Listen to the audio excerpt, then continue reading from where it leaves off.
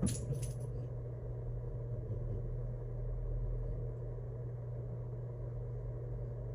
morning, Linda.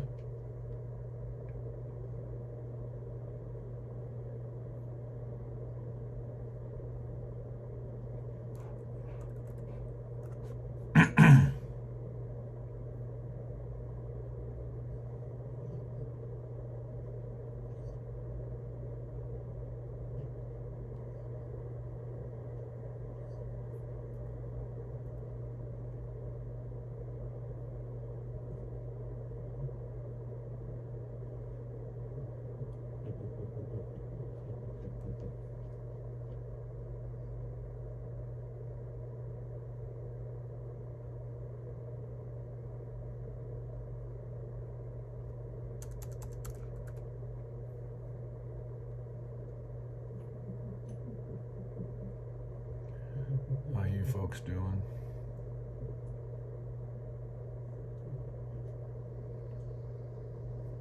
So I have to wait a little bit so the temperature goes down.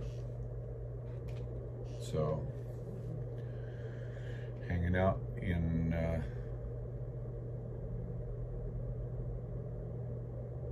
the hotel room, catching up on some computer work job. And he told me that I can get the parts from him. It's about 10 miles down the road here. And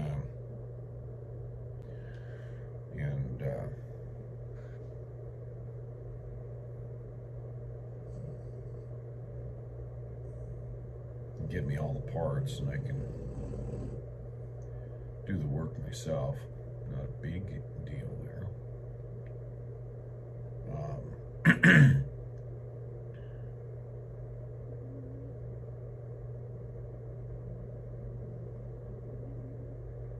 So,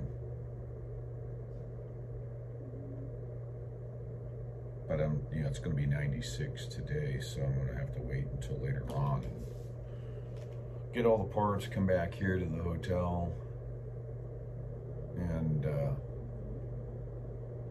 wait till the sun goes down a bit, get out there with my light, change all the parts, and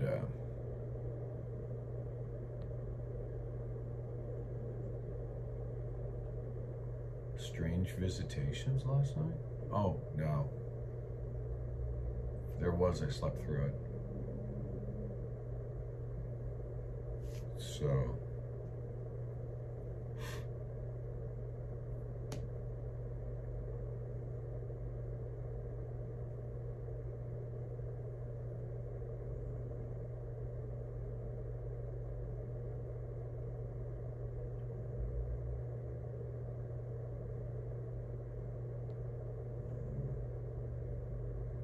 yeah, I saw you make a comment on it, Brenda, last night.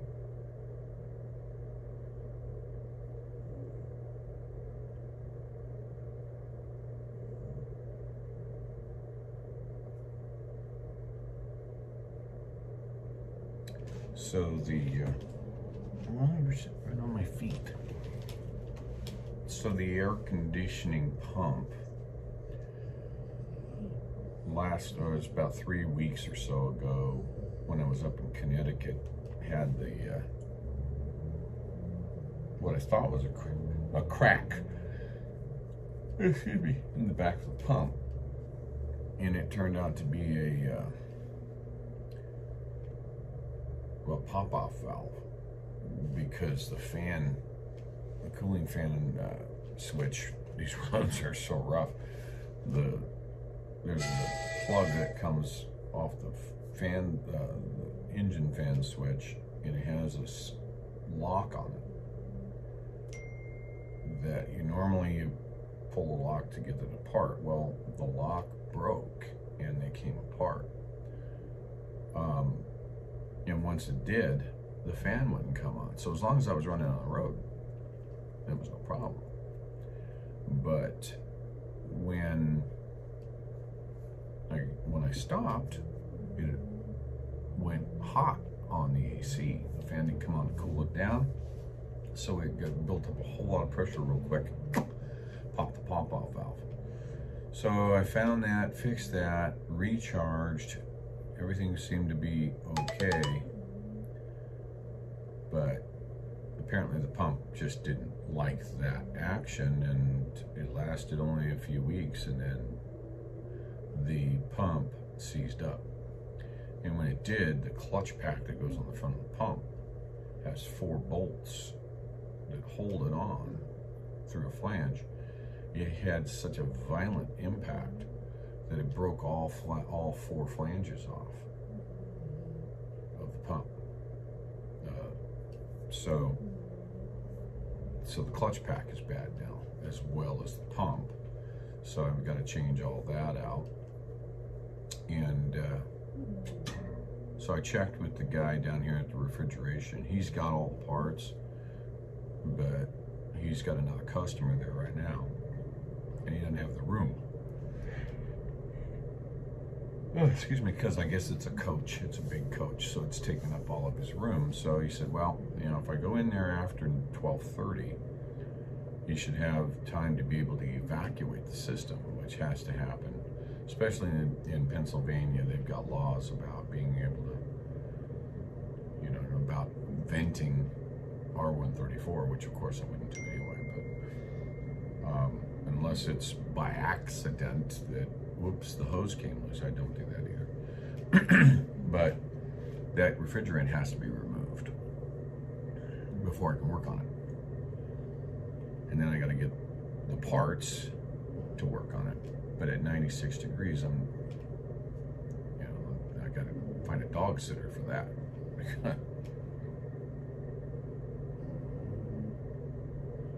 I mean, I could leave her in the hotel room and just say, hey, she's, take her out. She's underneath the desk here sleeping right now, snoring away.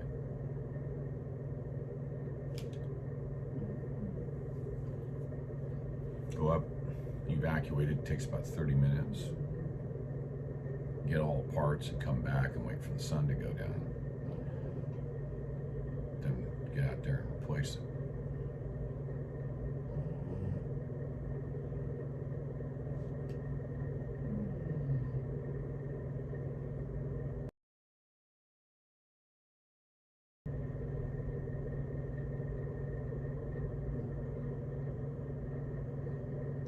Let me turn on the Wi-Fi just a minute.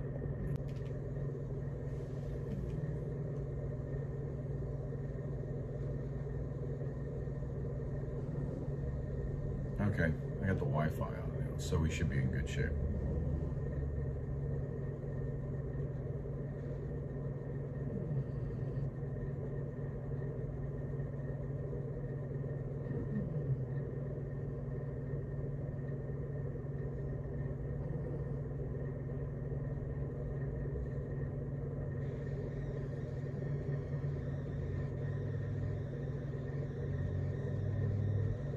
Well, thank you, Peggy.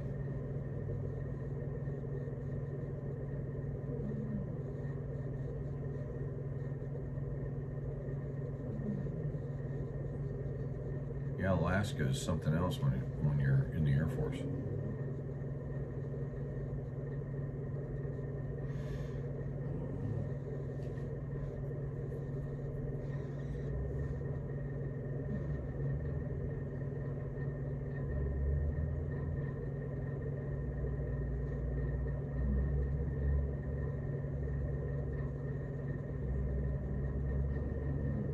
Yes, Bam Bam, it is a roto-lock, which is what you're talking about.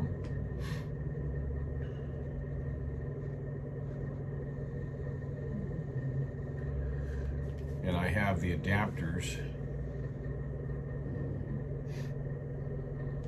that will use it to,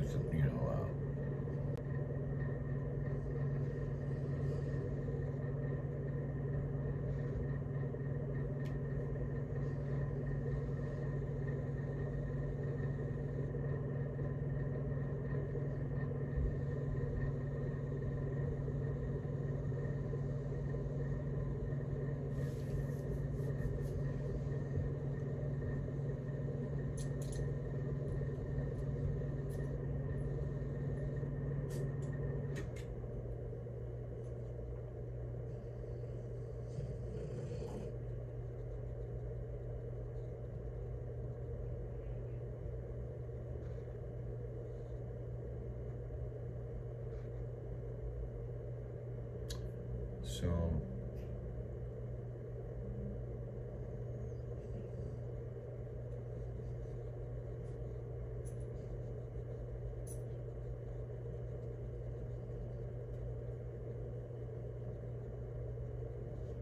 yeah, I saw that.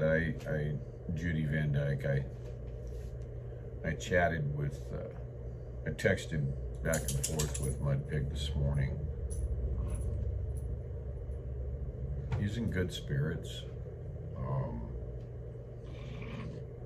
He's got a few offers on the table, and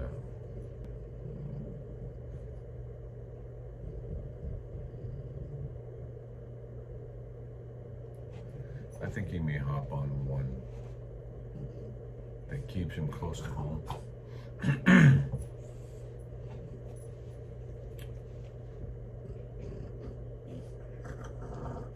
Oh, shout out Katie E. Thank you so much, darling. Yeah, it's not going to be a cheap repair, that's for sure. But that certainly does help, and I really do appreciate you.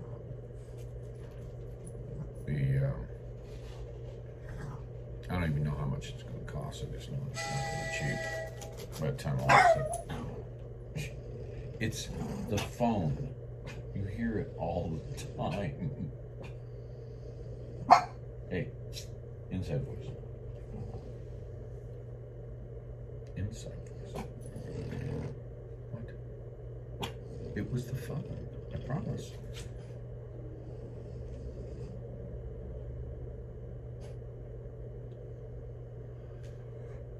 Oh, goodness.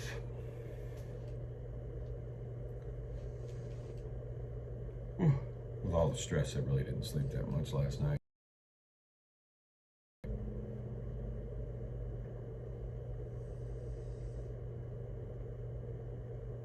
Hey, Jan, how are you? It's good to see you. How's your vacation going?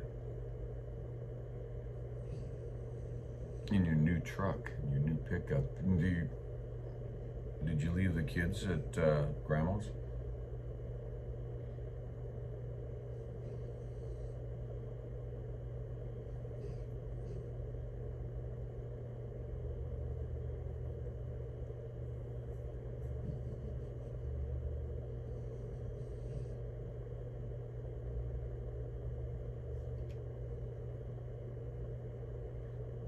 Yeah, so I've got the laptop out here. I hadn't fired up the laptop in some time. Had a lot of things I had to go through and clean up. Thousands of emails in my other email accounts to clean up. Still got more to do too.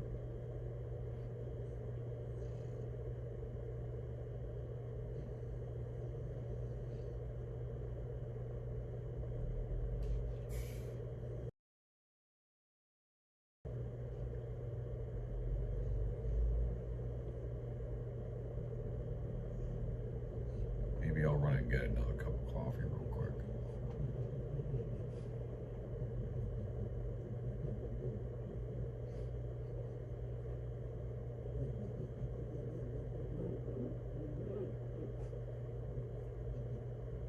I did a little bit of research into this DCMA, or DMCA, I mean. This Digital Millennium Copyright Act. And all of these naysayers, you don't know what you're talking about, may want to actually read up on it. That's why when there's a DMCA complaint given to YouTube, for instance, they'll shut down the channel that the complaint is against for restreaming or taking components of a video. That's why I put the DMCA copyright information down at the bottom of the screen, so that what they'll do is they'll take part of the video and not the chat.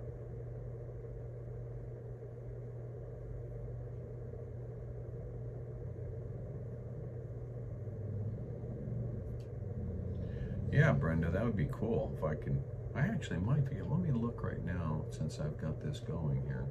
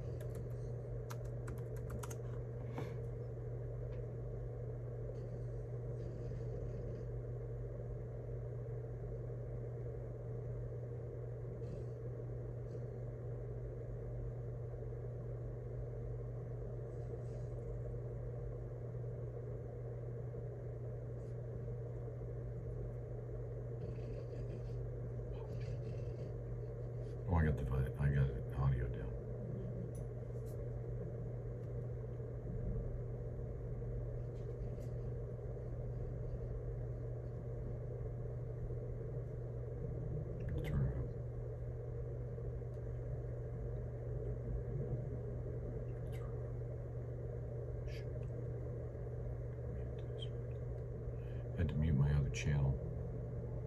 Here we go.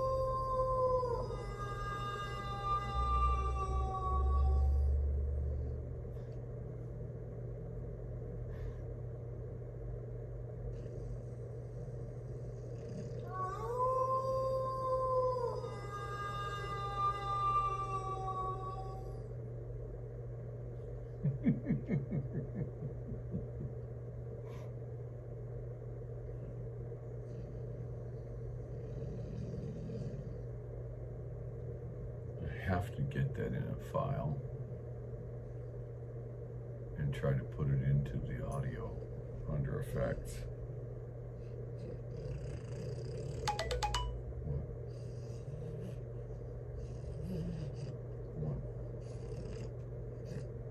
Are you hearing a wolf over there?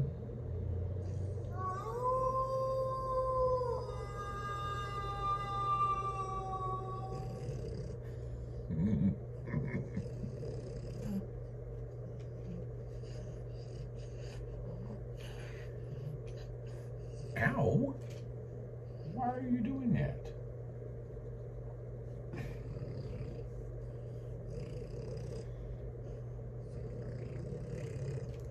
Oh, that brought a tear to my eye.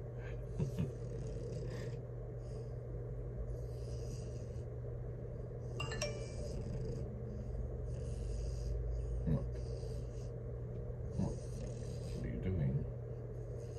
Don't you claw me now. You're trying to get me to lean back further, is that it? Ow! Don't. I can't go back further than that.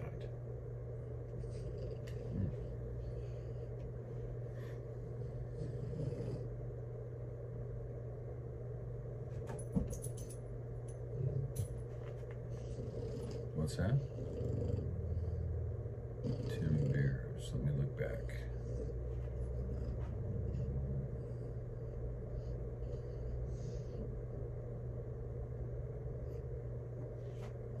Not sure I can.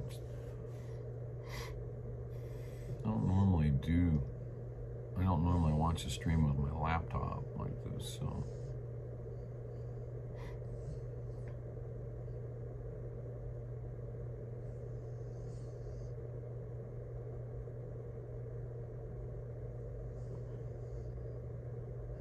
Where? Take that as a no. No, let's see.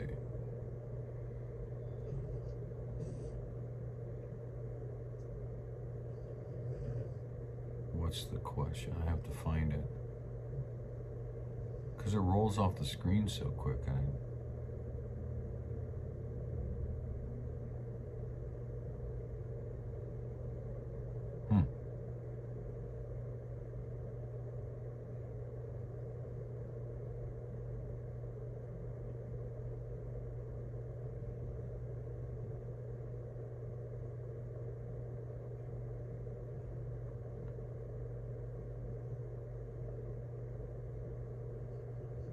You had a flat tire there, Richard?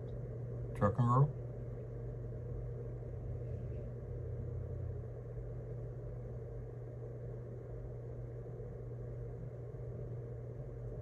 Oh, hello, I'm in Howard County, Maryland. Tim, I think I've got it under control, to be honest with you. It's just, they have the pumps and everything. Up here at the shop, 10 miles up the road. They have the O-ring type, not the rotolock, but I have the adapters to convert from O-ring to rotolock. So On the trailer or the truck? Oh, drive tire, yeah, on the truck. Not cool.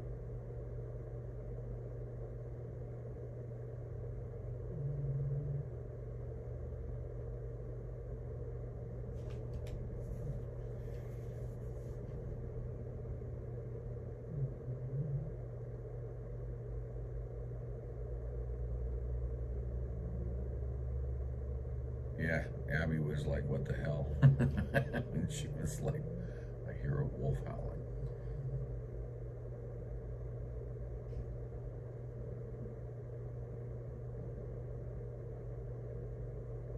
That was kind of funny, right? She got hopped up on that bed. I hear a wolf howling.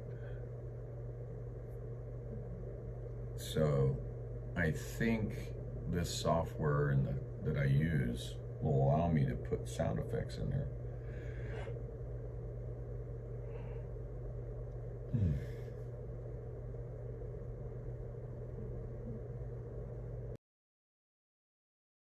No chicken tenders? Oh, that sucks.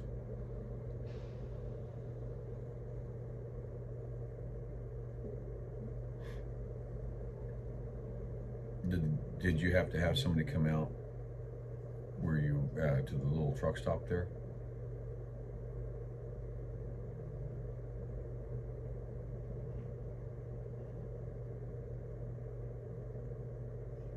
I'll be right back.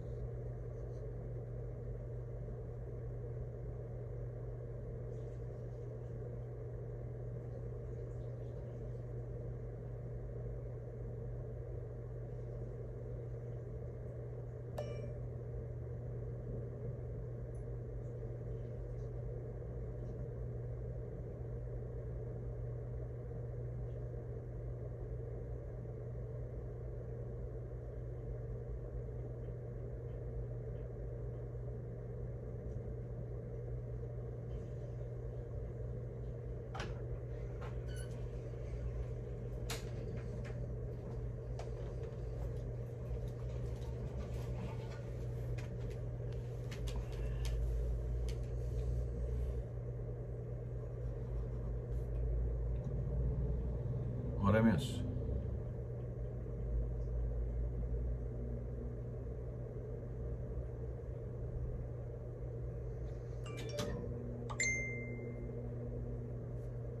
Oh, well, that's good, Richard.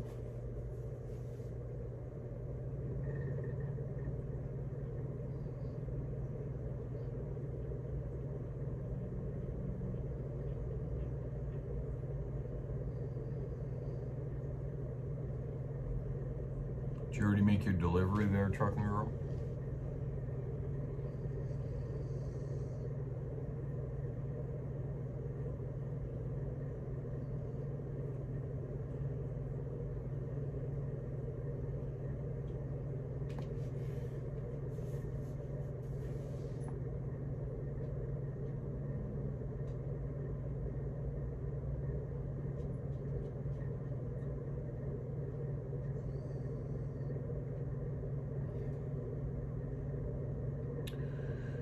Since I don't have, let's see how many, we got 142 watching right now, 72 likes. Like it, folks, like it.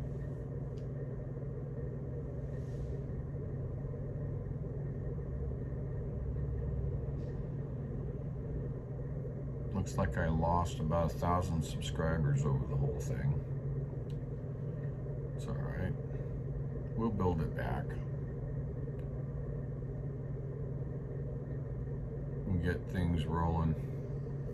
I spent a lot of time looking through the CloutHub site this morning.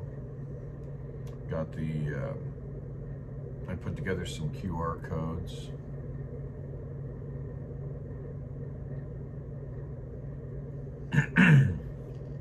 I created some QR codes that can be reprinted.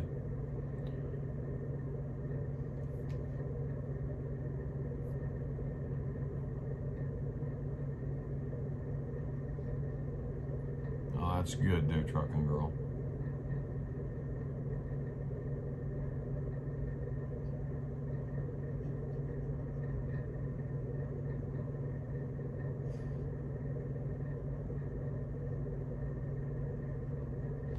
Hey, Mama Wolf, did you see what I did up there on CloutHub? I gave you a couple of QR codes. One for conventionofstates.com and the other one for the CloutHub site. I also gave some suggestions. I know that you've got the United States with the flag, and then you've got Save Our Constitution. I'm suggesting maybe an explanation point after Constitution, and then give it a carriage return so that the websites goes down, forcing the link over to the left, so you have all your links are stacked. I really like that idea, that card. I really like that idea. If there's a way to get the QR code to where you didn't have a whole lot of QR codes in people's phones, which one do you want me to scan? But have at least one of the QR codes that's there that puts them to a site like CloutHub that maybe there's pinned QR codes with links to the other sites. Just thinking out loud. She's playing with her.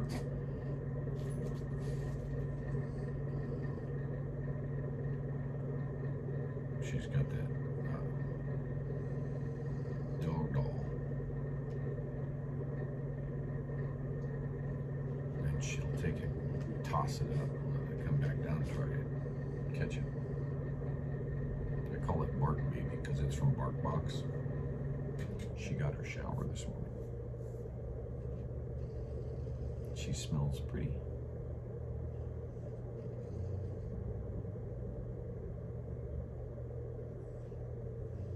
She's been out and met a few people in the hallway.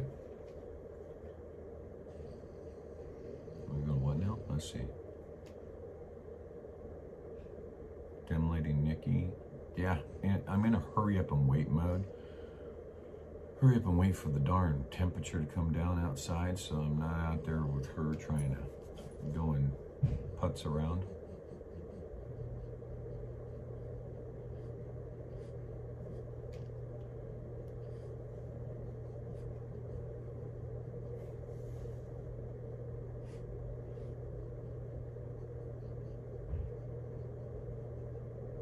Nice. Can't wait to see that, Mama Wolf.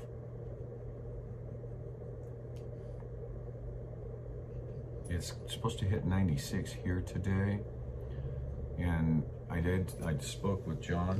What? Did you want to come up here? Did you want to come up here and say hi to the folks? Well, come on. Come.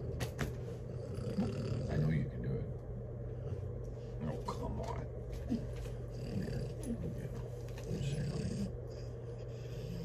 Oh, you smell so good. Yeah. Let's see, look, my blaze is white. My blaze is actually white. Yeah.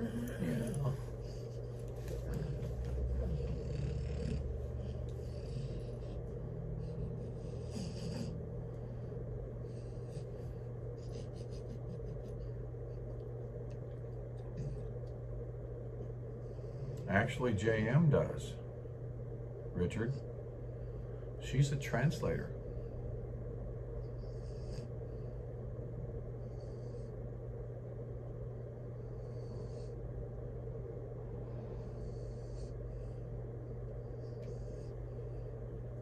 What are you trying to get translated there, Richard? Oh, what happened? Tammy? Did I miss something?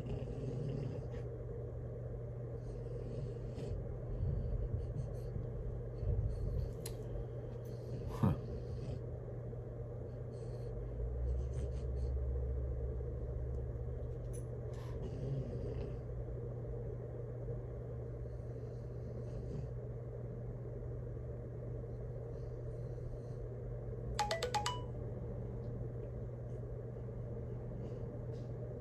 Ah.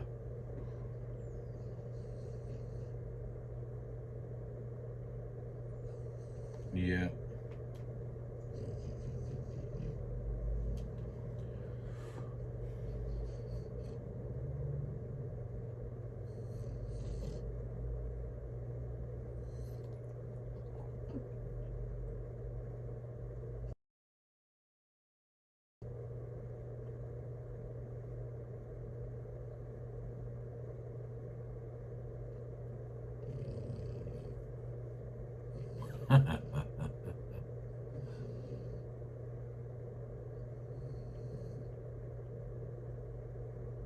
Spanglish.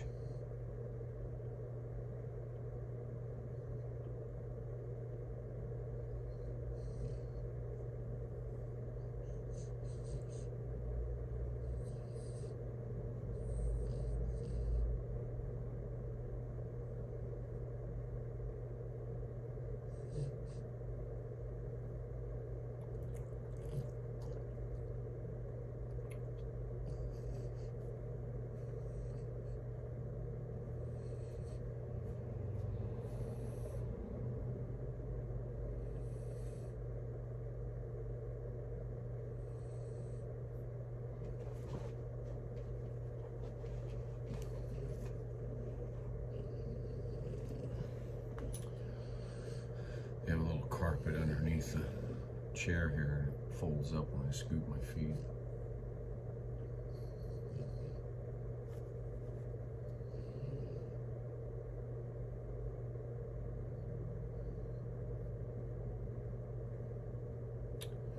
So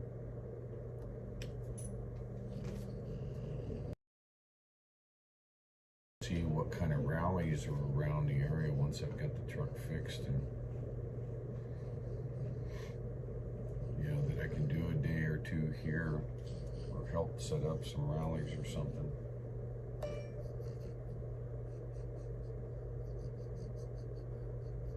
What do you smell? Can I go out and get a cup of coffee?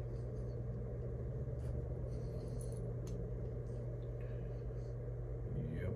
Oh my goodness. Is that because you got a shower? So you got a whole bunch of hair coming off? Huh? Oh. I'm just saying. It's the most I've seen you shed.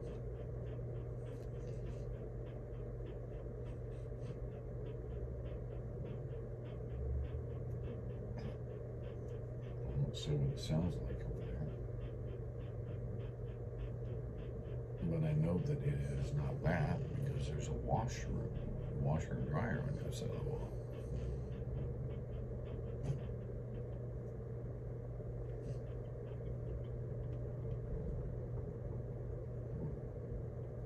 Definitely a spin cycle going on.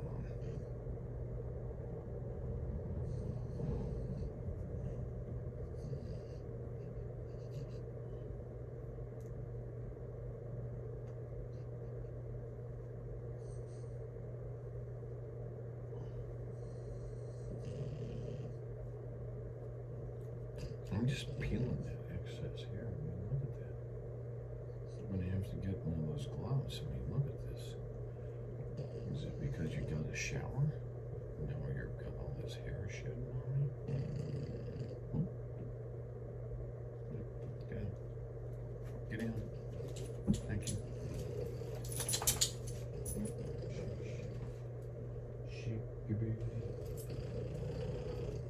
I'll be right back. I'm gonna go get some coffee.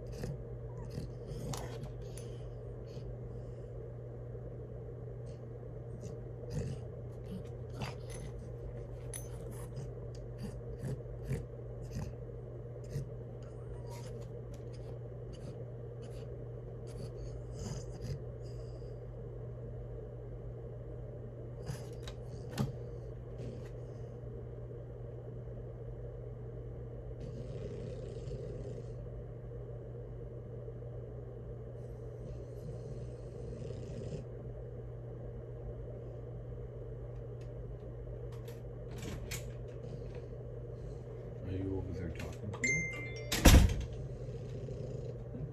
Are you over here talking to them? Are you? What are you saying?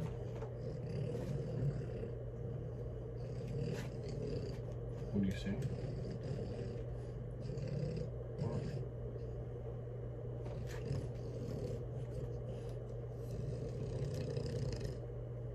Got my coffee. Hi.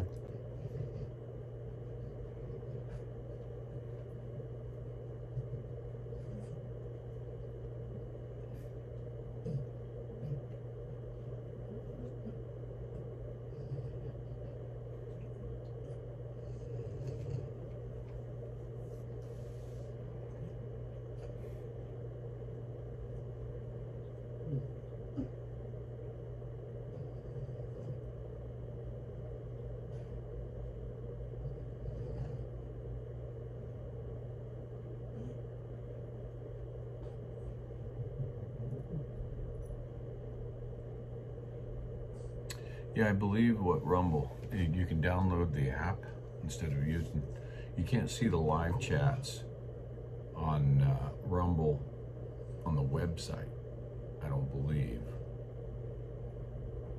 But I can see them in my app. I can see the live Rumbles. Rumble rants, I think they're called now.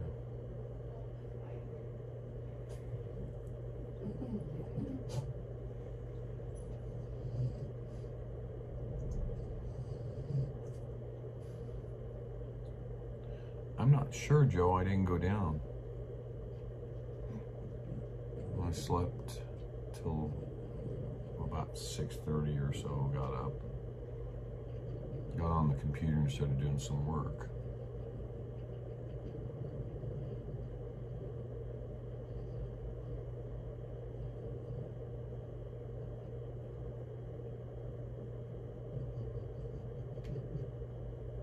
I think they have a restaurant downstairs. I'm gonna check them out for lunch. I've been working on the computer, calling around. Finally spoke to John. I was doing some chatting with Mud Pig. I really want to, it's almost like I have to find I don't want to say a convoy, but a rally or something to be able to go to once I get the truck fixed.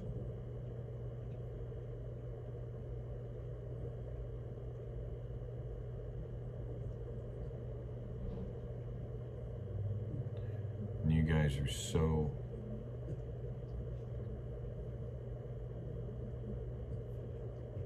gracious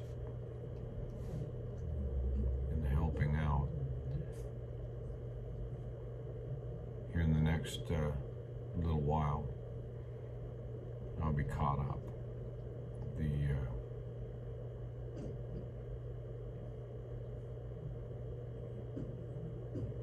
Well, that's one of the things I was talking with Mud Pig about. He got, love you too, Mama.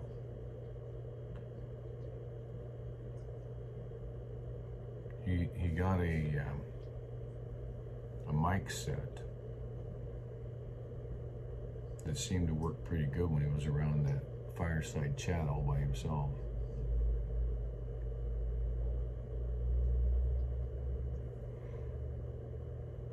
But it's not cheap, and Mama Pig is not happy over the expense, so he's trying to decide whether or not he wants to send it back or not. And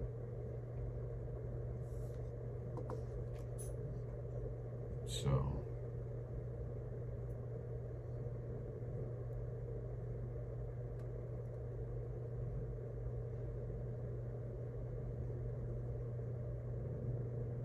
well, thanks, Bam Bam.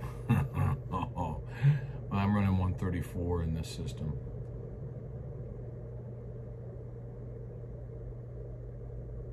Douglas said the pump seized up on the AC pump, and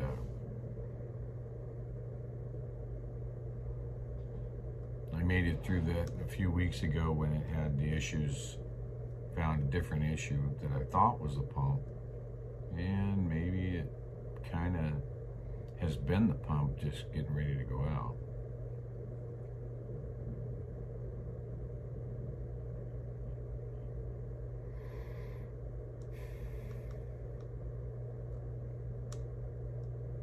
I've been having trouble with the AC ever since I got back on the road, between not having enough charge in it, which or having the hose blow on it.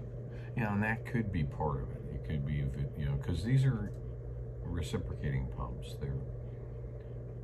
They got pistons in them, and they're supposed to be self-oiling.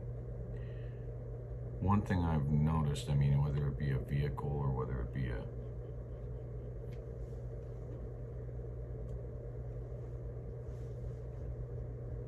she's laying right at my feet, stretched out, is that you'll get some condensation that'll build up inside of a motor or something like that, and it'll really play havoc with the bearings. Well, Big Green sat for 4 years, almost 4 years, over 3. And it's possible that there was some condensation built up on bearings, and it's possible that it lost a bearing and seized up. And about 7 or 8 years ago, I lost one, but it was a broken rod. I could sit there and freely spin it around, but it would stop. And I would go the opposite direction, it would stop, and so on. So the rod was just flip-flopping in there, and you could hear it rattling. But it didn't go through the case, which is odd considering it's an aluminum case.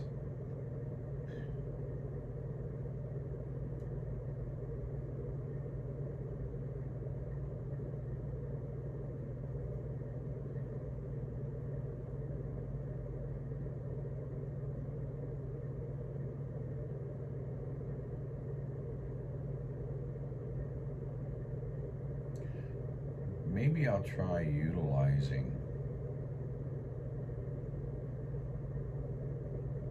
OBS on my laptop.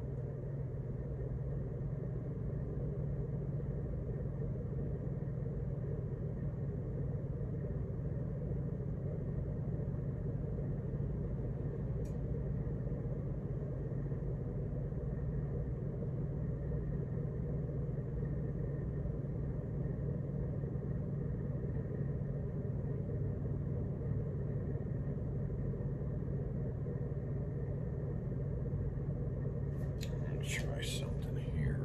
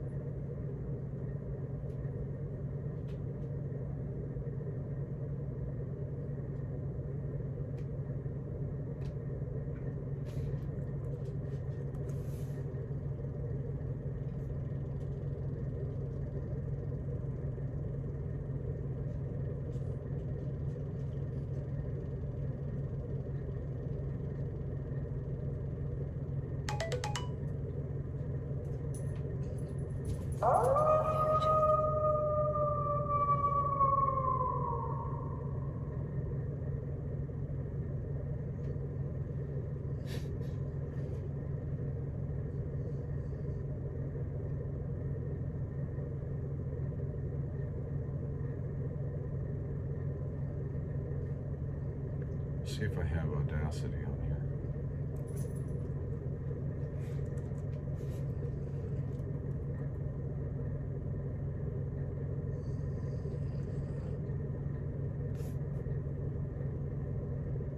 Needs to upgrade.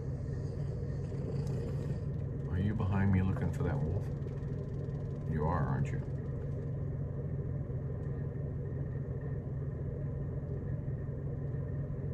And then here's one.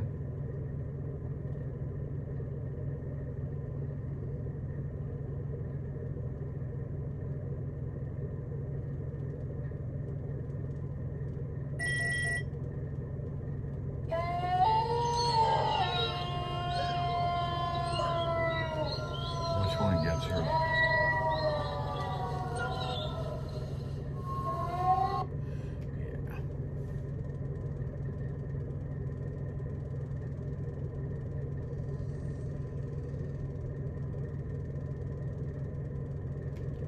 Women's best.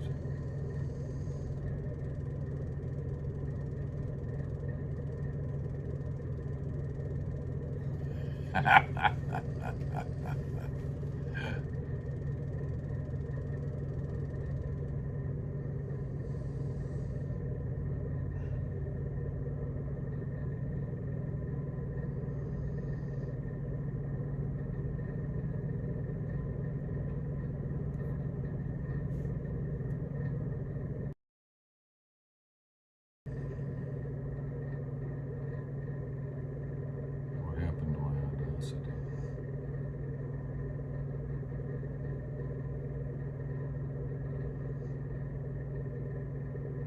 Where did Audacity go?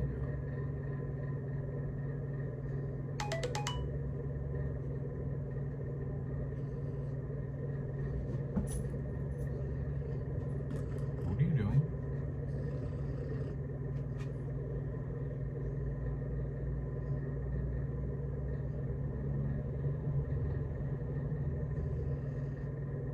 I have to download a new version of Audacity.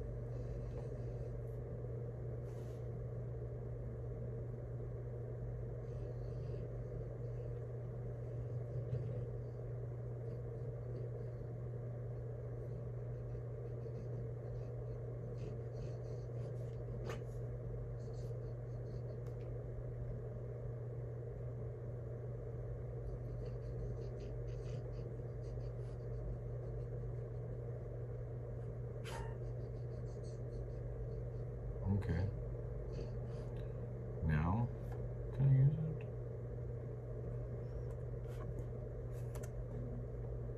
There we go.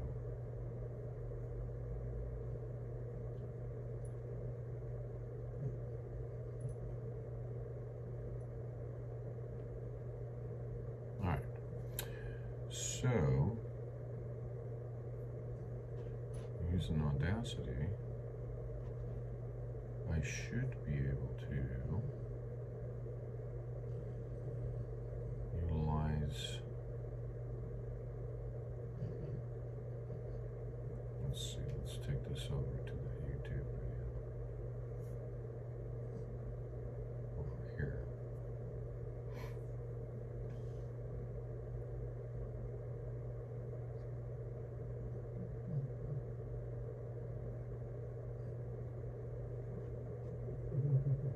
Set it to record, test, wrong record. All right, testing, 1, 2, 3, 4, 5. Okay.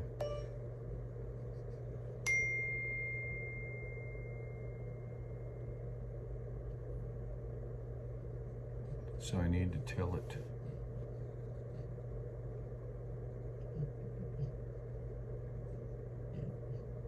select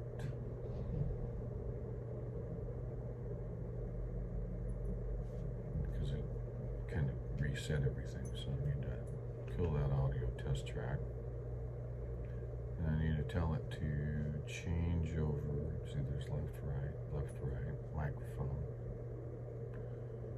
Click here, options.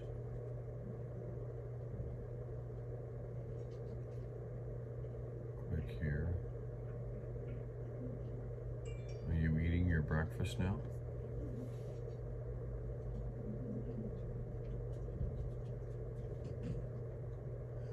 Jam, we're loading up Audacity so that I can download the sound effect and turn it into a file that I can then put up on the software and be able to sound effect. Howl.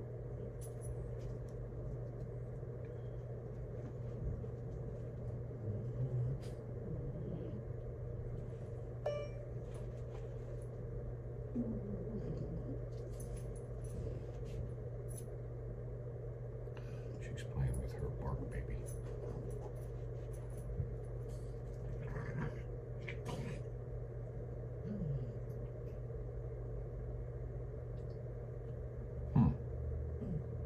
Here we are.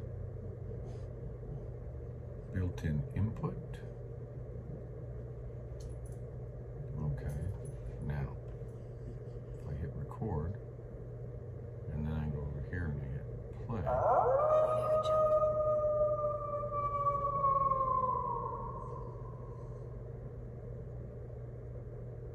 Okay. And then nope, I didn't take it. Stop.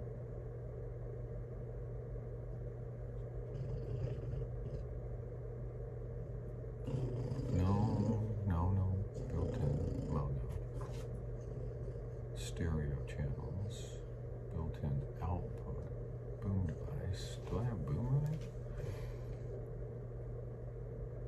I don't think I have boom running.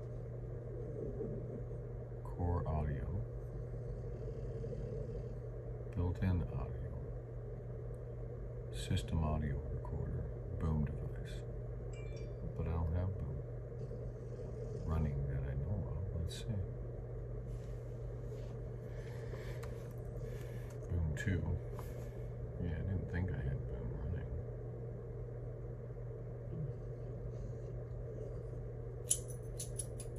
So, boom device,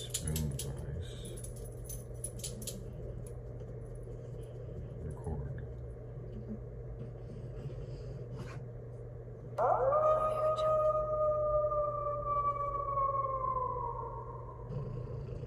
I do have boom device running.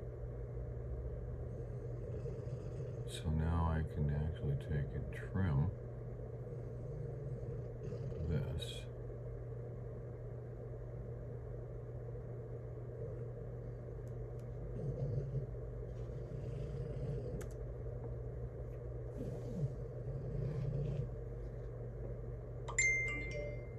I need to delete that.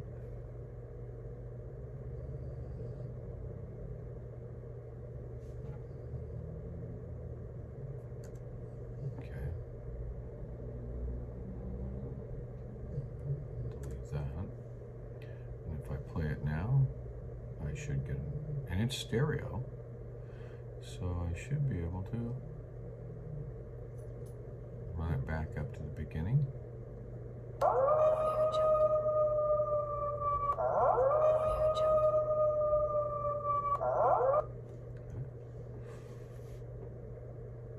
And I should be able to file, export as an MP3. And I will put this into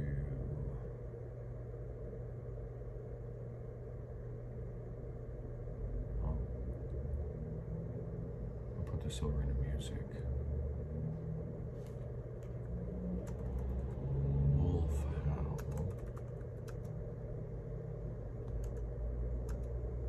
Sound effect.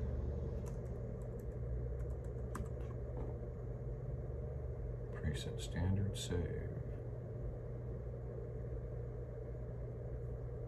Alright, so now if I go to the other page, bring up my Finder window.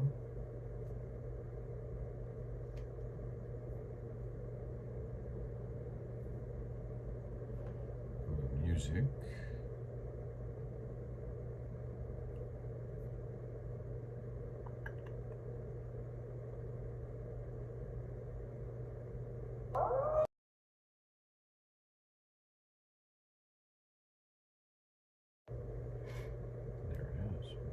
Sound effect.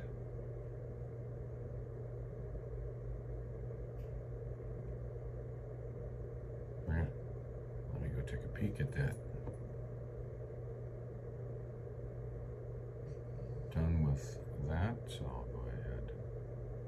So now, go over here to CloutHub and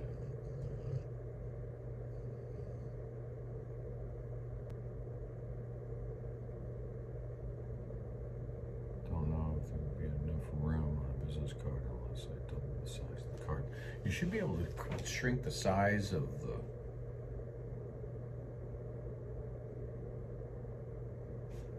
You said that's a PDF? Let's see.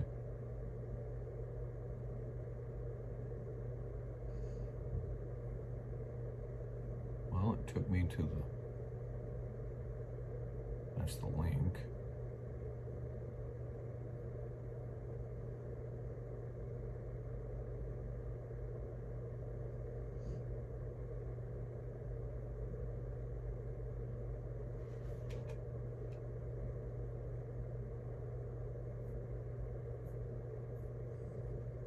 Is it in Connecticut? What are you doing?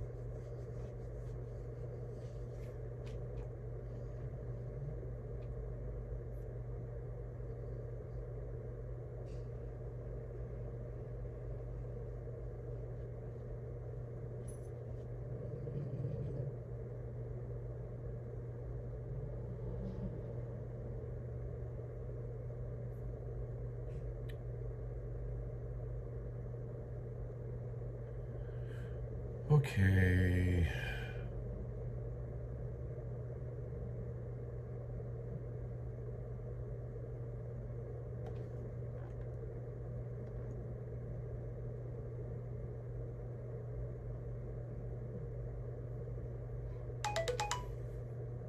Where is it? Oh, is that it? No?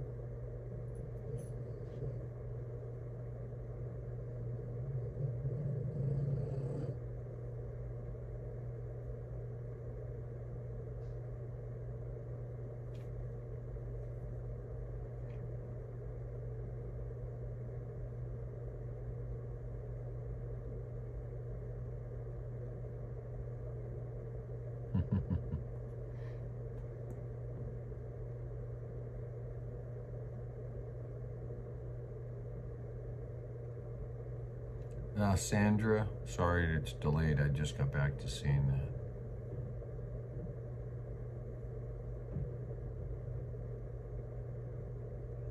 And I'm not, well, I'm in East Earl. I just have to go get the parts to be able to start putting them on tonight. Waiting for it to cool off. And tomorrow I'll recharge. Have it vacuum down and recharge.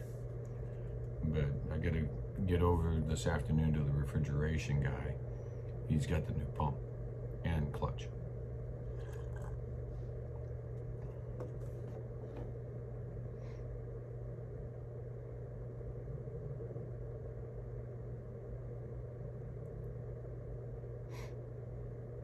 So I'm just doing some computer work at the moment.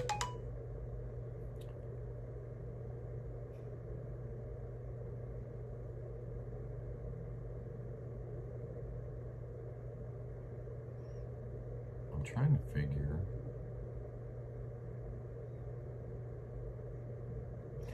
Mama Wolf, where did you put that PDF file? I should be able to take a look at it. I have Acrobat, Acrobat Pro, so I should be able to look at it and possibly insert your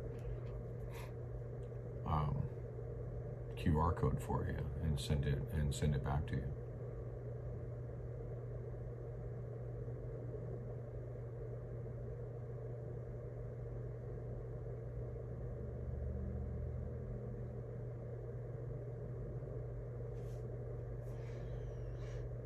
Is it over on CloutHub?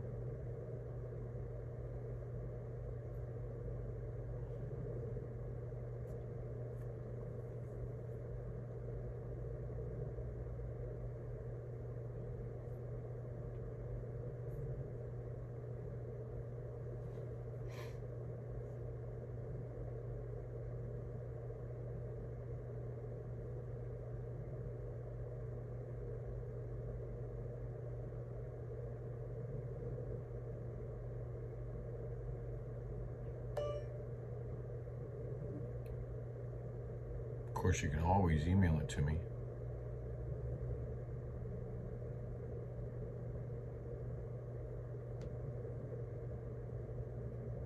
I do have to get my return mail up here.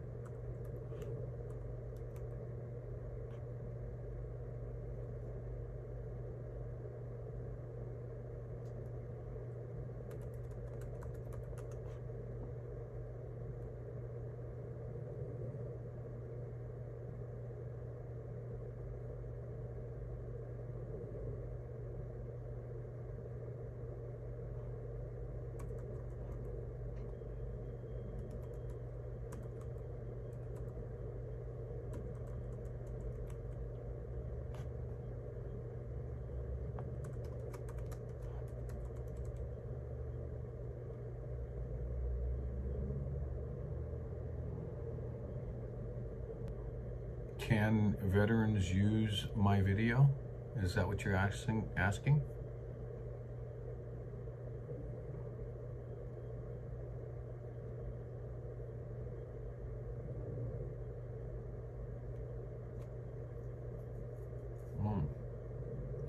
Looks like some emails wound up in my spam folder.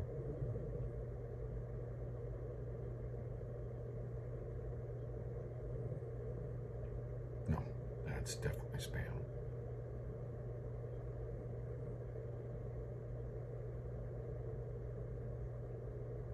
Yeah, those are all spam folders.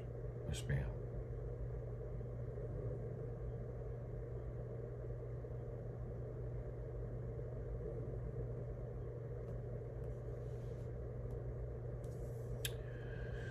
And Ernie, are you on here?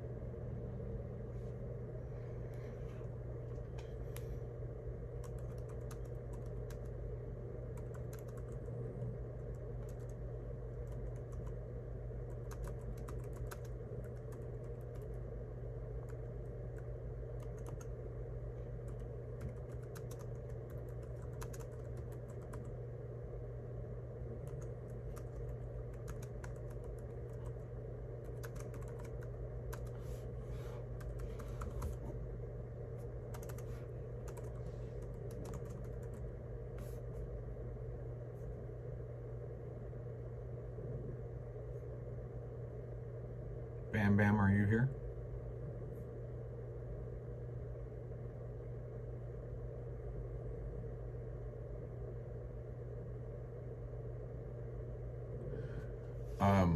Nurse D, not all of them are private, but a lot of them are. Are you looking for a specific one? I was having a large problem of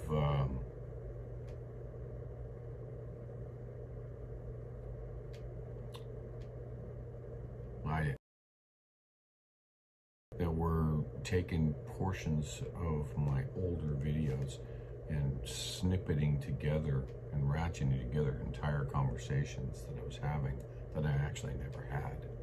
So I am trying. Unknown caller. And it can remain unknown because it's still unknown.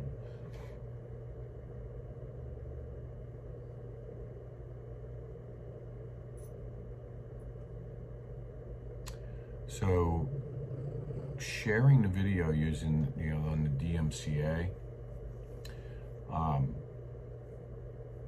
sharing them links them back to my channel. So that's not an issue if you're just looking to share. Where it's a problem is when you capture and reutilize that video, that's when it breaks the copyright. If it's just a share, where you're doing a sharing out, then when somebody clicks on that shared link, it goes right back to my channel and shows that video from its source. That's what a lot of people, I got a lot of hate mail from the Facebook group saying, oh, so I can't even share it now.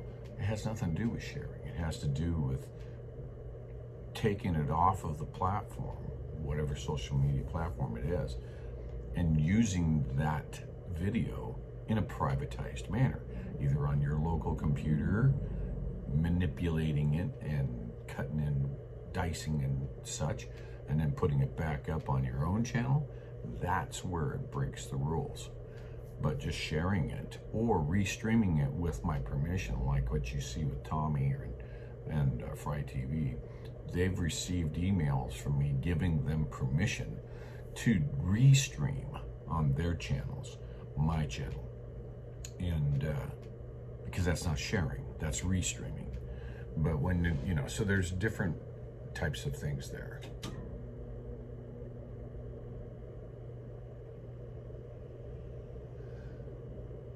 Yeah.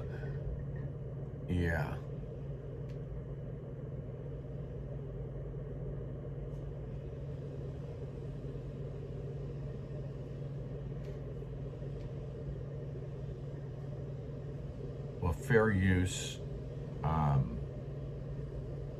guess it could be part of DMCA, which is your Digital Millennium Copyright. Basically, sharing it out still uses the home link. So when you hit the share button and you share it to, say, your site, that share, or if you share it even across a platform, it's a link. And when you click on that link, it takes you right back to the original channel. So sharing, you know, that comes under fair use, if you will. You're fair using it. But it's when you aren't using that link that goes back to original source copy, then it becomes that problem.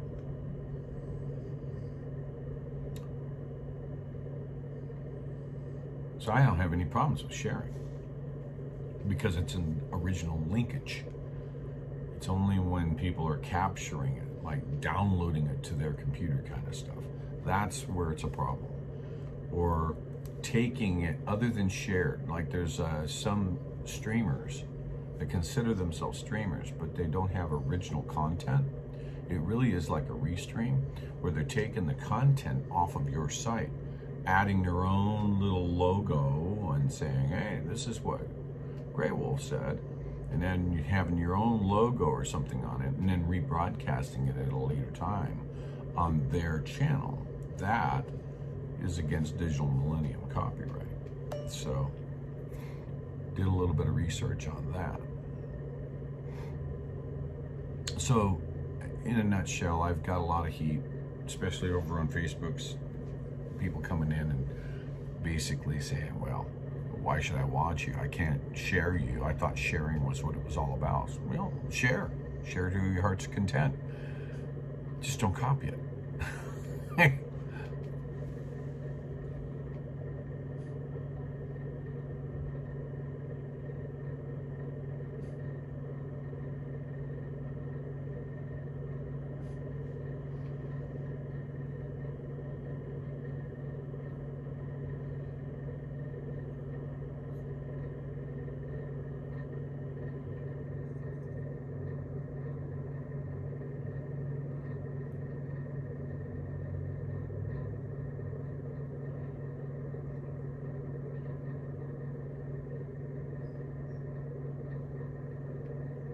Right. That's under U.S. copyright law, but under DMCA, what it does is when somebody is taking it and rebroadcasting it for their own use on YouTube, like what was happening with one video that showed me completely out of context, which is what they do with the news channels, completely out of context snippets. And one that I had seen actually was using little teeny snippets. I had the same shirt on, but they were managing to sew it together to make it look like I was having a whole conversation. And that was a while back, but it was like, what in the world? So, yeah.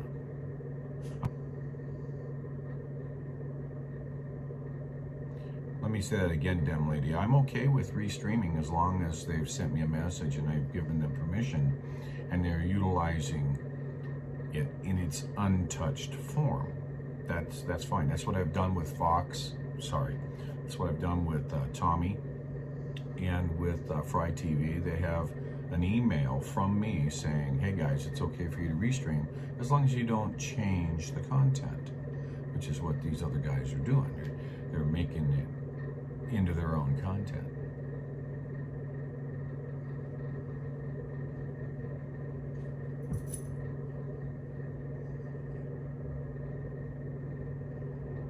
Oh, thank you, Flutterby. Let me see if I can fix that real quick. Because I was doing that on my little phone yesterday and I may have gotten it transversed.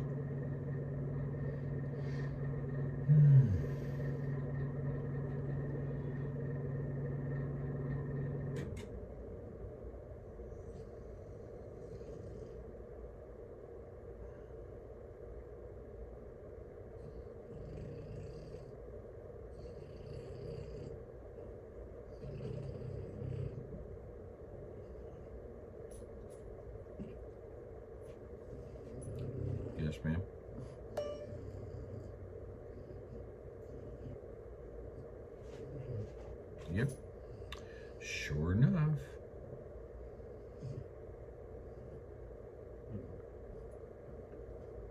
Hey, hey, hey. Why do you do that? You do that in the truck too. You wrap your legs around stuff.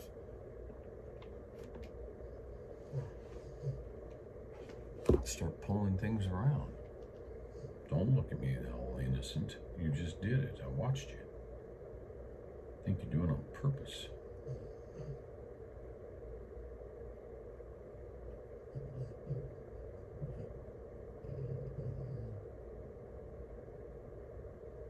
Okay, that's fixed. Thanks for catching it for me.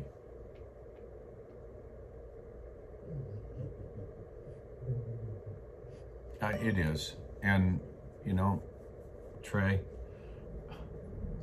that's it. But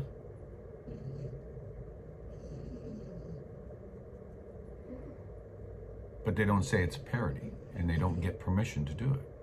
If somebody comes to me and say, hey, Ron, I got this idea, I want to do this parody and blah, blah, blah, blah, blah, then do it with permission. When you're out there doing it and making fun and joking of it, and they're saying it's parody, but in reality, it really looks real. It looks like somebody sat down and, because I don't know what software they're using, but it really looks like somebody sat down with a camera and did what I'm doing right now, but the words and the images are stitched, and it didn't happen, or it wasn't said in that way. So that's the problem. I mean, geez, they've gotten so good with some of this software. So you try to protect yourself as best you can.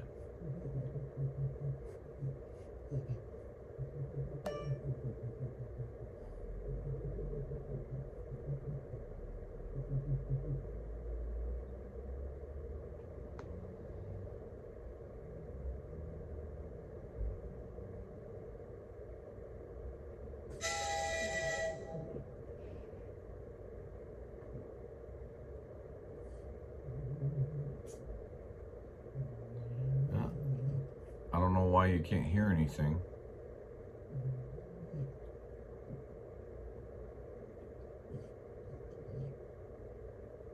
That's interesting.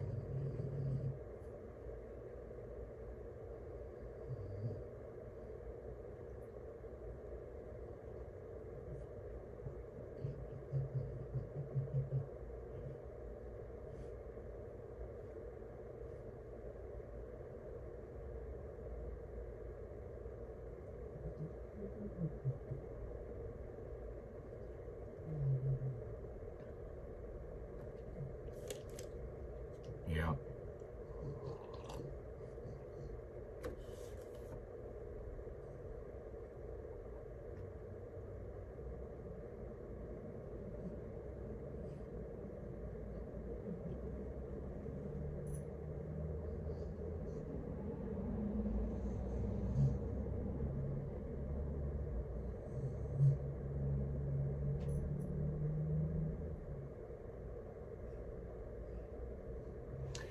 Yeah, it'll be fixed soon. I'll get it done this evening. Tomorrow, get it recharged. So the mechanical side of it, I don't want to be out there in 96 degree. Oh, I'm buffering again. I was buffering, so let me repeat. It'll get done this evening. I'm not going to go out there in 96 degree weather with Abby trying to work on it, because I really can't leave her in the hotel room here by herself for any long periods of time.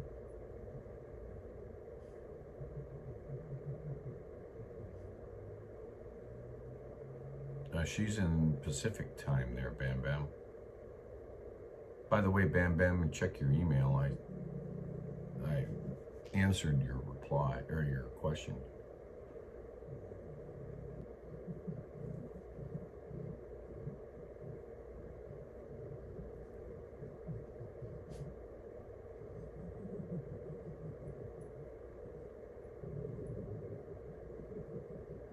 Right, Jen, that's another thing they do. They'll take a long stream and they'll edit it and take out certain words and marry them together to where it looks normal, but words are missing, things like that. So at least having some kind of a messaging on the screen that says, you know, this is under the copyright. If they do that, then you can report them to YouTube, for instance, and that's 90 some odd % of where it's done, and you can get them shut down. Several of those shysters have been shut down for doing that kind of stuff, but they're still out there. They're still trying. Or you can go back and reference and say, well, you know what? Here's the real thing that was said, the unedited version on the original channel.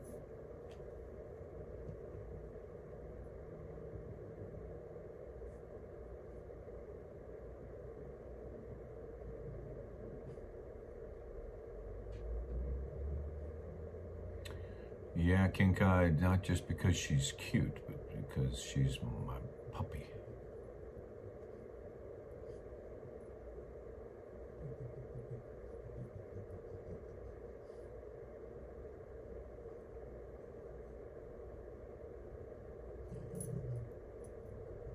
No, I don't have a problem with that, Brenda. You know, a still shot like that, no problem at all.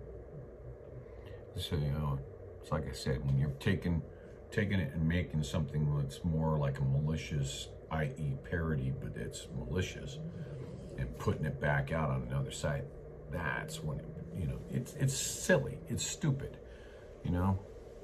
They shouldn't be doing it anyway.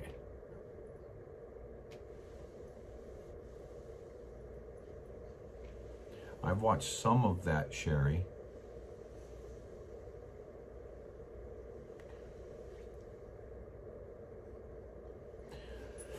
Well, in conversations with several individuals, I've learned to trust the several versus the one. Let me put it that way. Unknown caller. Hello? Spam. And not the meat.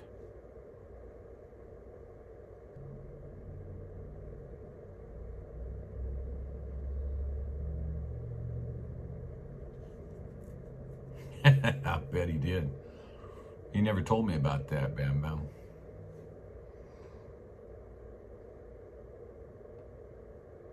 I see some of the stuff, and it's just like, are you kidding me?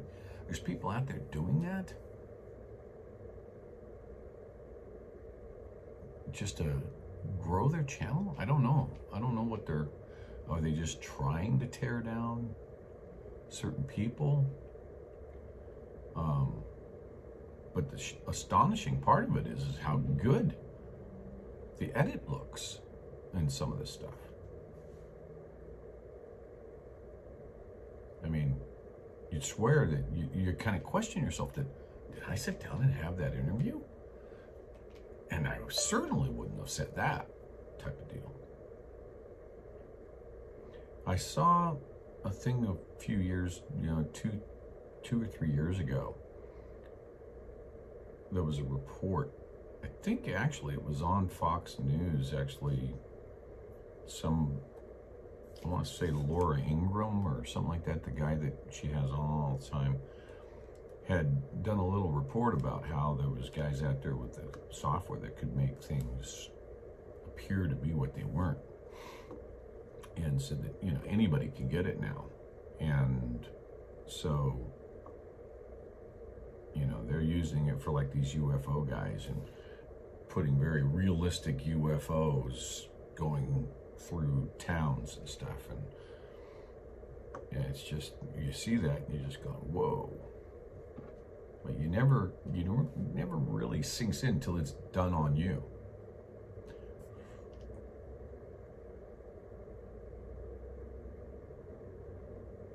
Mama Wolf is Mama Wolf. She's not my mom. She's a Mama Wolf.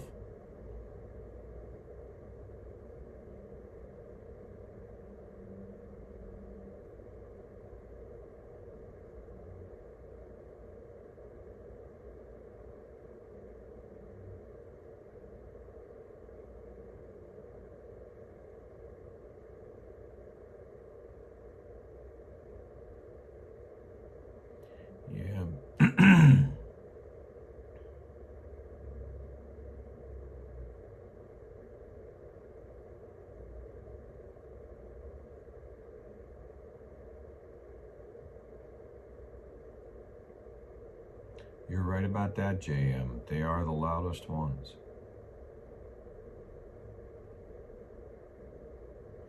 Yeah. Welcome to my world, Richard.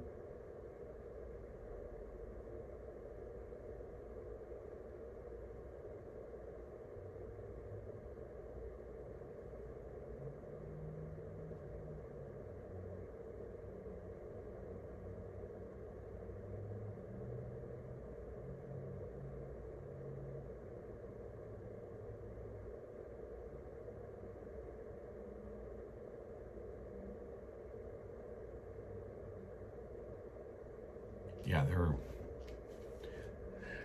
they're how we should say sights down right now. But yeah, that's why I'm so heavy on this DMCA stuff right now. And honestly, I haven't seen any with the on screen, so it's almost like, whoops, that gives me pause. So, but what just is the kind of the crack up is the people who send me messages saying, well, now I can't share you. I thought that's what it was all about. It doesn't say anything about sharing.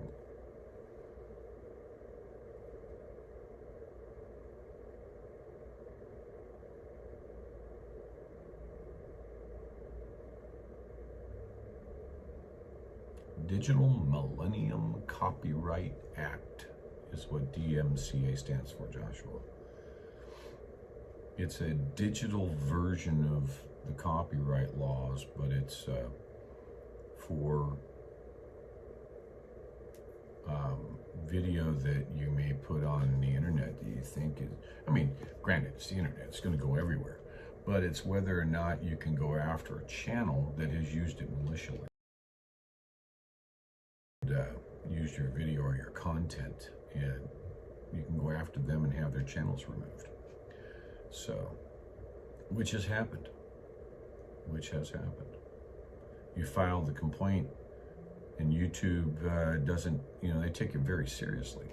If there's a complaint, and they can go back, and because in their system, they can actually look at the metadata, and they can see where the original was, and then they can look at the fake and see that it's fake, and then they take that account user down. So a lot of the bigger streamers do that. They'll right away they'll just say, oh no, I didn't give you permission, boink, and they're down in a heartbeat. They go and create a new one. So it's like, whack-a-mole. You're out there trying to find them as they're using the bad content.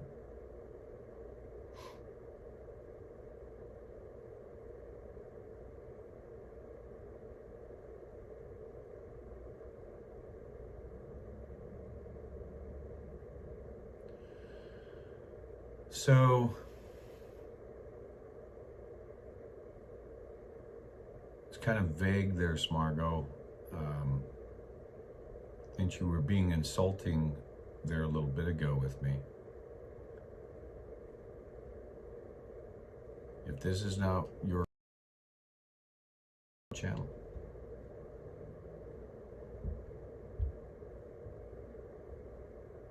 I've seen a lot worse.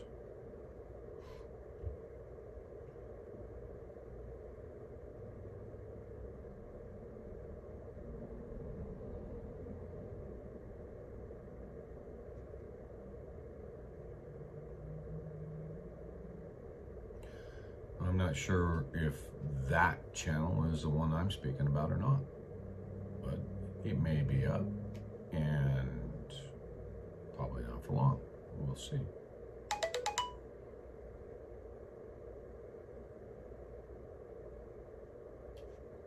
Oh yeah, Joshua, you're not kidding.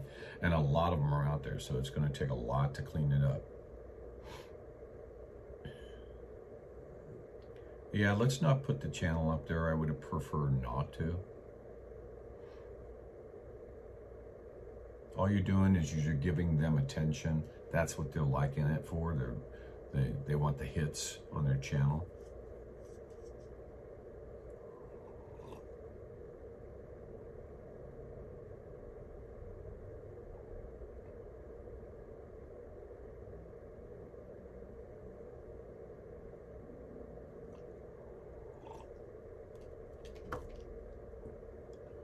I'll do that. Yeah, I agree with you, Freedom Cat 50, but you know, there's an extremely large portion of people that don't.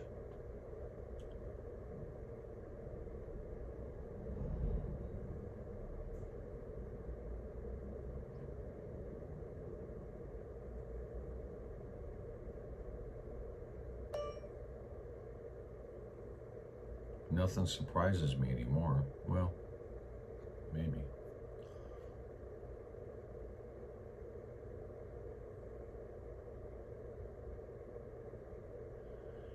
That's your belief.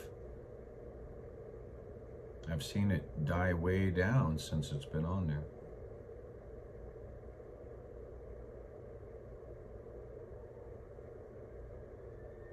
I am with the movement, Daniel.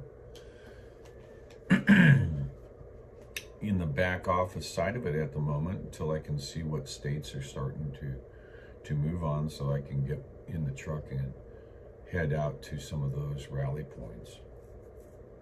You know, being in Pennsylvania right now, I'd be happy to join in Pennsylvania, Maryland, New Jersey, that kind of stuff.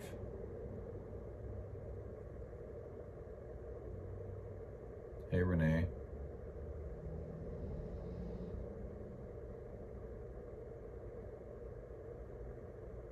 It does give them pause, I believe. Over the last few days that I've had it up there, the back, what you folks don't see, but I see, that's on the backside. It's like, what the hey, has gone way down, way down.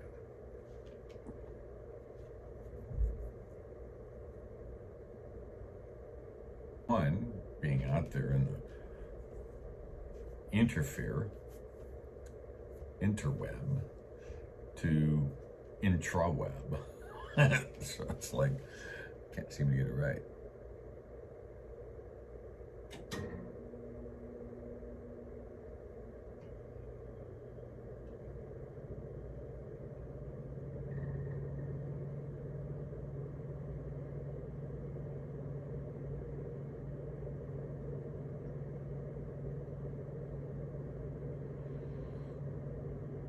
Joshua, you're welcome to email me that name. I would like to check that out.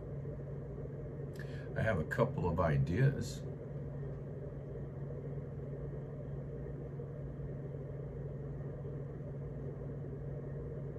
Like to see if it's rumor or fact, that kind of stuff.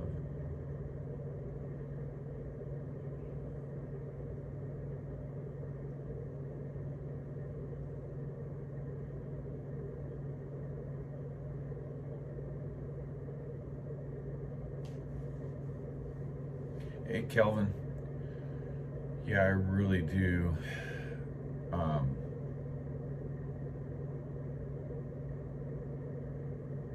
I really do want to see, you know, get a little bit. I mean, it's going to take years for me to try and resolve what the convoy and my decisions that I made for the convoy are, you know, repaired if I can repair them at all.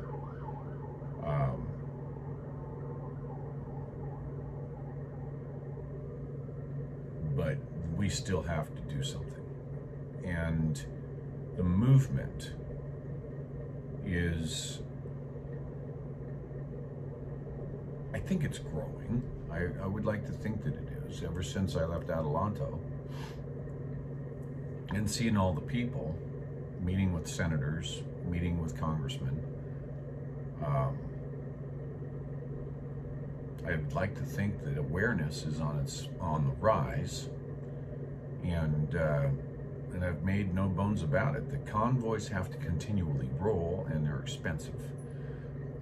Movements, on the other hand, your venues are temporary venues that if you do take donations, you're not having to take massive amounts of donations to pay for fuel, to pay for week-long gathering places, or weeks long.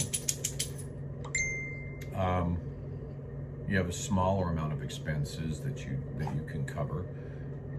You've got obviously you'd have legal expenses to cover, but not nearly as expensive as a rolling convoy.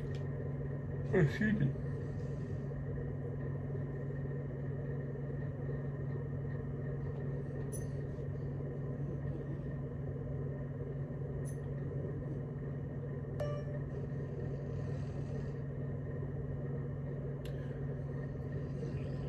Loretta.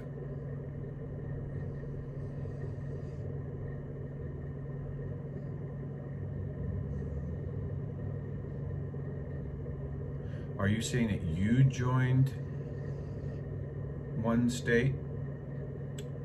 You can go in and join all the states if you want. Obviously, if you're leading a state, you want to put all your emphasis in that state.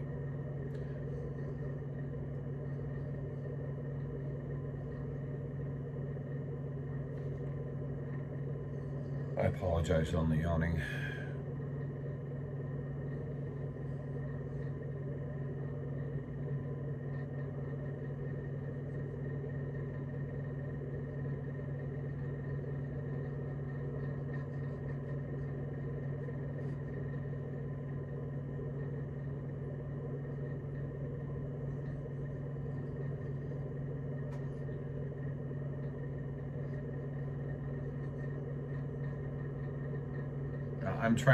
I need some clarification there, Loretta. I'm not understanding what you're asking me.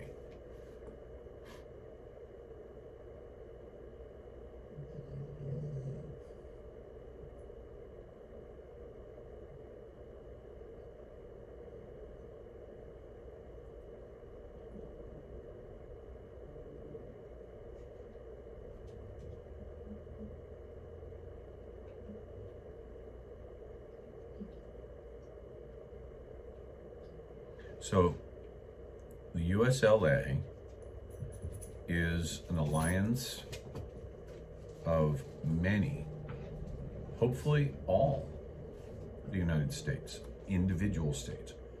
So, your organizers are state leads within the state they reside and are organizing to do rallies, little mini convoys, visits to the state houses, protests at the state levels, and also to grow the awareness. Hold on. I had to wait for the stream to come back up there, dipped in data and buffered.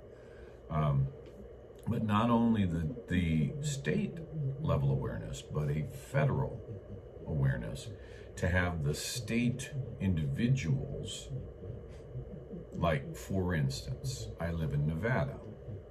So an example would be that if I was a state lead, then I would organize, go for the permits, set up the card handouts, gather the people, have the local meetings, face-to-faces, meet and greets, get to the state houses, set a date, go to the state house, protest, weekly, bi-weekly, monthly, whatever the case might be, bring in little mini convoy / rallies, tours,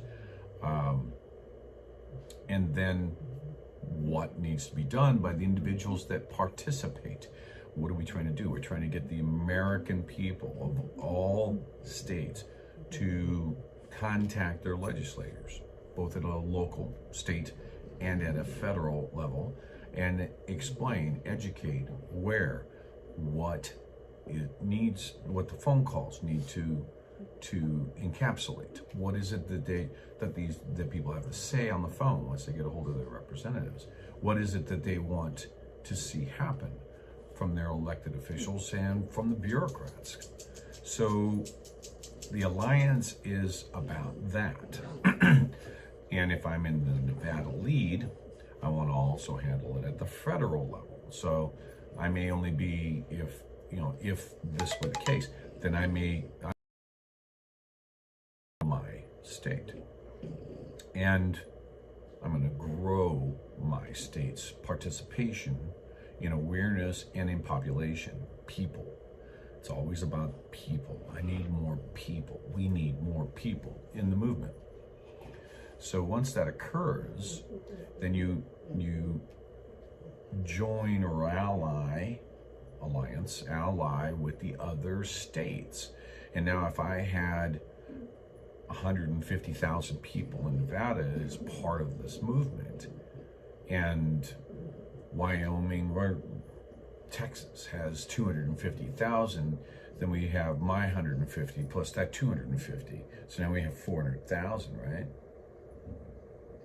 And we start going and adding in the alliance states. And then at that particular point, we rally on DC and hopefully blow the numbers out of the million-man march.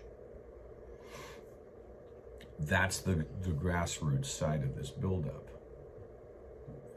Flash in the pan, get in there, try and do it with 10 people, just isn't going to work, in my opinion. Needs to get in the state alliance is a way for it to grow. I think what Mama Wolf has put out a card. She's in the process of designing like a business card that instead of handing out pamphlets to people as to what is happening, you hand out a business card. It's got a QR code, takes them to a link, has specific wording on the card that says, hey, are you worried about your country being destroyed? If you are, click here. That kind of thing. Whatever the catchy phrases are, and more than one type of card, that you just hand a person a card. They can look at it. Extremely high percentage of people have the ability to get to the internet, and for those that don't, and they say, well, I don't have internet access, then you explain it to them. You become ambassadors to, here's what's going on with this country, and here's how we believe we can fix it. Obviously, we'd like to replace the government with something that is actually for the people and not against the people. We're just seeing so many things go wrong.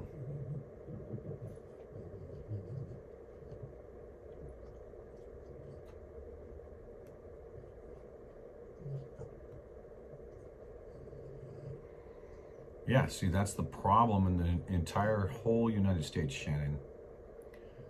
And, you know, I've now met with 3 state senators in Pennsylvania. I met with 5 congressional representatives in Washington, D.C., and 2 federal senators that I've had personal conversations with. And they have had conversations with many other than myself. So the multiple groups working on a singular messaging within the state groups. You may think it's convoluted, but that's why the CloutHub site is set up. There's a master, and then there's the subgroups that carry the states. Everybody has meeting points. Everyone has the same messaging. And now you have, instead of 5 or 6 or 10 people that are all trying to come up with the same, you have hundreds, thousands of people throughout the states that are now the ambassadors for their state. And they have more interest, it appears, in doing something, in becoming active in their own state than to travel across multiple states in the beginning. So there is a lot more theory in that than saying let's just all get together and take what we got and go into DC with our message like, you know, MLK did. I don't think we could, or even 100, or even 1,000 people at this point. So we have to grow this movement. And that's the idea behind USLA. Grow the movement, take the time, be the tortoise, not the hare, build the movement up, and then once you have hit critical mass, then you take it to DC.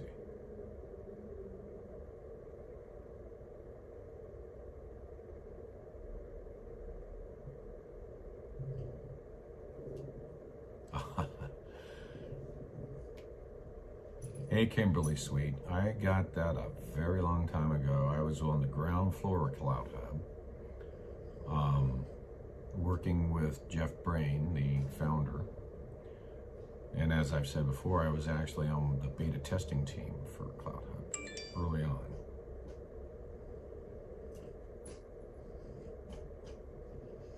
You're welcome, Calvin. I am taking somewhat of a break, so I haven't been taking time to really get my head wrapped around a lot of it. And I'm in that zone of trying to understand it myself. I'm sure you all know it.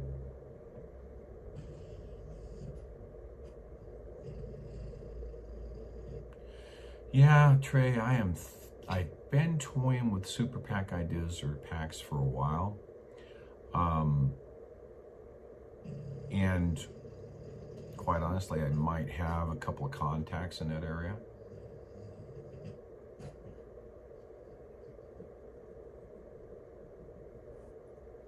DDO, people that don't live in the United States would just literally be in the master or the umbrella alliance up there.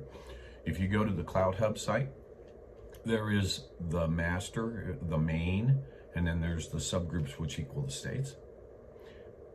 You can still support the master. You're above, okay? Your voice is above, even though you're not in a state.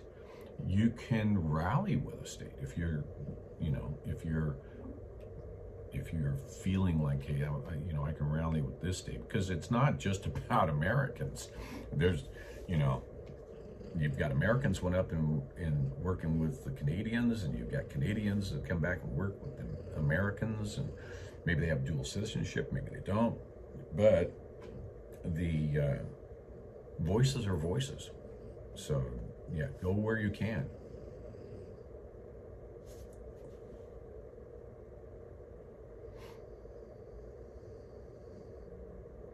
That's why it's structured the way it is, DDO, is to make sure that people, if they just go to the USLA, you can actually comment and you can work within that. That's the main site.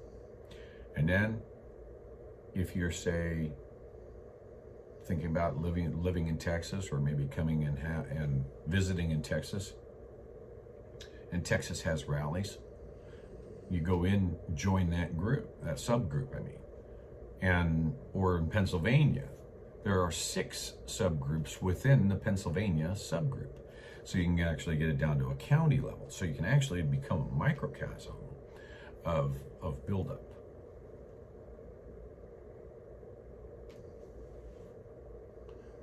And I don't know that I answered Kimberly's question all the way, but let's see here.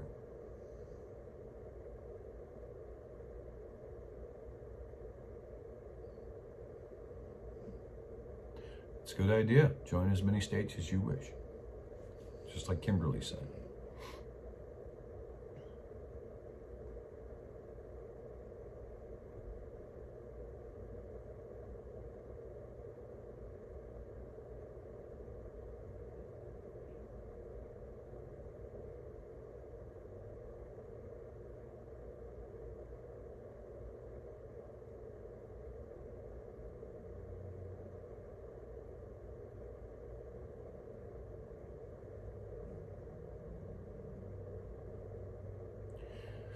Well, we just have to put together the right time there, DDO.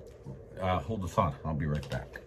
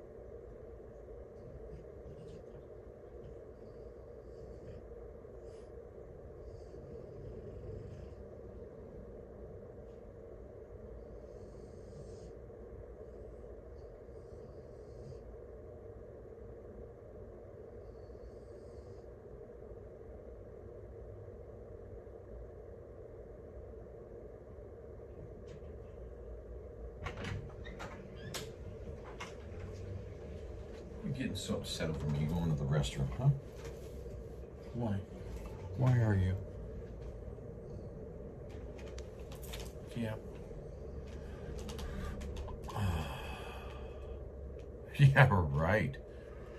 I was doing some research to this on a side note to this building, and there's not this wall, but the next wall over here is actually the eastward wall of the original building that was built in 1735.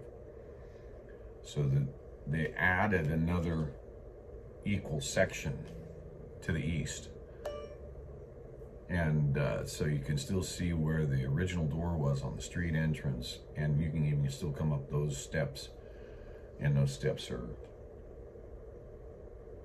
actually right on the other side of this wall. So I'm in the first room of the newer edition that came in 1875 or something like that. 1835, something like that. Anyway, I was looking at that last night.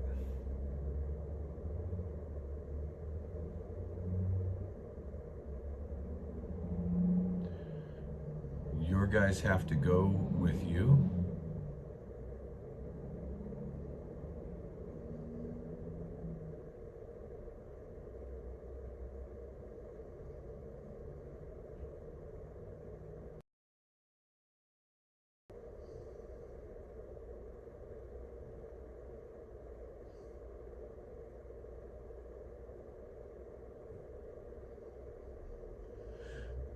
This, you know, the whole thing about this has got to be in a convoy, or unified in a convoy, a convoy, a convoy, a convoy, a convoy, a convoy. People have to disconnect that. This isn't about the truck drivers. This isn't about the convoys. This is about the people. And the convoy, although the beginning of it was building up what was going on, you know, the unity. It is the movement that the convoy started, which was not inside the convoy, that many people have looked to try and tap into that and create and continue the build of that movement. It's always been about the people, always. And I have said to Congress, to members of Congress, to the senators, to state senators, I have said it, that the truck drivers were just the tip of that spear. That the body and the staff are the people. And that is what is needed to make change in this country. Not a bunch of truck drivers going in and blocking up some streets. That's your whiz bang. That's get my attention type stuff. 100 cars is a traffic jam. 100 trucks gets attention. I get that. But you cannot run a convoy indefinitely. It's too expensive. Venues, people away from home and doing what? You know, those are the questions. And at any point in time, you have to bring the rolling side of a convoy to an end. And that's, you know, that's where you look at what the movement is. And USLA is looking to tap into those individuals, like what were on all those bridges, coming out from Adelanto to Hagerstown. There had to easily be 1 million people on all those bridges coming across all those states. They can't leave those states for whatever reason, but they're there in support, and they're there in solidarity. They're there in uniting together within those states where they were on those bridges. That's where we need to tap in and continue that.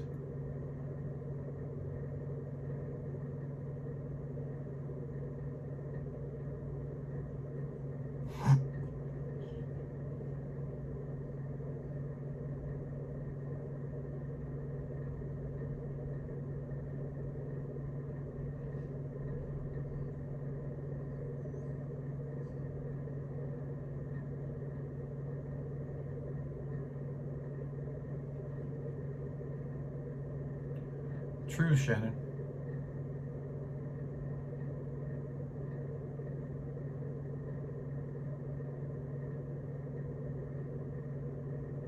I get it, Renee, but it's still, I understand what you're saying, but all joking aside, it is a movement of the people.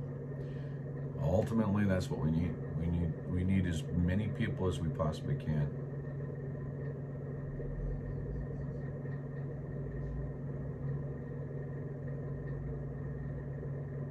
Yeah, convoys brought, I mean, I liken it to a boat on the water, where the convoy is the boat and the people are the wake. The bigger the boat, the bigger the wake. But at some point in time, the boat is much smaller than the wake, both in speed and displacement. And so the wake that leaves the boat and those waves, and they build and they build and they build, and pretty soon, depending on conditions, can actually swamp the boat. If the boat comes to a stop too quickly, it can continue on. You could grow a tsunami. And that's ultimately what we need to do. We need a tsunami of people to go after this problem with governments around the world.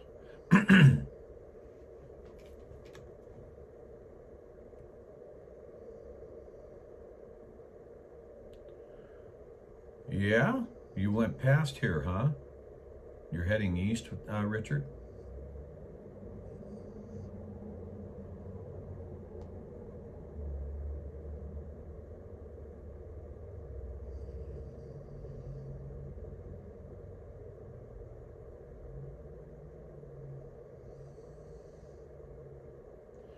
Well, I don't know. Let me look at the role, Trey. Could have been a valid question there.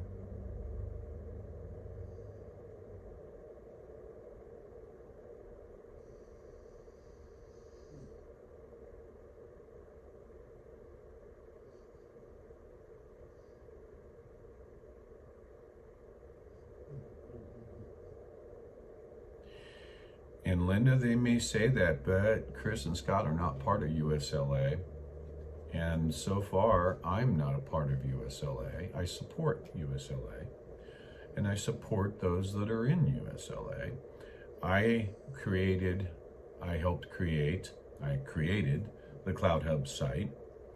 And Mayor Lisa is the one that's been running that site since I created it.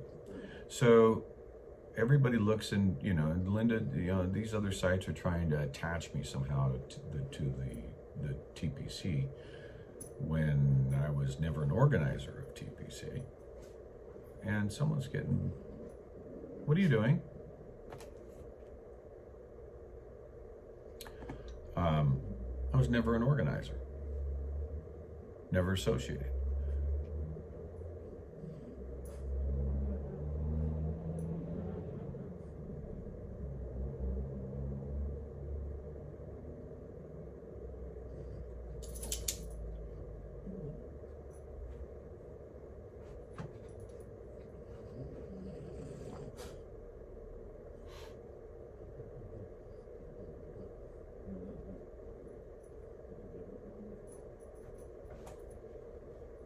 And Linda, I mean, you're welcome to your opinion, but you know what? That's the truth of it.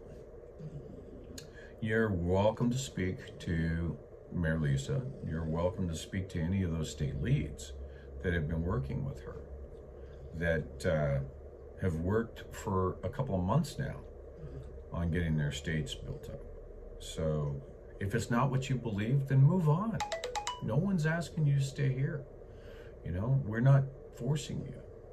It is the movement, it is the people that have to grow. If you have 100 truck drivers, you're not going to move nearly as much as you would with 1 million people. It's always been about the people. It's always been about growing the people, hence the People's convoy. Ergo, the people's convoy. So that's what it's always been about. It's always been about growing the people and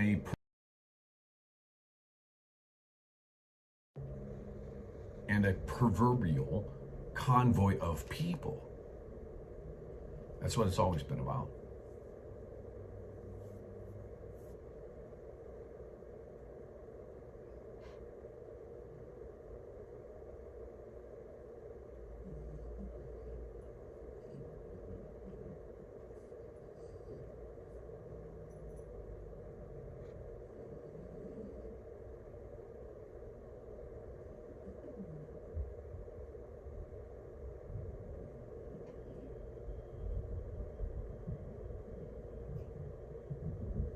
Yeah, classic contracting. It's so bizarre that some geographical areas are just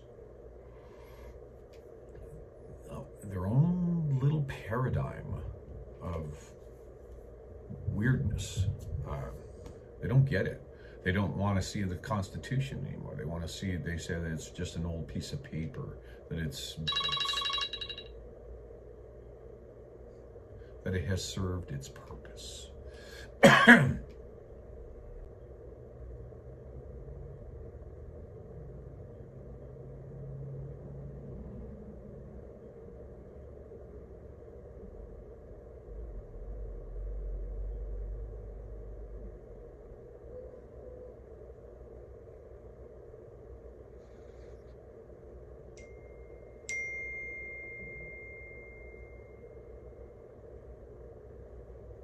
And unfortunately, we cannot reverse a timeout. Linda, sorry. We get a lot of fat fingered going on sometimes too.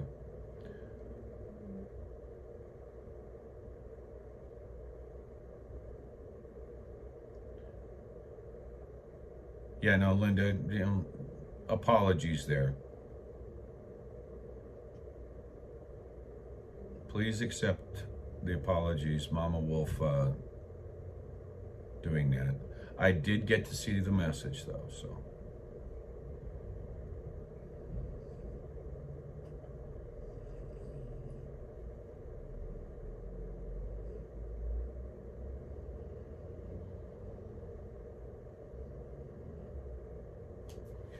Isn't that interesting, Hugh? I wonder why he wants law enforcement to disarm themselves before he shows up. We have to fix this, guys.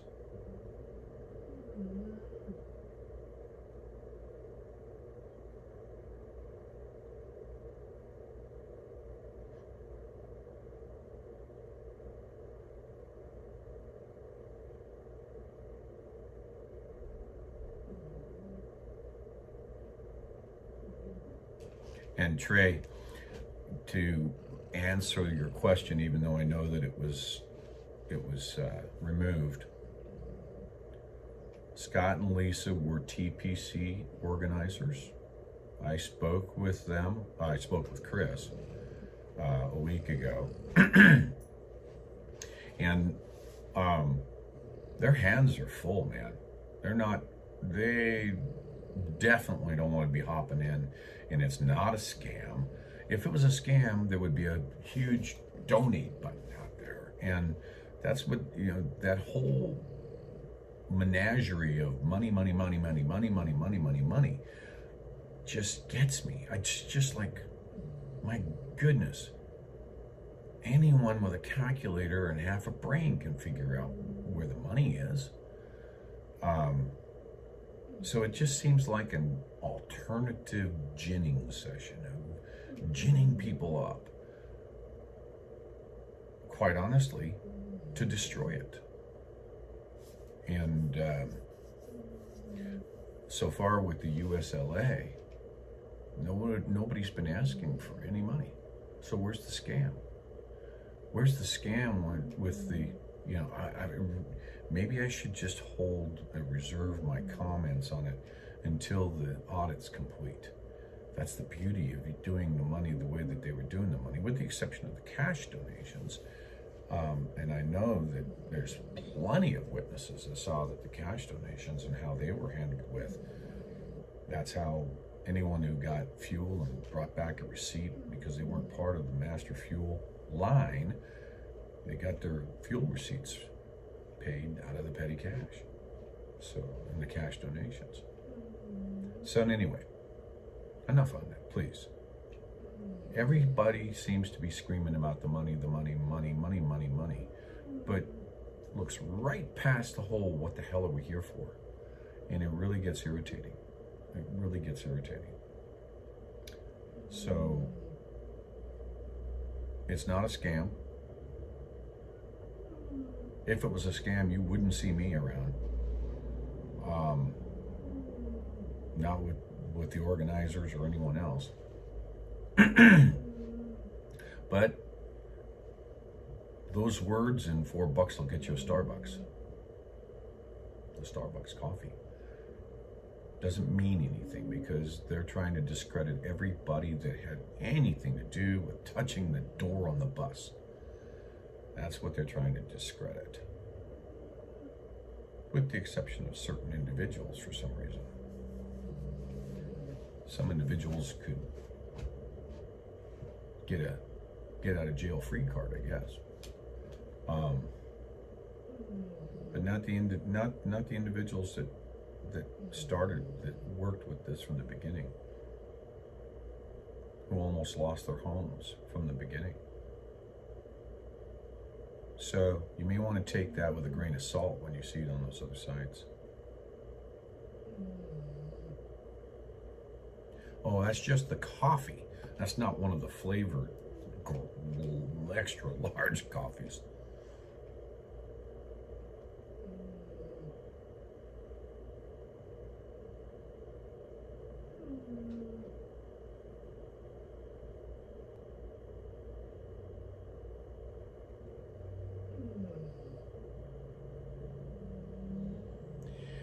Yeah, you know what, Jerry? I almost want to side with you on that, my friend. It seemed too orchestrated to me. It's like, hey, we got to figure out how to get in and get these patriots to start chewing each other up. Boy, they did a damn good job if that's what they were doing. And they're still doing it. We'll see you, Ernie.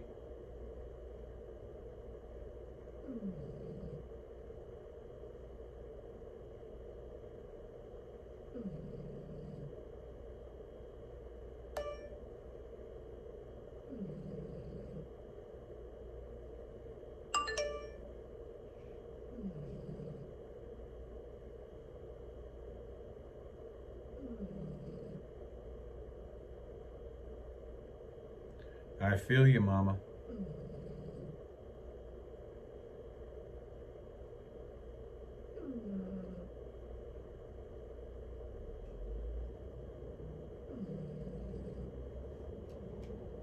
Yeah.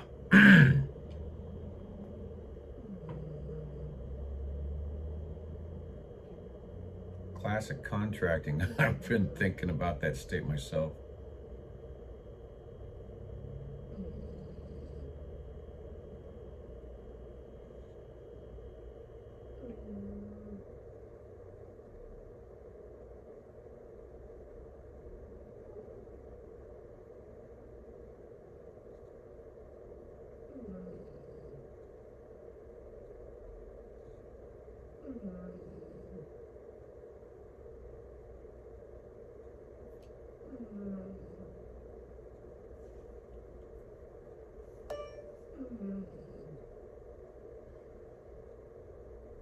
Yes, Vicky, that is it in a nutshell. That is it in, not the Emergency Act, but the declaration itself. The declaration from February 18th, which was the last one that the residents signed, didn't give it an expiration date. All right? So that is being utilized as the foundation to build this huge building above it. And the mask mandates were just one floor of the building. And the next floor of the building, vaccine mandates. Next floor of the building, Title 42. Next floor of the building, WHO. Next floor of the building, squash competition by small business in the United States. All held, that building's held by what? A foundation known as the state of emergency. So that's the largest message in having people understand that they need to do. They need to gain as a body of people and put the pressure on continually at the state and at the local and at the federal level, blowing up their phones, emails, and letters, telling their politicians, nope, end the state of emergency right now. By ending the state of emergency, the building cannot stay on because the foundation is not there. The building will collapse. And that's exactly what they're subverting our constitutional freedoms with, is that state of emergency. They're taking away our Article 3 power of the Constitution. We can't even get, somebody squashes your Fifth Amendment rights, you can't even hire a lawyer because of the state of emergency. So we have to end the state of emergency. That's the goal. That is been the goal. The objective since the very first day I left Adelanto has been messaging ever since. I have not changed that day one. It's been the same every day since. And in all of the meetings that I've had, even in the rally that on the April 30th that I was at in Des Moines, Iowa, on the Capitol steps in Des Moines, Iowa, was that same message. That same exact message. Never changed. To this day, has not changed. That has been the one thing that people who know me can tell you is the consistent manner of every single thing I have said to this very day. That has to change. It has to end. The question is how? How do you get it to end? When I met with Senators Johnson and Cruz, and we were informed that waiting for the buffering to end. So it already passed the Senate, 48-47. So it's stuck in Pelosi's pocket. It can't move on for a vote on the House floor because it would be disastrous should it be passed for them in Killbox, because the state of emergency is what is allowing the moving of money. The moving of money. If anybody should be pissed off over money, it should be at the government over what they're doing with the state of emergency. They're shuttling money through pharma. They're shuttling money to all these different countries. They're shuttling it everywhere except where it needs to be. Okay? And end the state of emergency needs to be the mantra. End the state of emergency. Period. So once you end the state of emergency, then we can start to heal the Constitution. It's a start. There's still a lot more that has to be done, but at least with what Senators Cruz, Lee, Johnson, they all got together and co-authored, has verbiage in there to keep them from utilizing that type of state of emergency again. So now future presidents can say, well, let's just use this and we'll take over the country and we'll shut down churches and we'll shut down small businesses and we'll make this about the money. Let's put the Walmarts, the Costcos, and everybody else up on top to where they can continue to be growing while mom and pop have to close their shop. It's all based on the state of emergency, every single bit of it. But people would rather talk about some conspiracy that's unproven and just has a couple of loudmouths out there screaming money, conspiracy, scam. That's all it's about. You get the loudmouths out there, and it's the same exact thing. It's a mockingbird.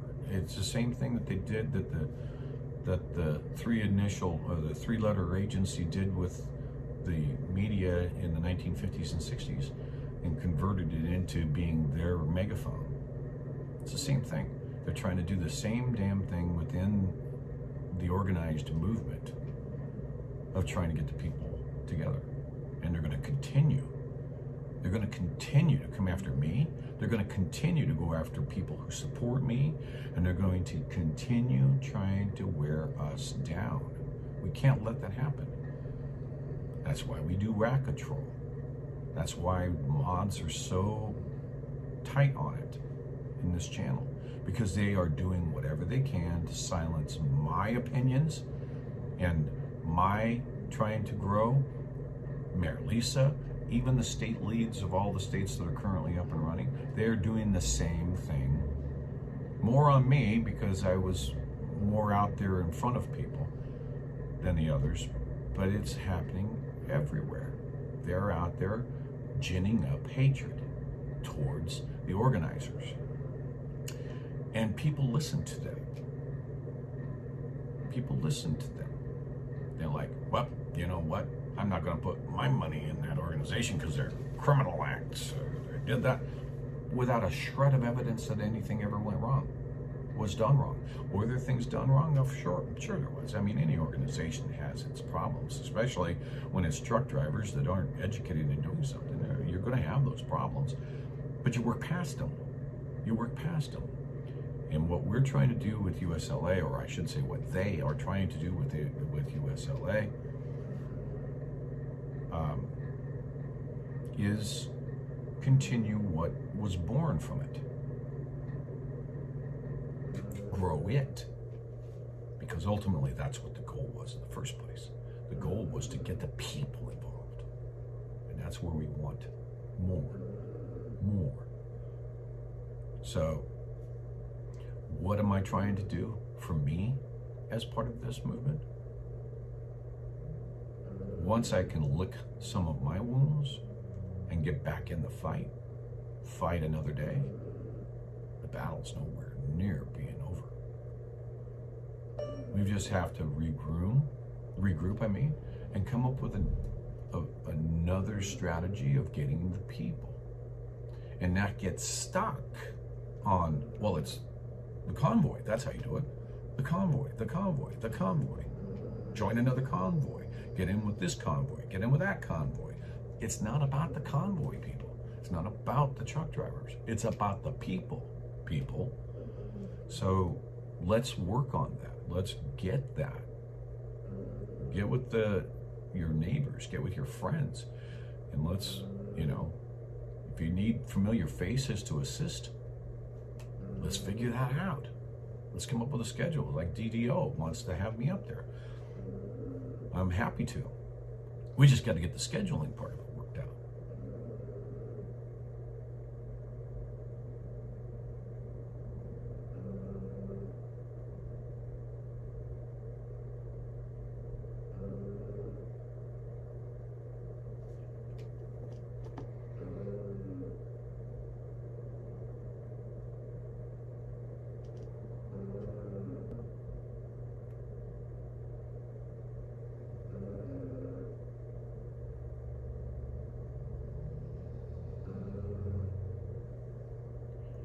Judy,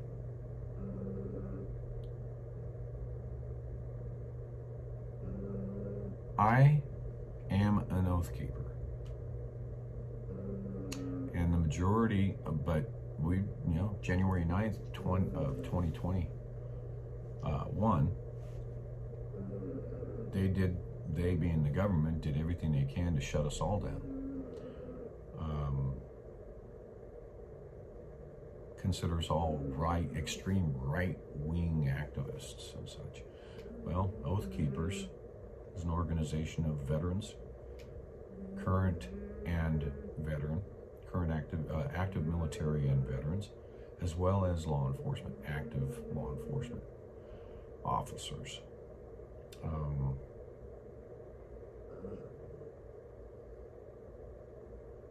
True, let's go get this crap fixed type of folks. Like-minded, but they shut down our sites. They shut down our comms. And now we've lost touch. The organization had some issues, just like any organization does. I think that it was, and I'm not even sure, I've lost touch with everybody since they shut the sites down. It came back up for a little while. We tried to get the forums built back in, but they did such a good job of deplatforming everyone that they pretty much killed it.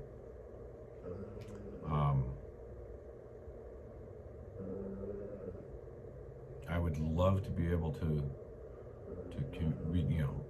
reconnect with them, because they're the one organization out of all the organizations that I think best represented my opinions to try and grow a movement like what we're doing, what we're trying to do with just regular everyday Americans, but not having that vetting process of being a vet or active military or LEO, as we call them, law enforcement officers. And they just killed all of us, man. Our sites, they killed our ability to communicate by having us deplatformed. And on January 9th of 2021, man, even this platform of CloutHub suffered some growth issues. They weren't deplatformed. Well, some of their abilities were, but Jeff was able to get that fixed relatively quick. But look at what happened with Gab. Gab and CloutHub were impacted right away with the number of people, because they went on a purge on Twitter, and they were purging anyone who was a threat. And your General Flynn's, if you're a threat, you got purged. Truth be known, my Twitter was purged, and General Flynn was following me on Twitter at the time. And not that that's a big thing, but it was an honor for that. And when they took out General Flynn, they also took out everyone he was following, including me. So I've always been on the side of what is right for this country, and I think that's where the Oath Keepers are. We took an oath, and we intend to keep it. So I hope that answered your question. It was a long, drawn-out way for me to do that.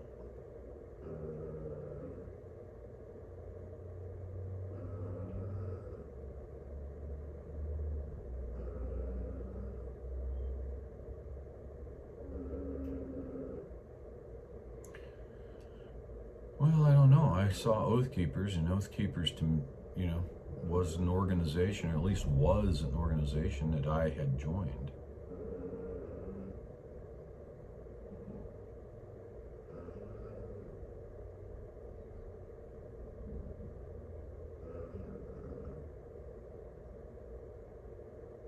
Yep. I also belong to another organization that I would recommend that everybody join, and that is the CSPOA, the CSPOA.org. That's the Constitutional Sheriffs and Peace Officers Association, where individuals that are associated with Sheriff Richard Mack go around to sheriff's offices or counties around the country and work with them on learning what it is to be a constitutional officer. And I met for a little bit of time with Sheriff Mack back in May of last year. And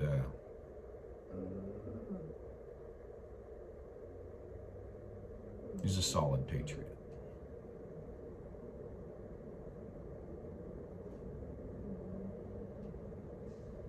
And you don't have to be a sheriff. Oh, excuse me.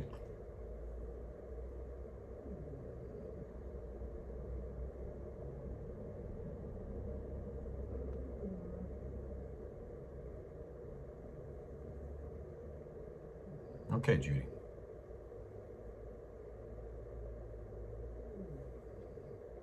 But the CSPOA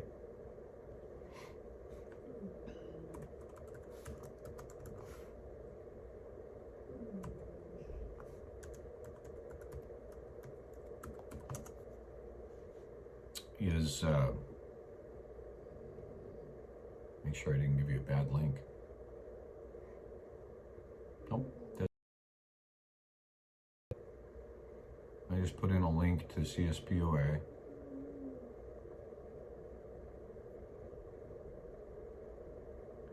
And what that does, it's an education for your sheriff. There's actually template letters up there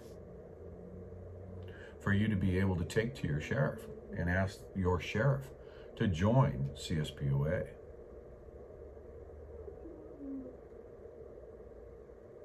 And I'm a posse member there. The sheriffs have the ultimate power, the ultimate juice in the United States of America. The power is in the sheriffs. They're really our last line of defense. And they have the ability, even though they don't, they're elected. They're the only constitutionally recognized law enforcement in the United States. And it is a duty for them to protect the Constitution. So their oath is the same as my oath. The oath when I joined into the Air Force that I took did not have an expiration date. And so the sheriffs, they take that same oath.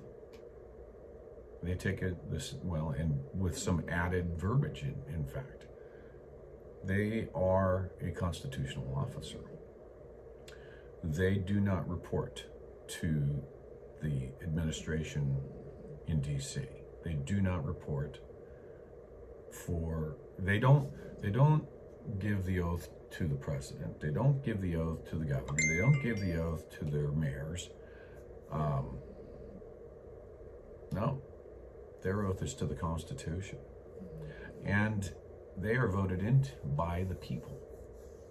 So they have constituents. So they're constitutional officers.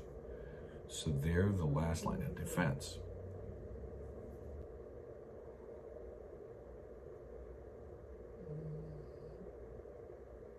And those would be deputies, Judy, or constables, Constables are the equivalent, basically, of a sheriff. But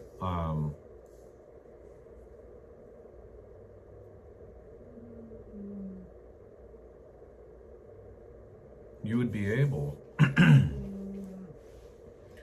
to join their posse. And then here's the other thing I was thinking about before I buffered and I had to kind of wait. The sheriffs are constricted in their seat by budgets that come from counties. So the way that they're pressured into doing things for the politicians, because police departments are politically connected, right? Police departments are legislatively created and they are legislatively controlled. You've got a politician pulling the strings. They're working with their police chiefs and saying, don't let your officers do X, Y, and Z. But sheriffs report to the people, not the mayors. They're constitutional. So where they'll get them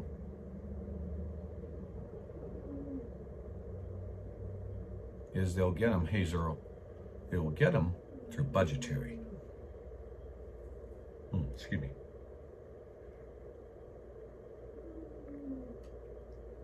Excuse me. Budgetary constraints. That's where they get your sheriffs. But the sheriffs have some tricks they can pull. And this is where CSPOA can give them guidance. They can hire posse members. Basically treat them like deputies. A volunteer force. Not out of the budget. And as a posse member, they even get a badge. There's one sheriff in Virginia that has over 2,500 posse members. And the way that he vets the posse members is through the application process of the CCW. So when the CCW process comes through and the vetting has to go for a concealed weapons permit, it's the same background checks that they would do for a deputy. So he utilizes that process, works with the CCW holder, and makes them a posse member. They get a badge. He keeps it in his possession until he has to call the posses out. 2,500. Another sheriff in Washington State has enough budget for just 19 deputies. After working with the CSPOA, he brought on and now has more than 250 posse members. So that's a way around the constraints that they hold over the sheriffs. Yes, that's right, Vicky.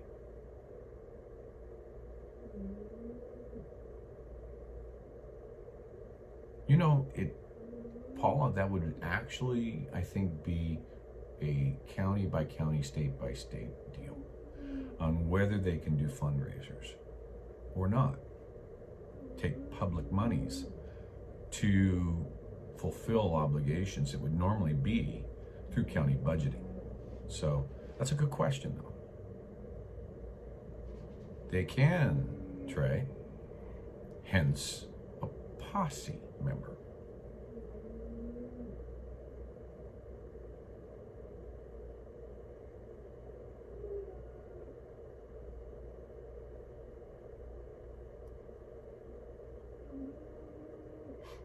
So they're our last line of defense. The sheriff's posse is basically a mini militia. So you get good county sheriffs, they're not going to go out there and arrest somebody for not having a mask on or not following a mandate, since a mandate is nothing more than a decision made by a mafioso in a smoke-filled room. Subverts our processes of law. Ask yourself this question. How come there are no laws for these mandates? If we're a country of laws, how come they haven't just simply made it a law? Why are they working with mandates rather than laws? We have lawmakers saying, do it, but they won't write a bill because they. A mandate can be done on a rumor. It can be done on a false positive report. Or a scientist that is employed by the people that says, ooh, this has to happen this way. Mandate. But the moment you try to put it in front of the body of legislators, it doesn't hold enough weight to even write the bill, to then put it through the process, to go up for a vote, send it to the opposite side of the house, of the other house, to have it confirmed and have it voted upon, and now send it over to the president or the governor, if it's state or federal, to be turned into law, because there's no fact base. I'll give you an example. Well, maybe I shouldn't give it, because it'll probably give me a strike. How do I talk around it?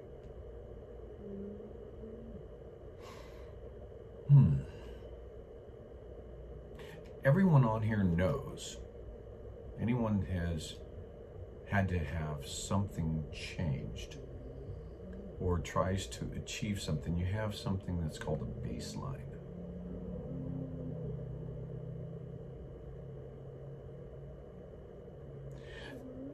Baselines are where you start. If you don't have a baseline, then how do you know you've got a completion? You have to have a baseline. If I have a bug, I'll put it that way. If I had a really, really small bug, I would take that bug and use that bug as a specimen. And then I would put that on ice to utilize, to dissect. I'd isolate it. And I would put it in cryo so that I could look at the isolated components of that bug, that specimen, to be able to see what makes it tick. Then I would find ways to synthesize something that would be able to combat that bug.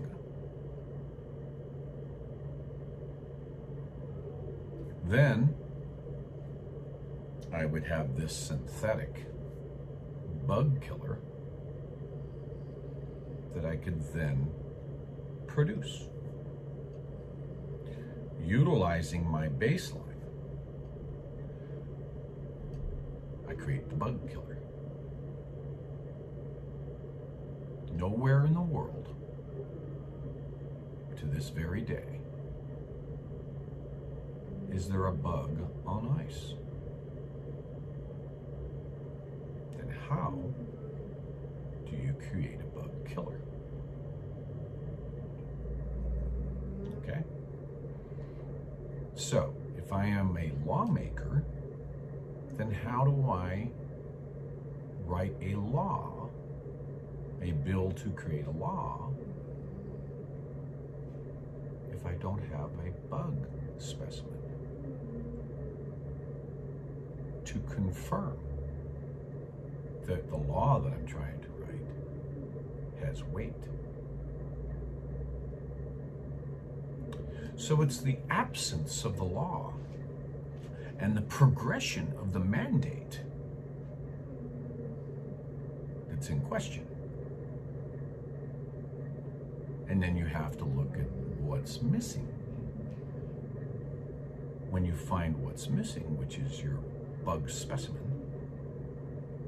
then you start asking questions as to, then why is this such a deal? Why is this such a big deal? You have to ask these questions. Once you have come to the conclusion that some people may have lied to you, then you try to get those people exposed, right? Welcome to our movement.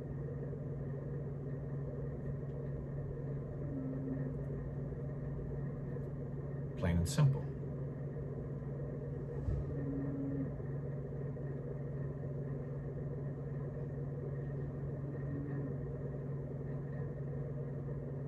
That's true, Brenda. That's why CSPOA takes and does training classes for them.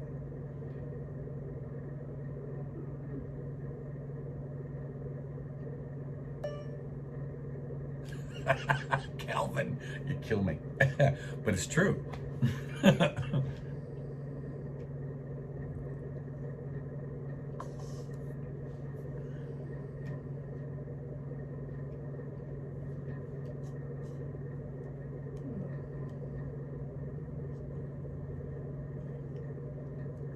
So, yeah, so that's where it comes down to. That's why there's no laws. That's why they're all done in mandates.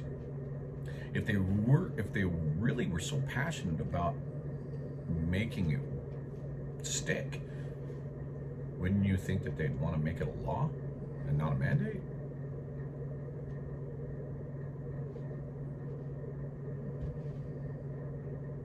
That's right, Vicky. Never. You know, let's talk about a bug even longer. Reading. Asking questions. Yeah, maybe longer. Yeah, Jen's probably in here. She'll probably tell you it's probably a lot longer than 4 months. But I spend a lot of time doing research. And one of the components was from a alphabet lettered agency that that keeps bugs on ice. And was challenged by a PhD bug holding scientist that looks at bugs, and he's got a PhD. And he go back and he says, what makes this a bug? I need to see the bug on ice. And the 3-letter agency comes back and says, but there isn't a bug on ice. No specimen to give you. Really? Then how the hell do we know we have a bug? Says the PhD bug master. Well, because we extrapolated it. I'm not making this up, by the way. This 3-letter agency actually wrote a letter to this PhD bug master saying that the bug consisted, that when they looked at the, I got to find the words to put it into. When the victim of the first victim of the bug was analyzed, and a sample of the victim's bodily fluid was analyzed, they were able to find between 30 and 40 strands of RNA.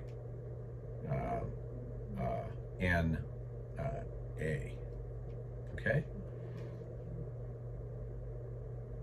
Well, the PhD bugmaster said, are you kidding me?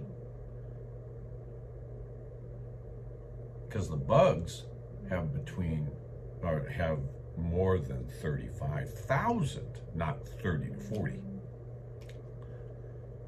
Well, true, but says this 3-letter agency that has bugs on ice, the computer extrapolated the missing strands. Really? Didn't they try to do that in Jurassic Park? So you're telling me, this is the bug doctor, you're telling me that this whole thing around the world is based on a computer model?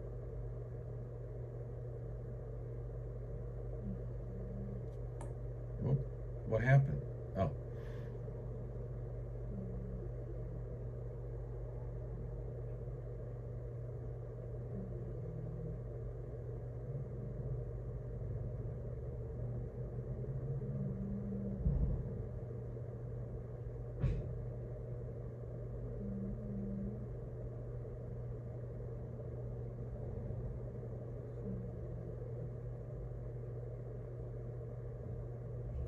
Yep, no crickets on ice either.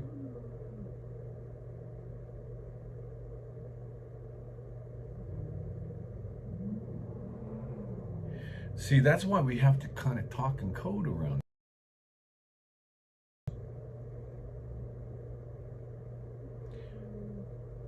When you try to inform truth, fact, you're squashed. It goes back to the, if you're not catching flack, you're not over the target. So if you're catching flack, you must be over the target. So that's the whole point of it here, people.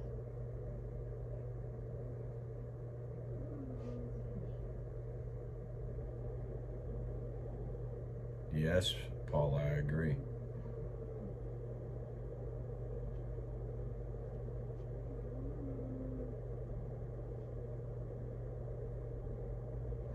So that's the bug doctor.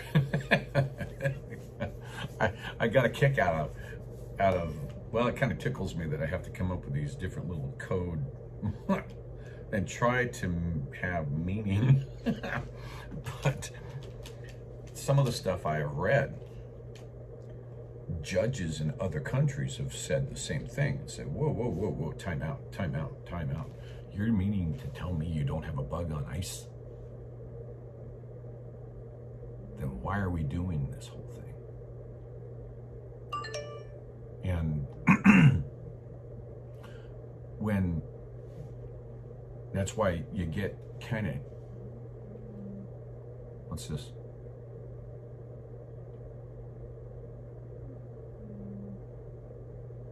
It doesn't, Paula. It's nowhere in the Constitution that the government has power over education. You know, you have to look at this and say, what does the word republic mean? A republic is a government run by the people, not the people run by the government. So that's where you have to go with it.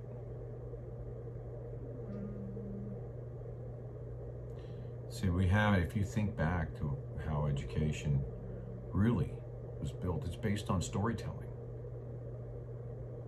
If you look at the tribes did it through telling stories, handed down year over year over year, generation over generation.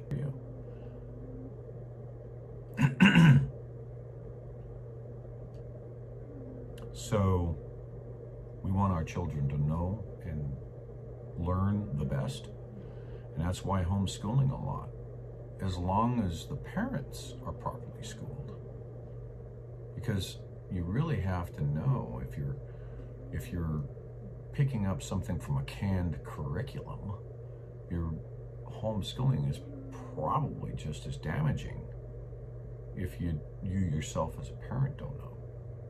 You'd have to look at that curriculum and say, what? And be able to say, no, I'm not gonna teach my child this. So Jennifer, my daughter, worked her own curriculum through a process with my grandson's education, and she's on here so she could say that. Yeah, there it is.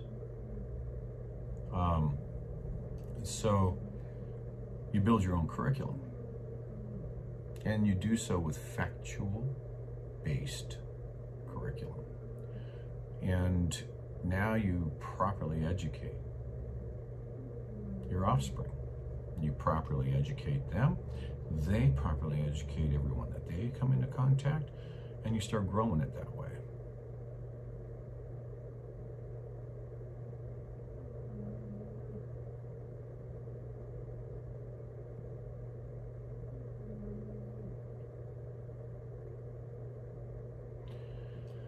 Yeah, that's why we have to eliminate the unions, the school unions. We have to eliminate all of that. And you know, I liken it to going back to the one-room schoolhouse, that if you had homeschoolers doing as they used to do in the old days of bringing a dozen children in and schooling them. They don't want that.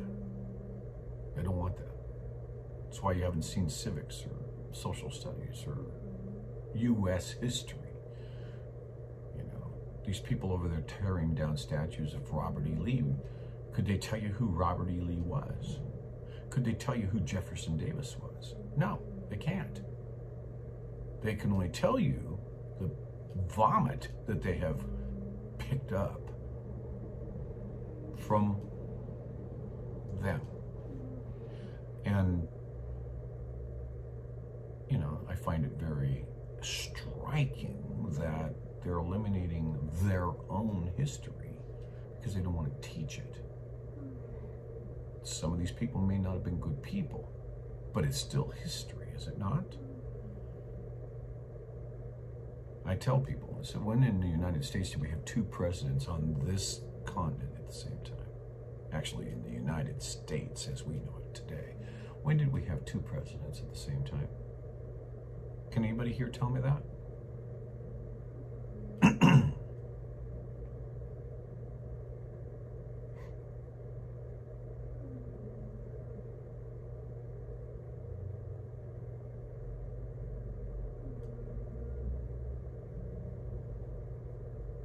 Somebody must know. Bam, bam. Bam, bam, you get the gold star, right? When we had our president, our 16th president of the United States, Mr. Abraham Lincoln, his general, Ulysses S. Grant, were the Union side of the equation of the United States, Republic of the United States. Hence the word Republican. They were for the Republic, in other words, for the people that ran government. And at the same time, in 1863, you had Jefferson Davis with his general, Robert E. Lee. And he was president of CSA, Confederate States of America. Two presidents at the same time, across the river from each other. So when people look at this, I'll tell this little story, people look at this and they're like, well, what was Lincoln? Lincoln was our first Republican president. Lincoln was the first to stand with the Gettysburg Address, if you will. All men are created equal, right? He's the first one that with his administration and coming out with the Emancipation Proclamation. All right? And what was his party again? So it's always been a left side demise to strike things down that make you look bad. So let's get rid of those Jefferson Davis monuments. Let's get rid of those Robert E. Lee. We don't want the children to know who they were. We don't want Americans to learn the truth about the welfare system either, and how it was born, or about the 13th, 14th, and 15th Amendments of the Constitution, and how they were put together, when they were ratified. Why? See, these are things that they don't want our children to know. Let them grow dumb. By all means, don't ever let them know that it was the Democrats that wanted to get rid of their own history.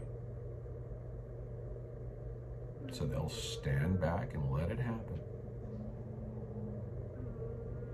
Let's let boys go into girls' bathrooms. Let's them identify as girls,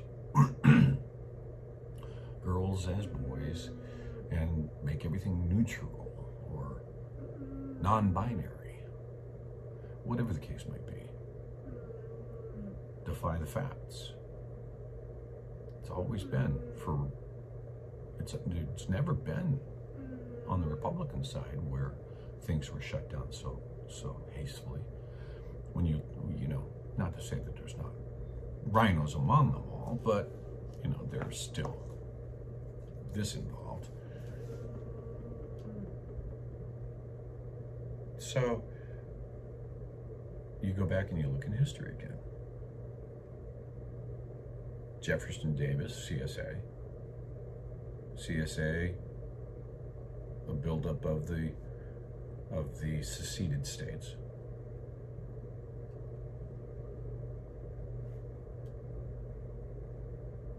Yes, ma'am.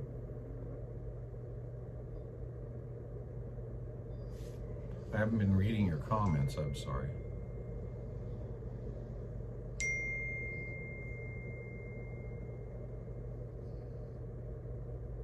That's correct too, Bam Bam. About the two generals. Or our 18th president.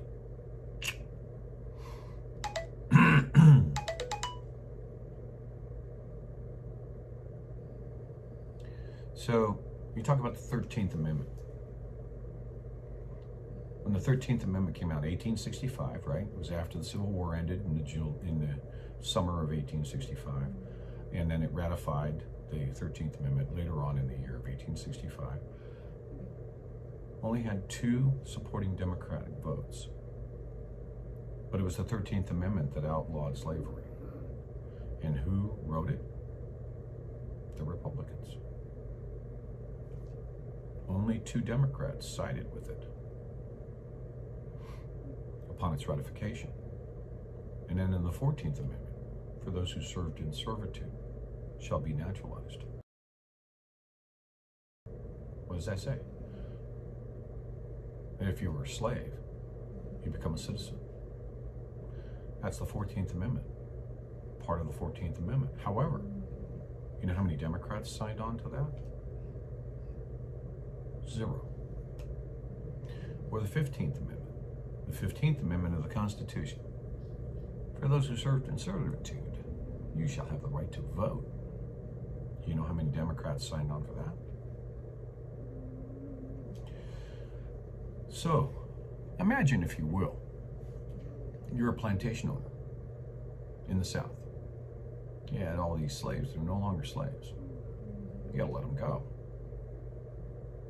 Put yourself back in time for just a moment and say, well, you know, you bring them all together and you say, yeah, you're no longer slaves because it's illegal in the United States as of the 13th Amendment. You're free to go back to Africa. Oh, time out. Second and third generation, they were never in Africa. How can they go back? Well, you're just free to go. Where do we go? We don't have a home. Our home has been here. Well, I'll tell you what. I'll hire you with a fair wage. I'll give you a fair wage, allow you to stay in your homes. A lot of them took on the names because they didn't have names. They took on the names of their masters. But their masters took care of them. Masters gave them food, gave them a paycheck, a fair wage as they knew it, gave them everything they could need to simply continue on. And oh, by the way, with the passage of the 15th Amendment, you have the right to vote. So remember who it is that's been taking care of you. We'll take care of you. Just vote for Democrat. The welfare state is born. And it's been a fight ever since. But God forbid that they become unruly. And here come those three initials of K's. Put them in their place. So, just some things to ponder.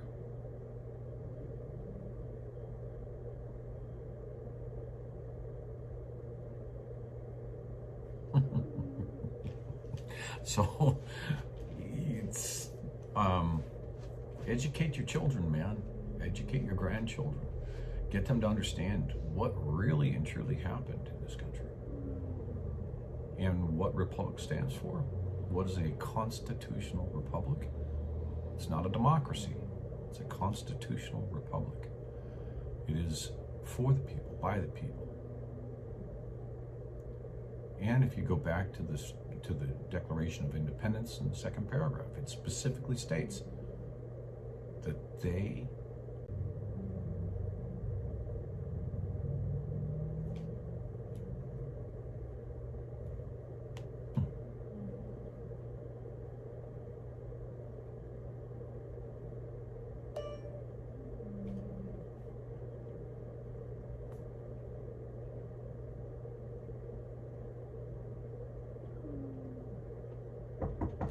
hang on.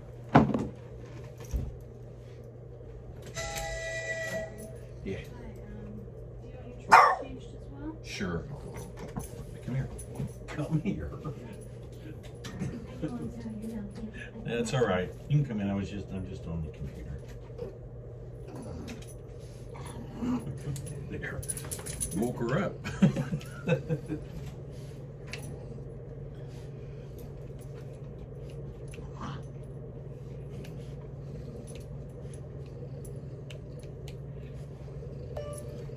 Now you're on the leash. You can't go running after someone.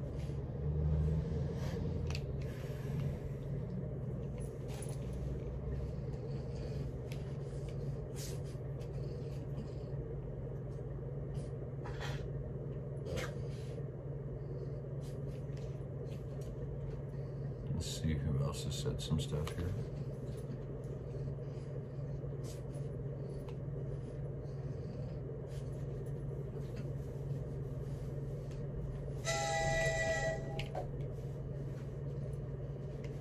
Yeah. What do you think? What do you think, huh? I'll stretch. But Dad, somebody came in.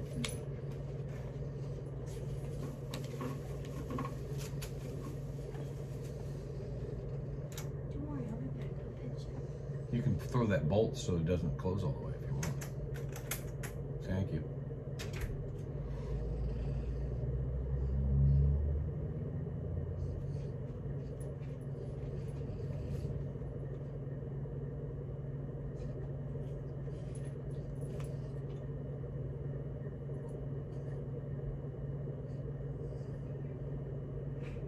Yes, Trish. I saw some reports to that yesterday. I'm gonna look and see if I've got anything in my pillbox. Oh, guess what? I don't have my pillbox. It's down in the truck.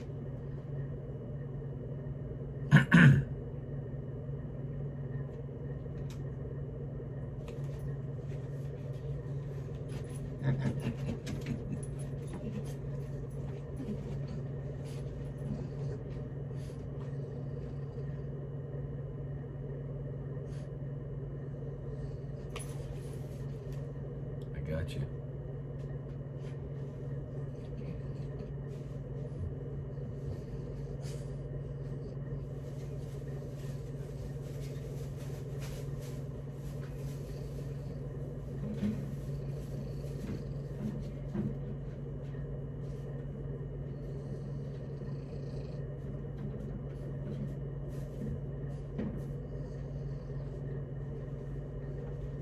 I'm not gonna touch your She's just like, what are you doing?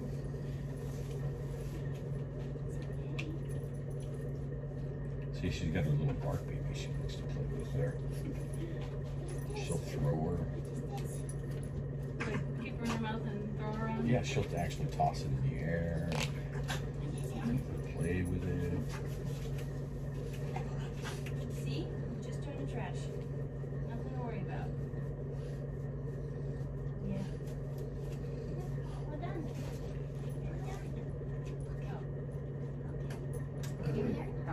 Oh, I'm not going up to the floor. Okay. Okay. Okay, do you want me to make you butter or anything? I'm good on that. Okay. Thank you. You have a good rest of your day. You too.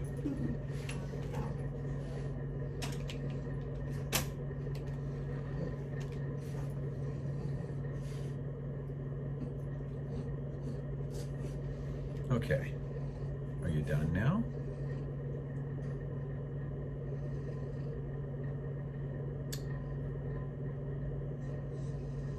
Okay. Let me take that off of you. I'll be right back. Here. There.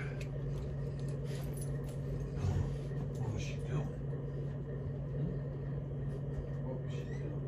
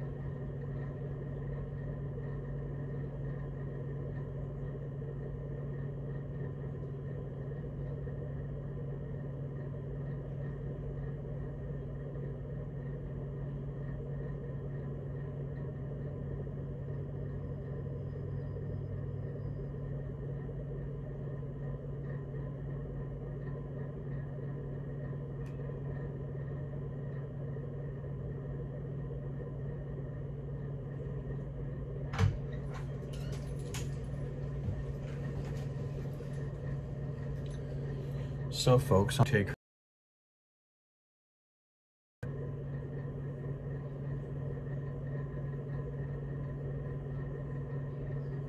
Okay, I'm going to ask you if you would, I have to take her out on a walk.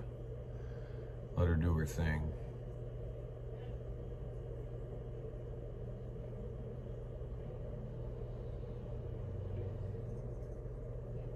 Another mass shooting. Why is it that I'm smelling a false flag on the horizon?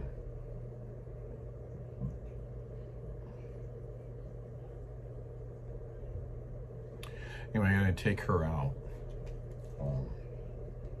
So, should I just leave you guys here?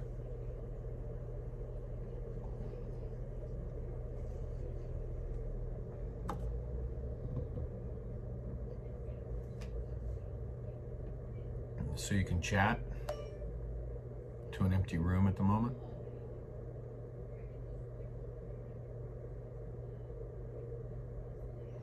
Okay. I shall be back in a little bit. I'm going to take her outside. Take my phone with me.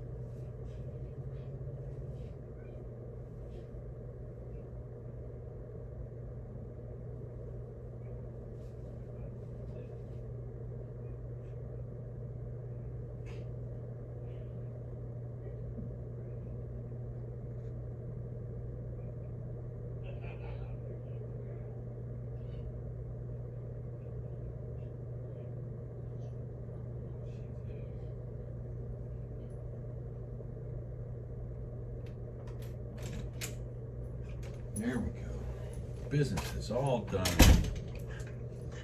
Business is all done.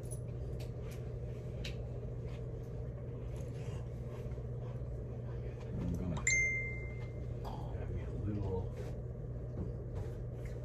pizza from last night.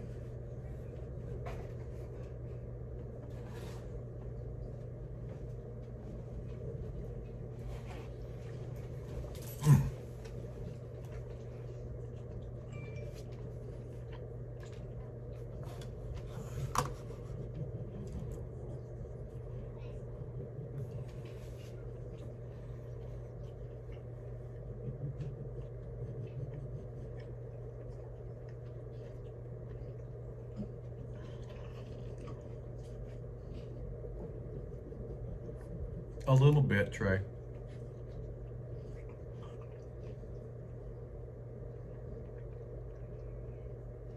Very short hair, though.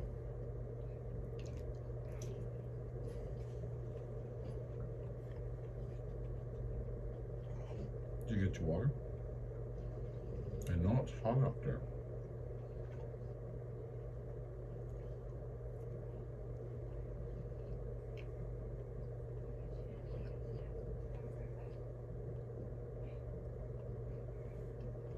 It's leftover. The restaurant doesn't open till 9 o'clock, till 4 o'clock.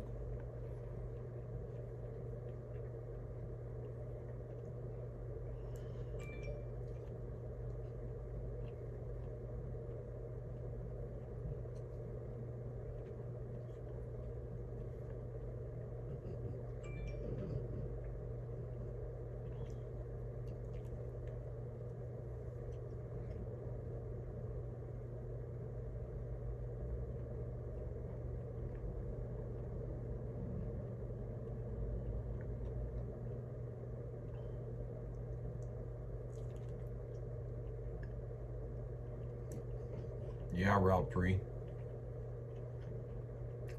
That's why I said the Republicans of yesterday. Oh. Ow. Hello.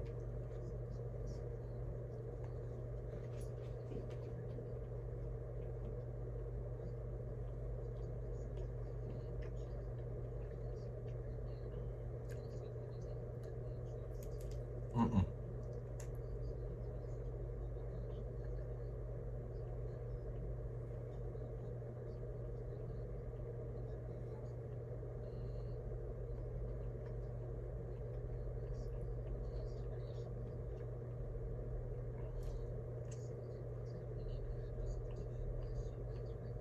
Uh-huh.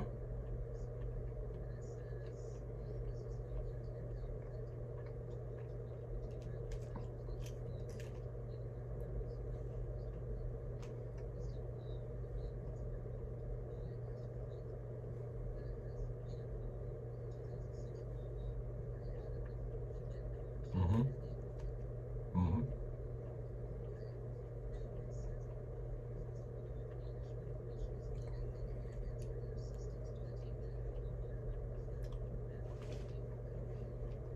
Yeah, you can take that out of there and just make it look good.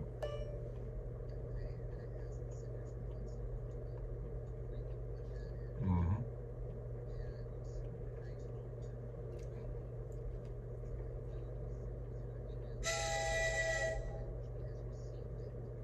And see if there's anything that's retroactive too.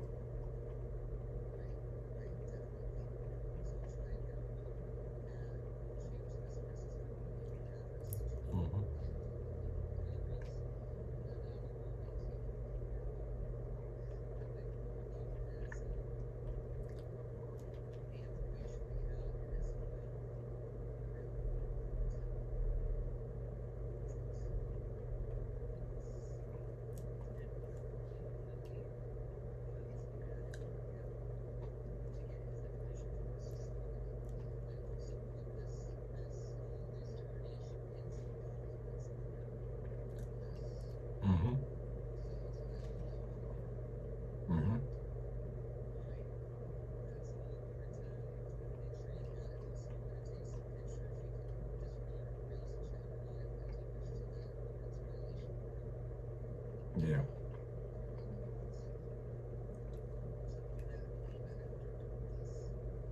Okay.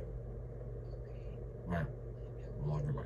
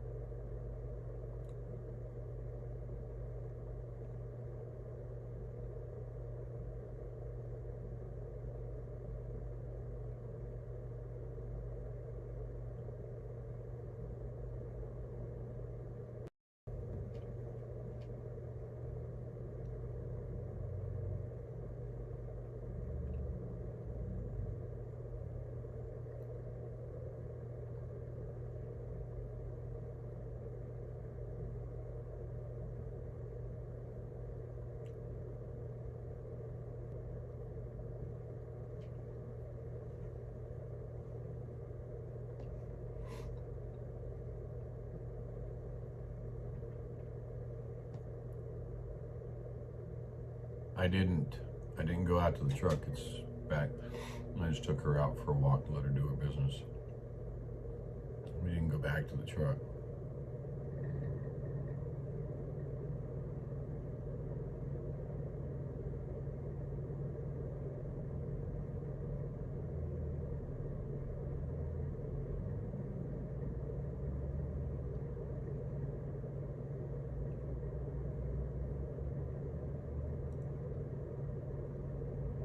Charlie, the AC compressor seized up.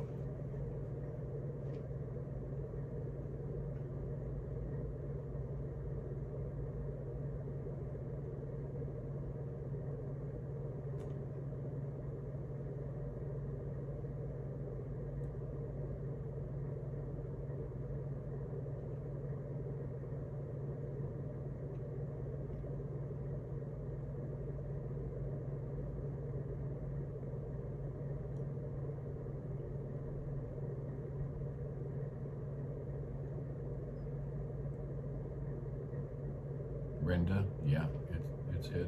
I'm imagining that it's no longer hard. It's probably in its liquid state in the truck,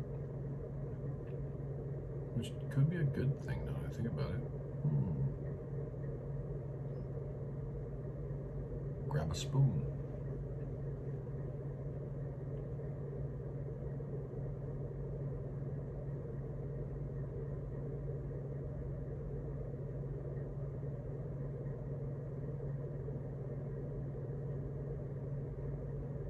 It has the 4 major food groups. Pizza has the 4 major food groups, right?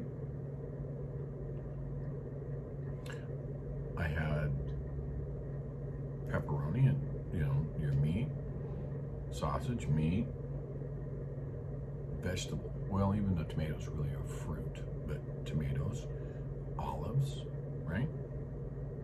It's got some herbs, basil, so on and so forth. And then we have bread. Well, 4 major food groups, right?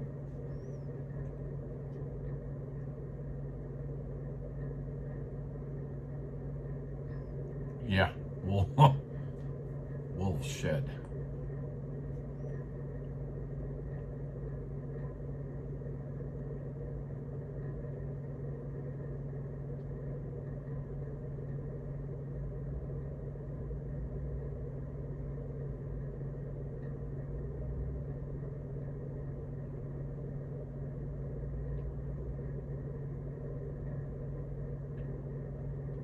Michael.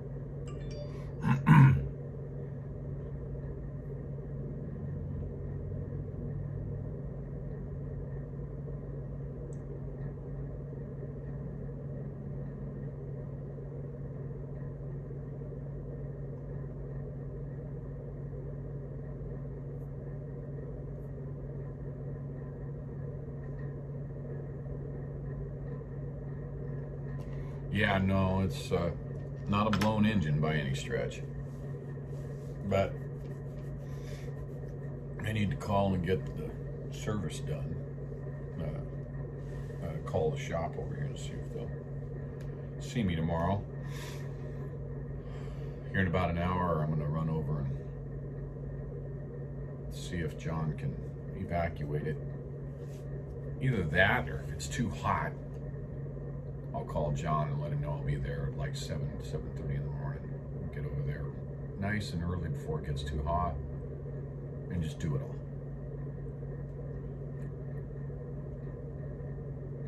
Might do that. Just take it easy today. Take that day off that I was hoping to get yesterday. And have the trolls out here saying all I'm doing is whining. I'm not about freedom. I'm not, you know.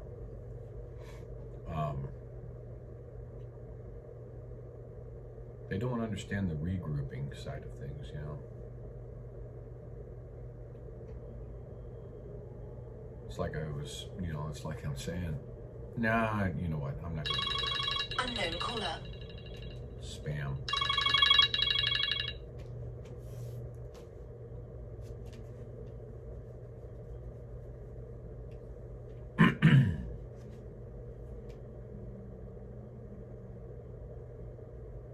She's out. She's out. Oh, you know what? Yeah, I need to put that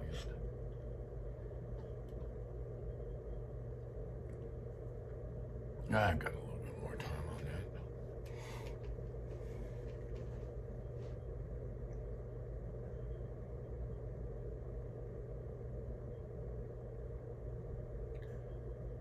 Joe D.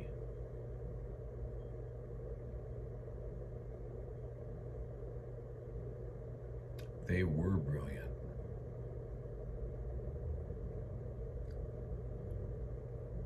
They didn't leave a whole lot out when you think about the original constitutional effort. There's not a whole lot they left out. They left out term limits.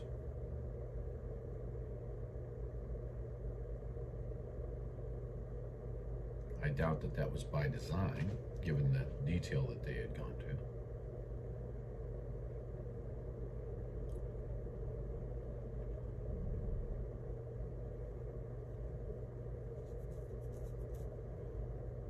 Yeah, wouldn't that be good, Charlie, to be able to have a truck warranty on a 31-year-old truck?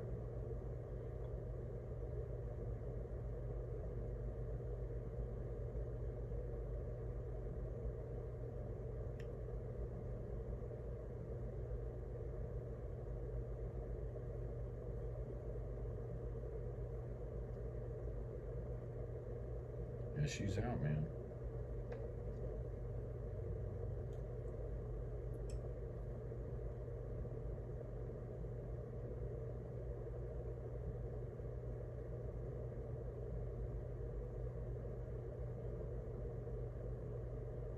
Hey, you know, Jeanette, you know who else has a German Shepherd Akita mix? Mary Lisa. That's what her dog is. Did I wake you? You were down there. Now you're down there somewhere.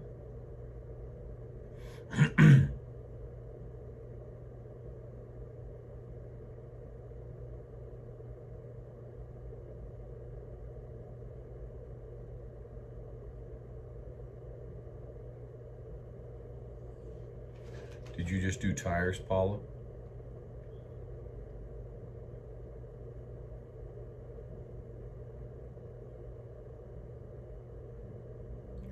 You know the other thing about declawing a cat, you know, it actually is removing the.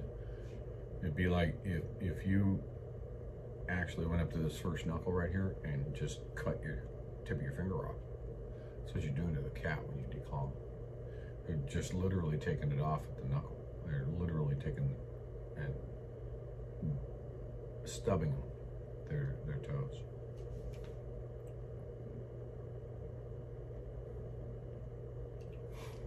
Was that for all 4 tires, Paula?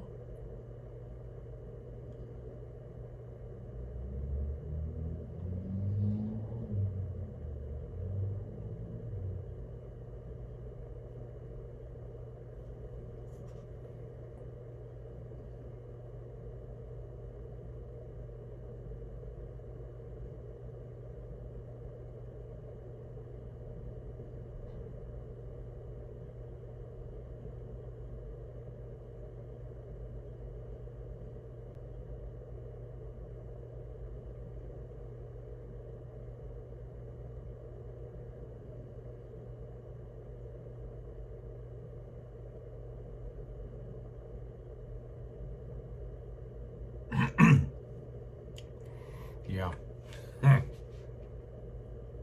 What you paid for all 4 is what, when I do my steer tires on my front, for 1.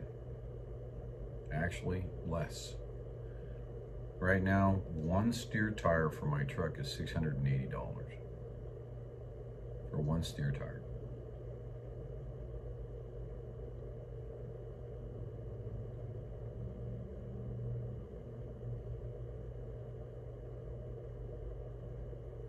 Michael, it's, I know it's not the expansion valve. Everything was working fine. It just flat seized up.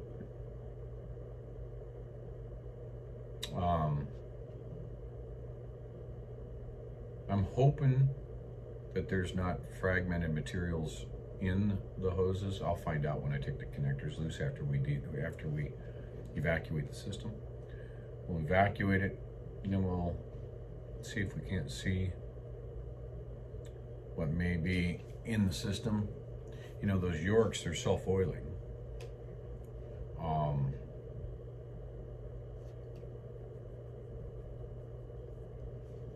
I also know that when you charge them, they don't like to have the, you know, that's a gas only type charge. You kind of shock those reeds in those systems when you put liquid to them.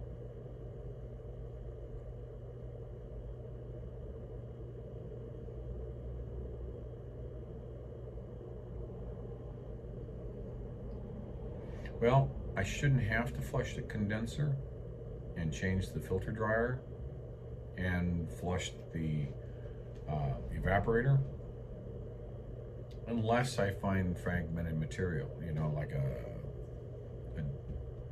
chrome or color, you know, dust in the.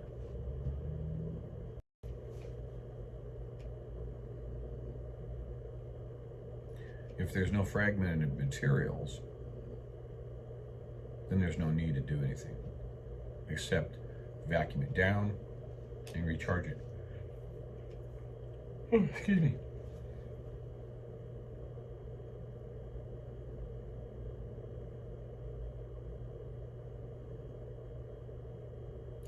That's what the guy's got up there right now, is a Class C motor, Class A motor, the big one that he's doing work on right now.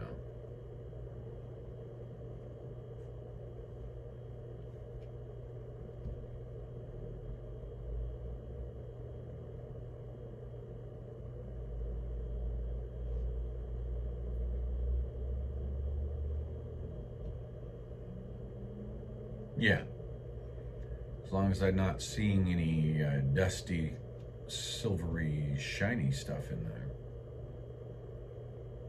then I'll call it good. Otherwise, it's going to be a bigger bill.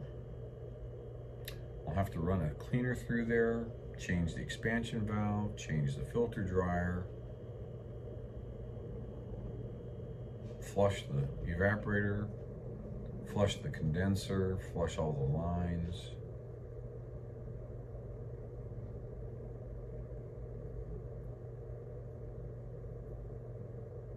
That would not be good.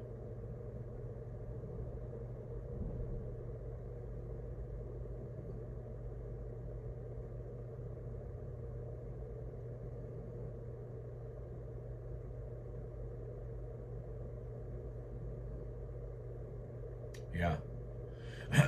Now you just got to change out the whole darn dryer.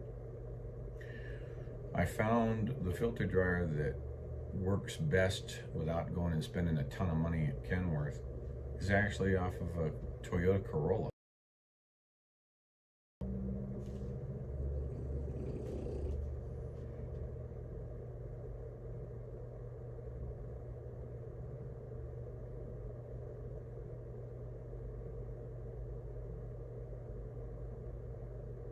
I just brought her back in from doing her business.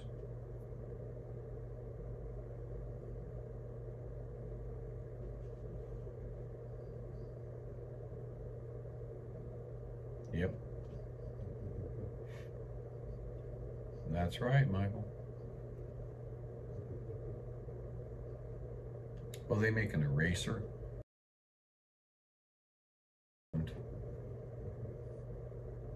You run through the system and it pulls all that stuff out, and you got to continue to do that a few times.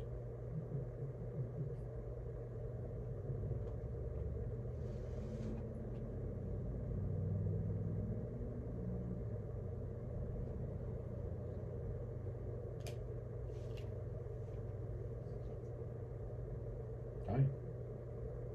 I was just looking at you.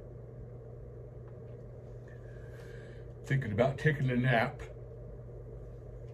I'm just taking it easy today. I thought I would get on here, have a little conversation here and there.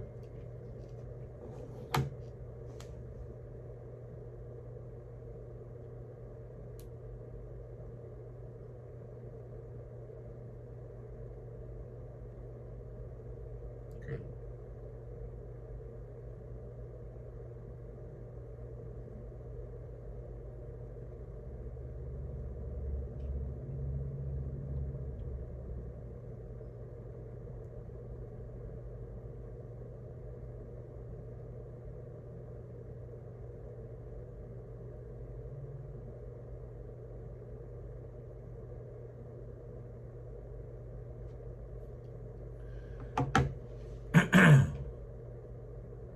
It's 96 degrees. Hey Siri, what's the outside humidity? The humidity is currently 41%. Not bad on the humidity by comparison to yesterday.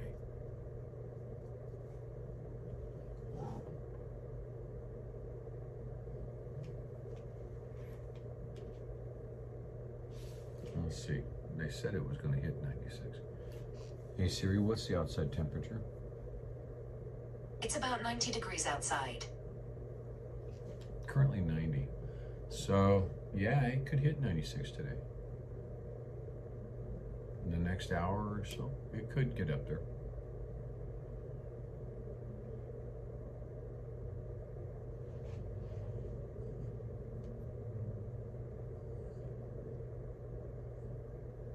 I'm in, well, basically East Earl, Pennsylvania,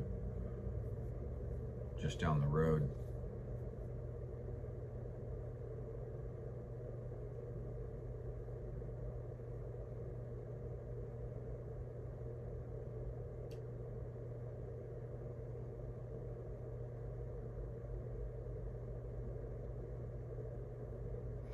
I think I'm just going to do it in the morning. I'll do it all at the same time. Brenda. I may just go do it in the morning. He said he was busy, so I don't want it, you know, he's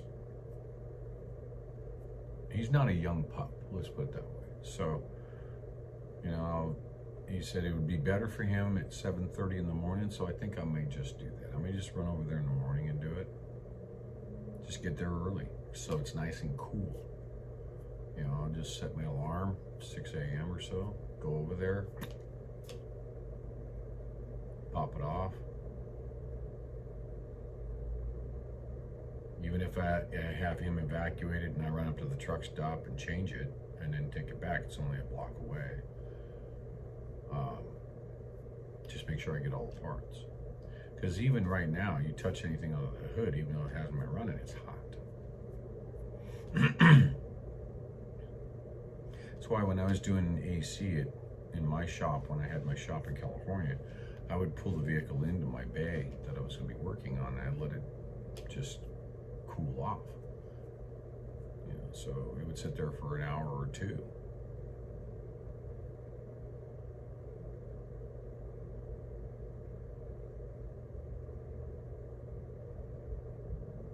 And my bigger worry about that is not me, it's her.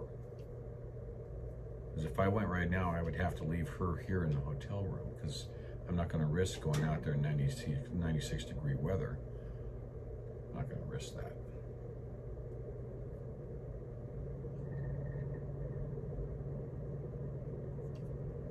So I think I'll just wait until tomorrow morning to do it.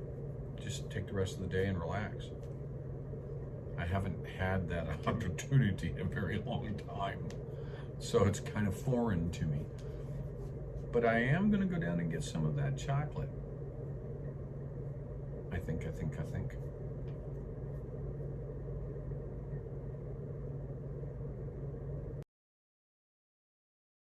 Oh.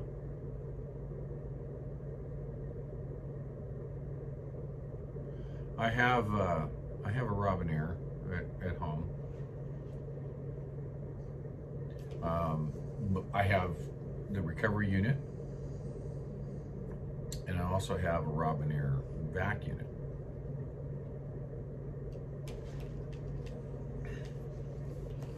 So I'd open up the recovery unit. I think the pump inside of there is loose and rattles when I use it.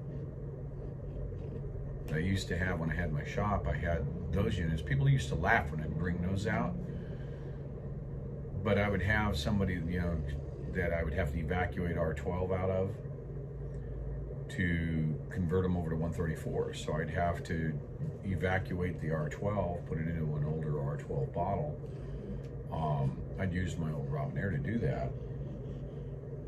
And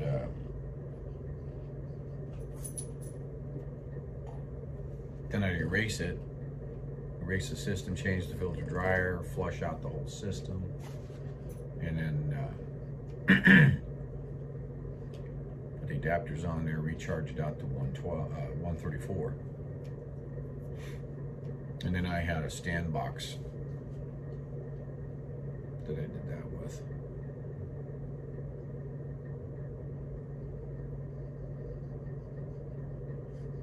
I know, right? The chocolate.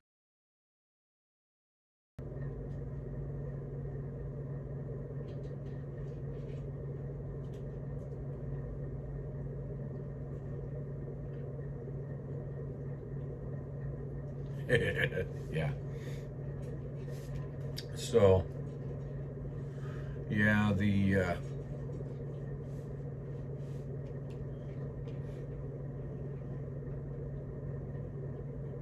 man, I still have I have an older in my storage. I actually have an older, I don't know who makes it. I can't remember the name of it, but an R12 system. An R12 based system. I guess I could convert that, but since I don't have a shop anymore,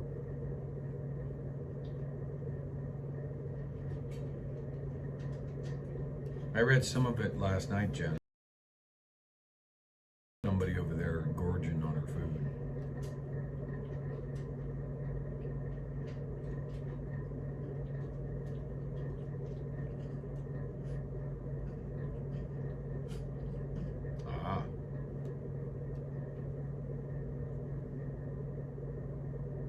Hey, hush, hush, Paula. Dem be fighting words.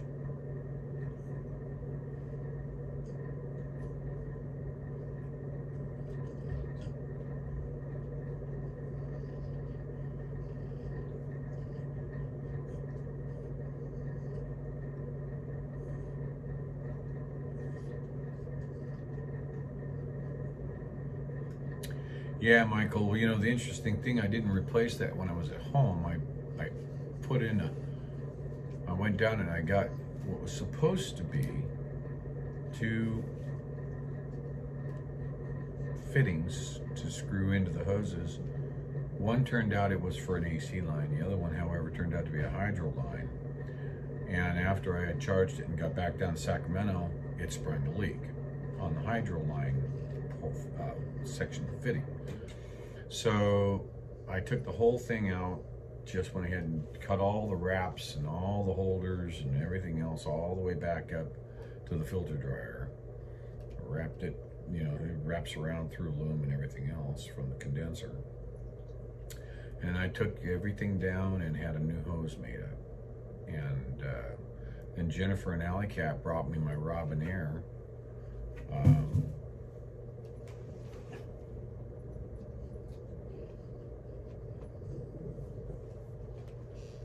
You do not tip over trash cans. We don't do that.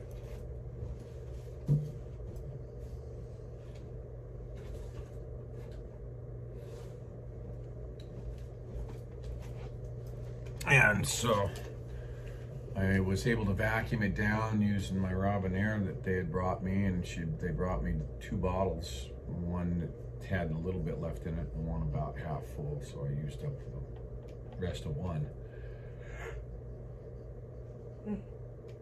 So now I have a recovery bottle,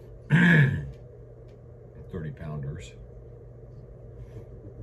and I got that charged. And then when I got out here, I had that fan switch problem. These roads, man, if you've got anything at all that's ready to let go on your truck out here on these roads, that's the testament. I'm gonna have to excuse me, really do a good pre-trip and make sure that I haven't lost any front end joints or couplers or bushings or anything like that. That's why I want to get it serviced. Hopefully I can get it serviced tomorrow, make sure everything's greased up nice. Because those roads, I seriously never thought that I'd ever be on a road like that. It's like, I felt like maybe I was on a road that had an old covered wagon train on it or something at one point.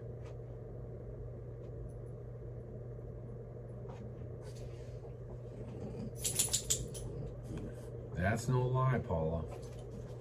That's what I said yesterday. They could swallow a Volkswagen. You wouldn't even know you lost it.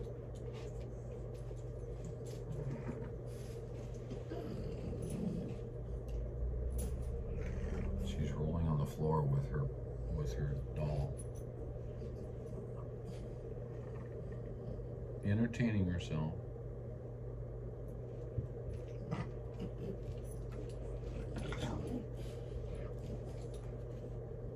Don't you chew on that cord. Yeah. You chew on, you can chew on. What, you gonna give that to me?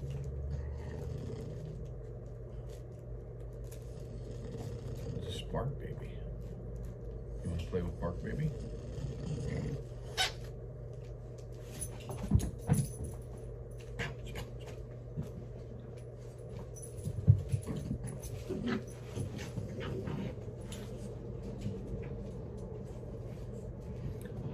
She's gonna play fetch with Bark Baby. After she chews on bed, Bark Baby for a minute. She's trying to squeak her. Dad just squeaked her. How come I can't squeak her? So she's trying to find the squeaker. Oh, I think she found it. Oh, now you're gonna give her back to me? Let go. I'm not going to tug a war with you. This is Bark Baby. We don't tug a war with Bark Baby. Let go. Let me have her. Let me have her. I told you I'm not going to tug a war with her. Drop it.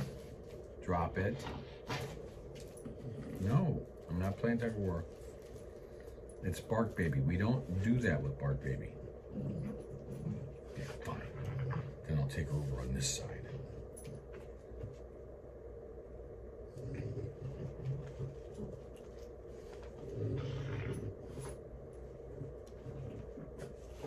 Ah.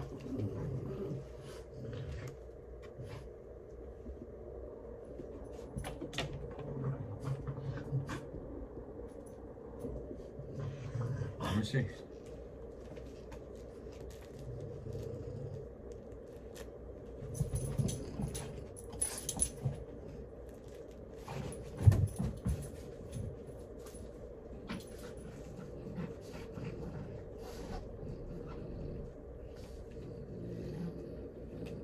You bring Mark in the back?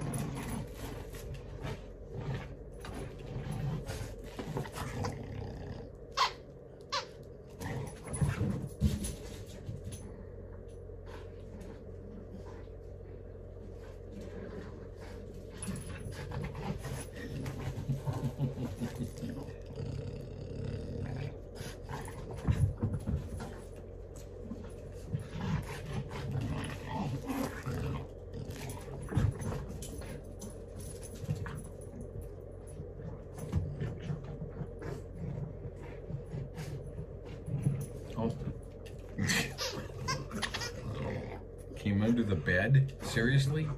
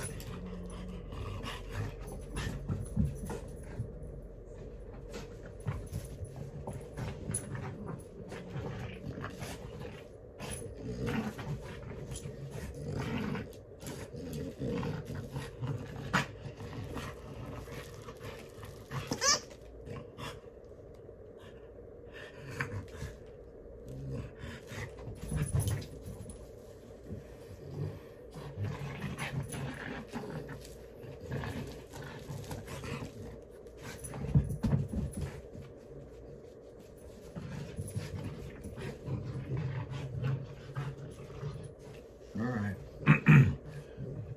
We've had enough fun with Bark Baby.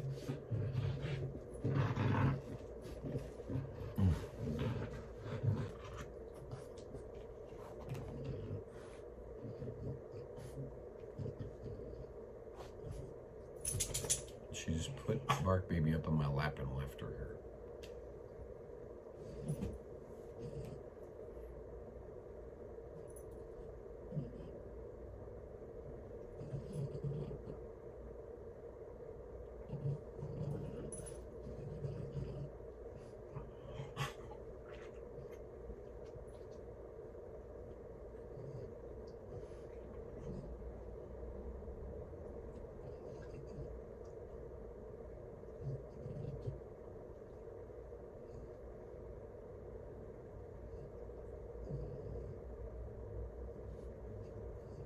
Yeah.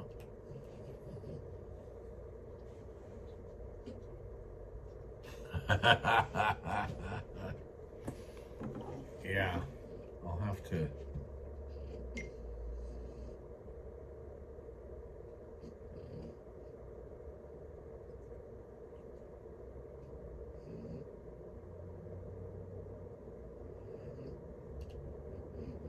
She's all stretched out here on the floor.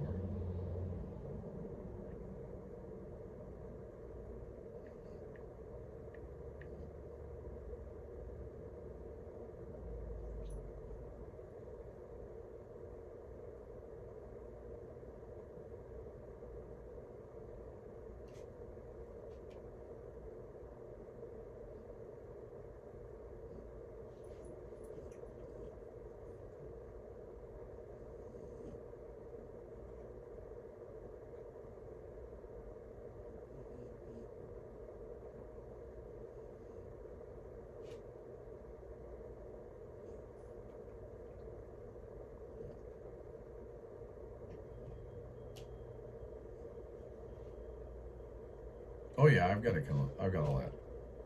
I located everything I needed.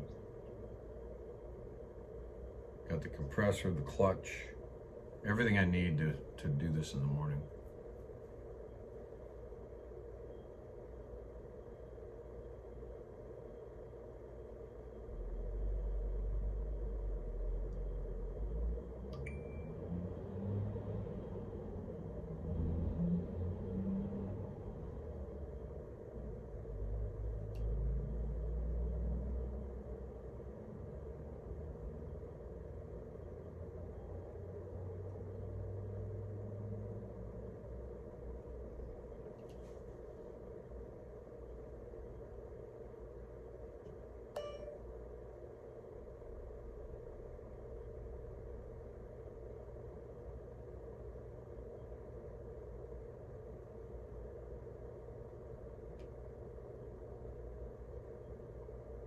I downloaded a spirit box.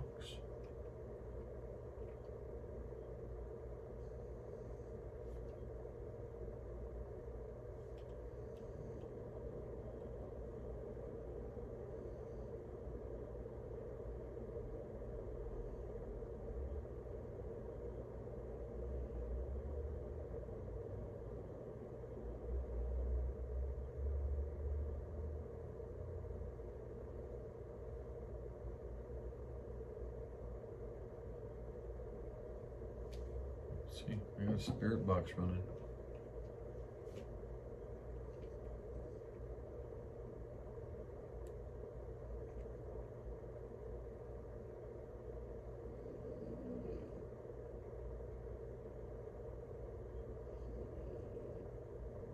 Wow, that's kind of weird. A reflection.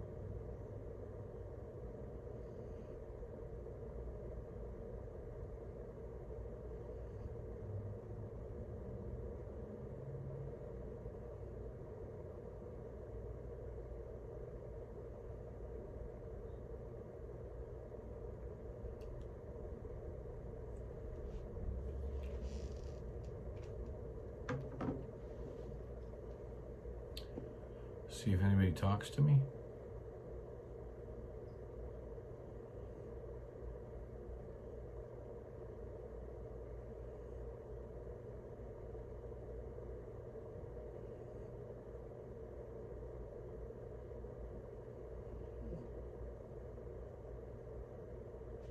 So I got that one.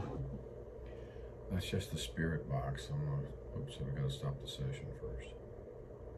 All right. Then I've got this one I want to check out.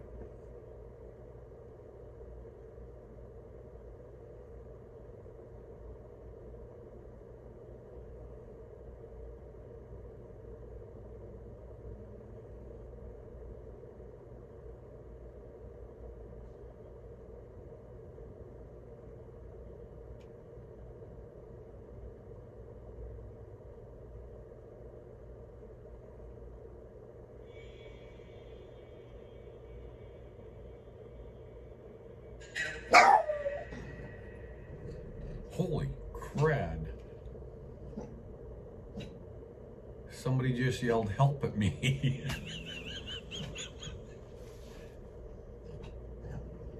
Are you here? It scared her. Did you hear that? Someone yelled help.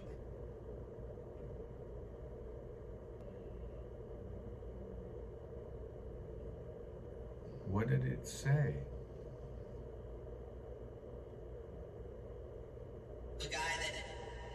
The guy that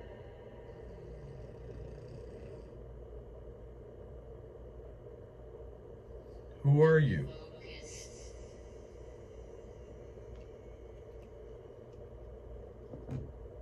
Who are you?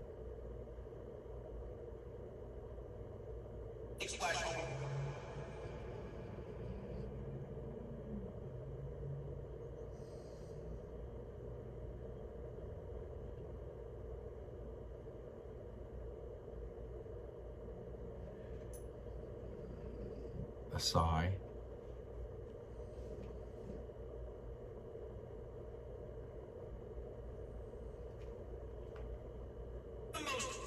The most.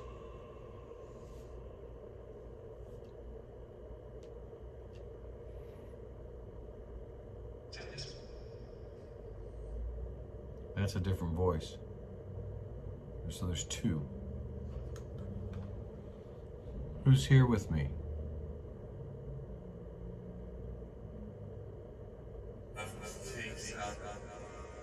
You don't think so? I don't think so?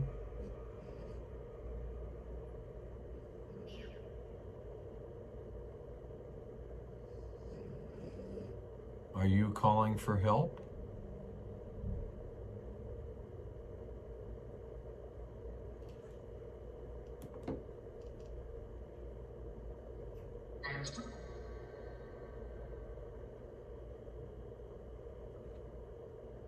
What is your name?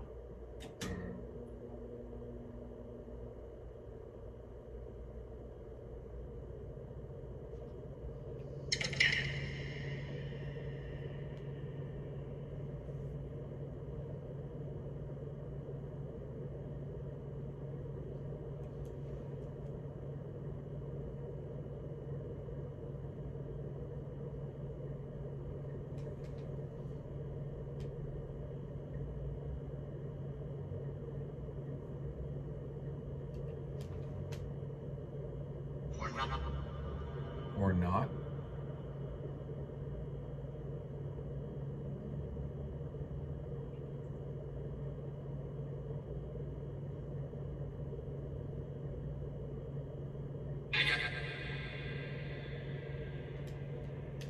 It's a guy. What? That was a different.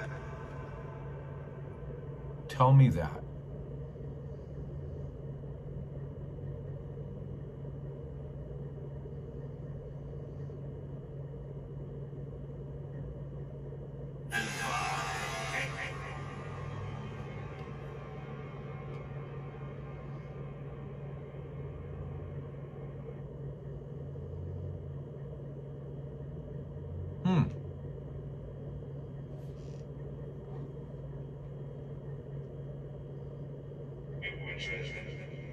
It was his?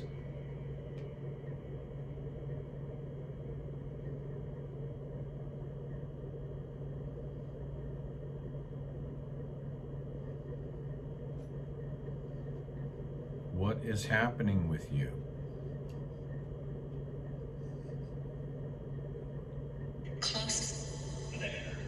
That was a woman saying close. What?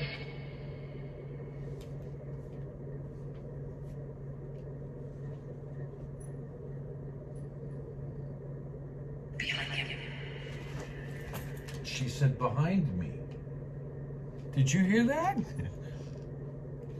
She said behind you. Are you here with me?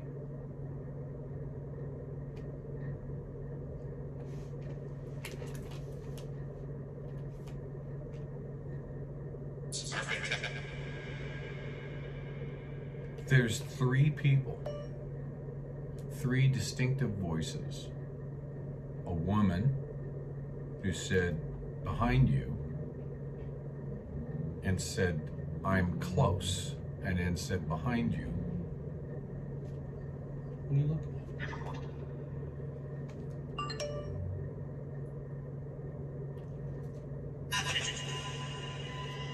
at? Wow, this is a lot of activity. We warned you?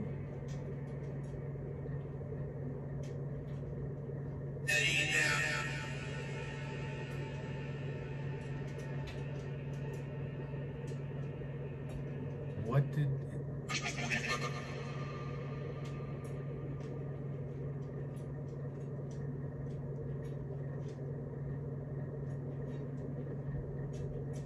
What's the date today?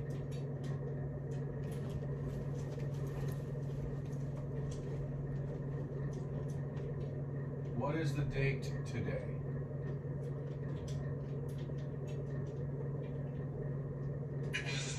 It was was the date today?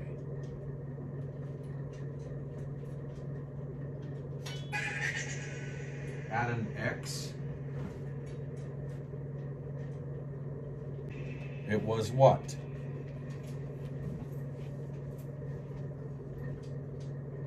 It was what? How can I help you?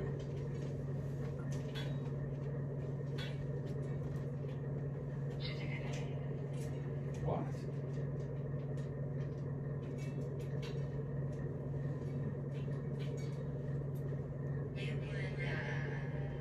Hey, Brenda. Is your name Brenda? She said, hey, Brenda.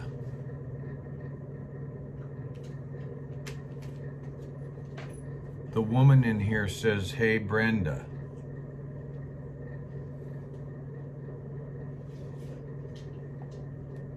This is cool.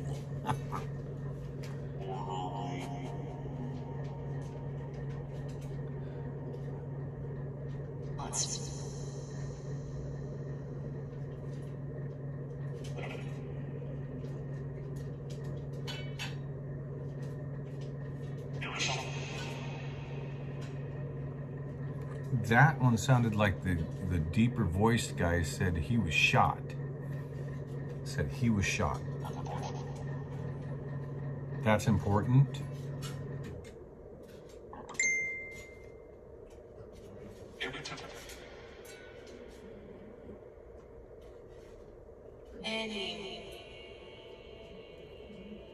Penny.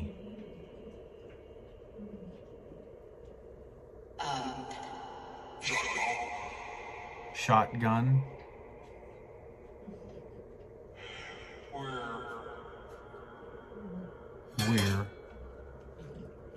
We're.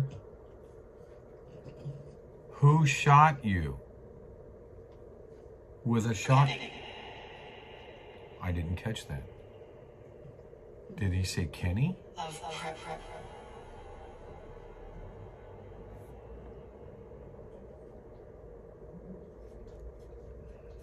Kimberly, I'm on a ghost hunt. Need to be duped?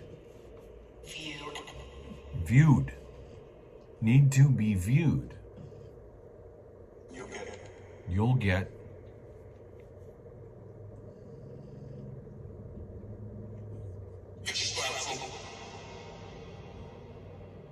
Something slapped? Ford?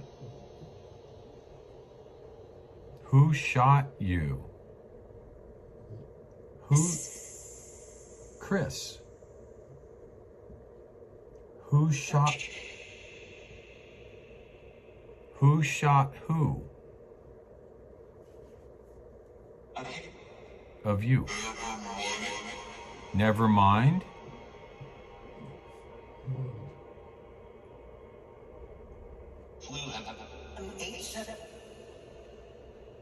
There's 4 people. There's 4 distinctive voices in here.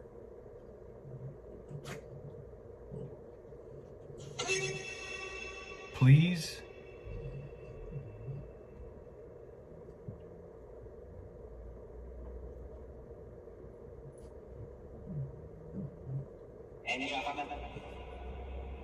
And you something.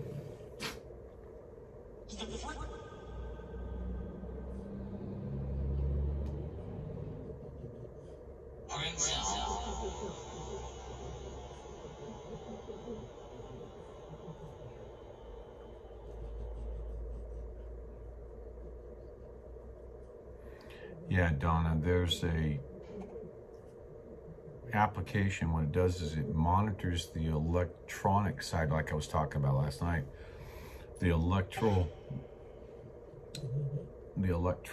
that you can't hear with your ear. It picks it up through the microphone and it translates it. Jesus Christ. Jesus Christ. You just said Jesus Christ.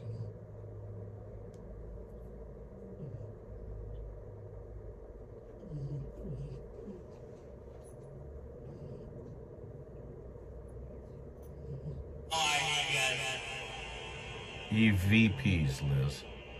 EVP.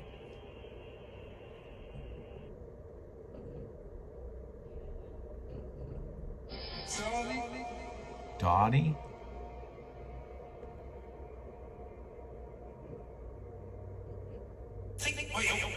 Think real. This is amazing. This is really. There's 4 distinctive voices going.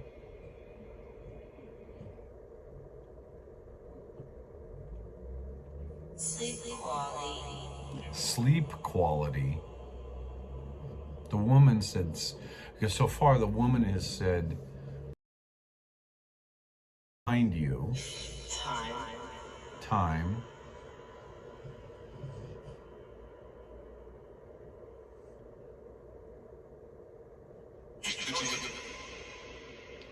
The guy with the lower voice, I'm having a hard time distinctly finding what he's saying.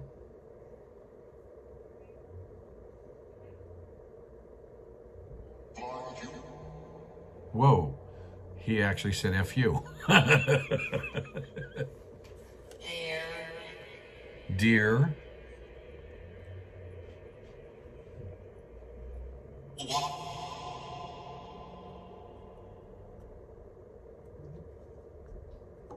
Yeah, what about Brenda? The iPad. The iPad. He actually said the iPad. What about the iPad? My iPad's here in the window. What about the iPad?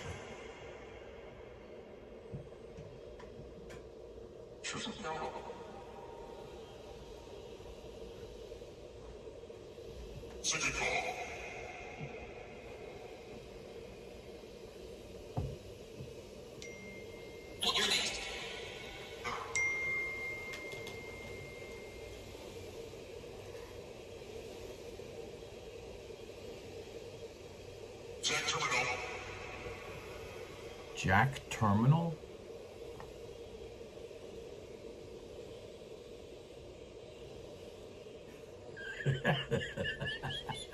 Kimberly.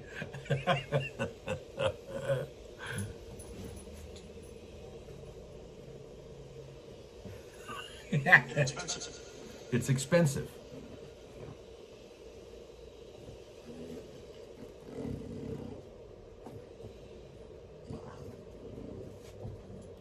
What are you watching? Now that's a 5th voice. That one had a distinctive tone to it. No, stop. Stop. You're gonna get tangled up in those cords over there. Over here. Come over here. Stay out of those cords.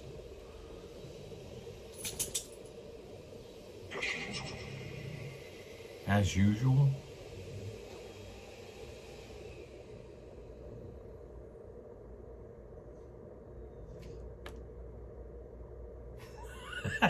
Jimmy.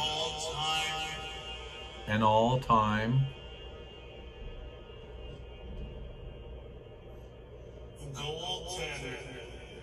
Golden.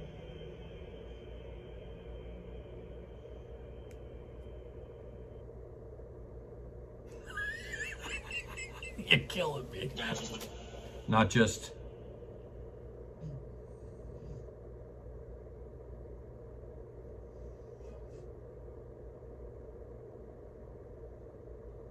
What'd you get me into here, Joe?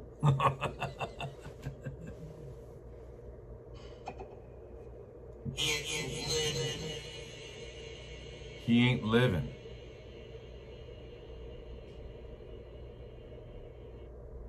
There's 3 men and a woman. Who is the woman with? Who's the woman here with me? Who's the woman here with me, behind me?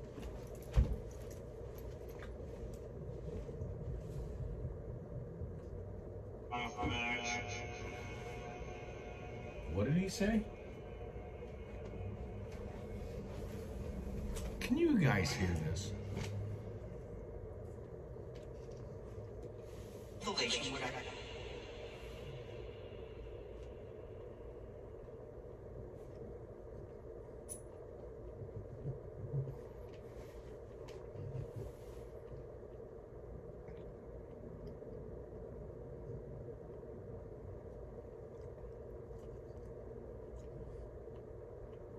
Do you want some pizza?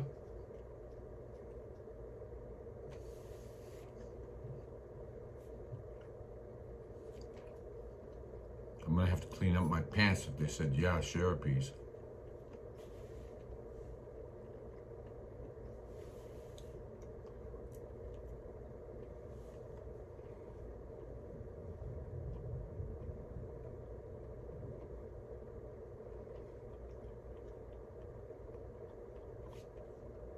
What, I start eating and they stop?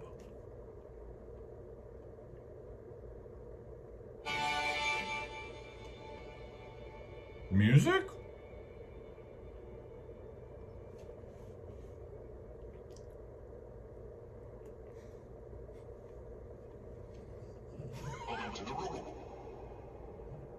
Take him to the window.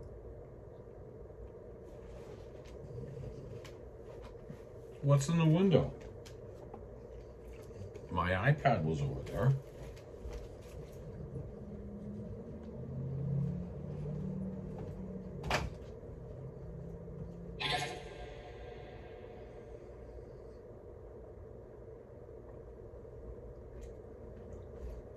He said kite.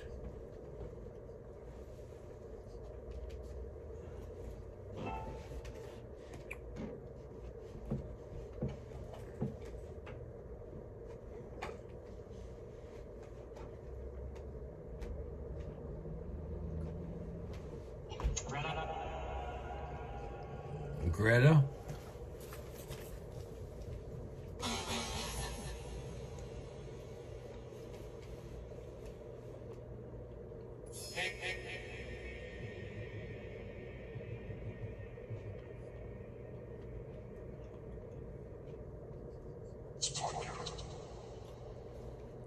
It's a podcast. How the hell would a ghost know that it's a podcast?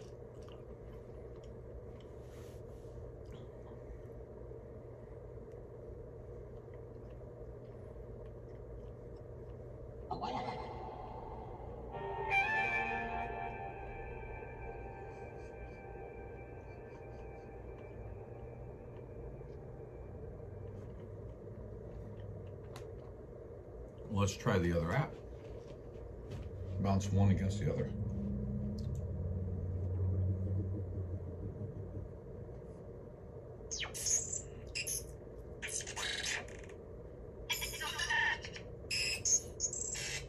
No, there's something here.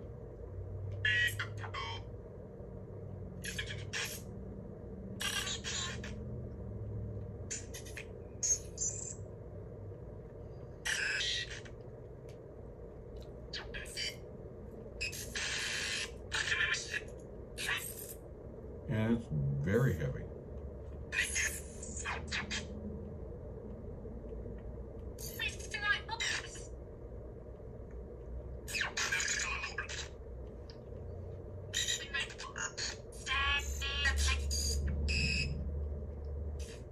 That woman said, Unknown caller. hello? Hello?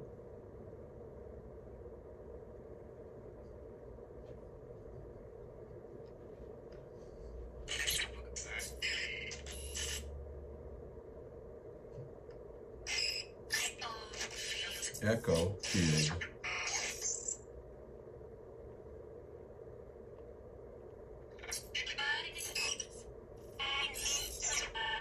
That's that woman. What you doing?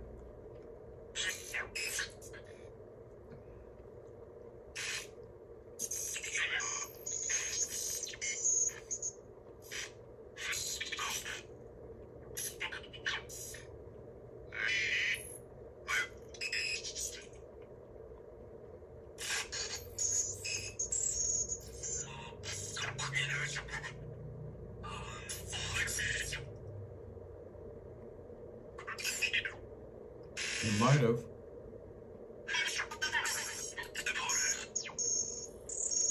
Dakota. There's 2 or 3 voices at the same time.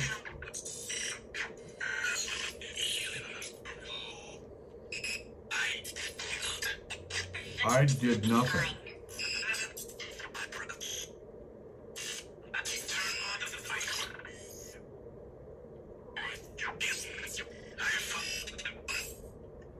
I thought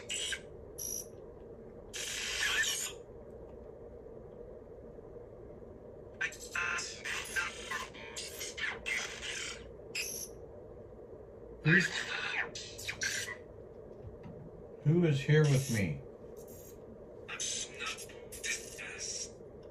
I've had enough of this stuff.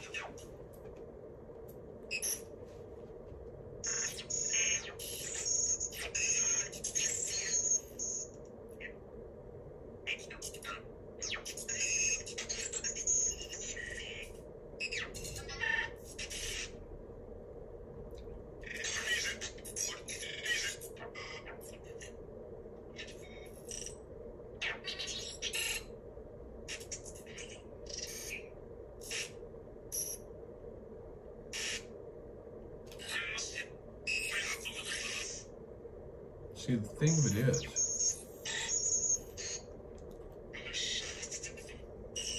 use the same map here at my home and I don't get nothing. What?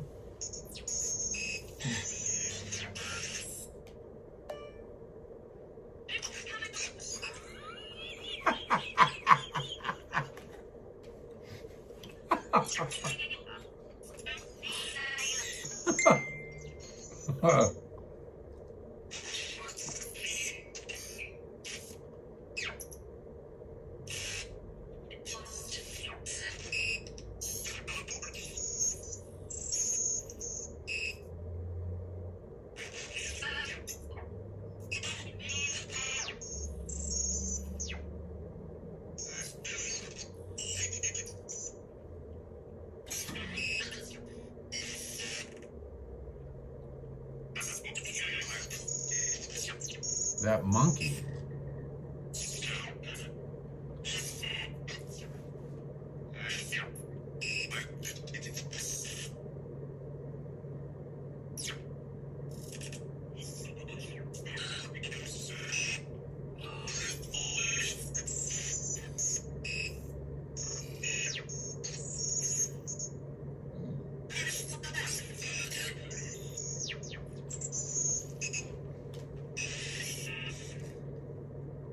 I'm still freaked out over the guy saying that's a podcast.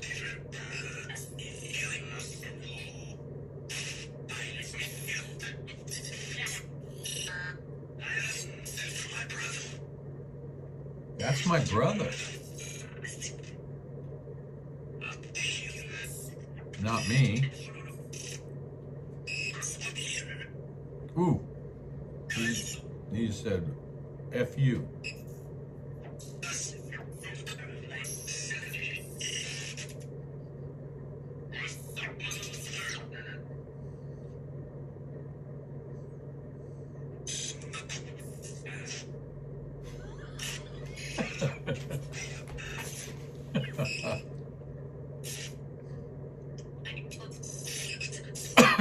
That woman's in there. I can something.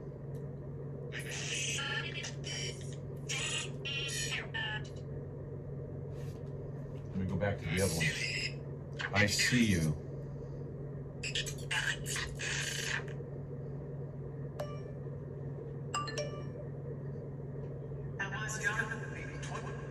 I was drunk.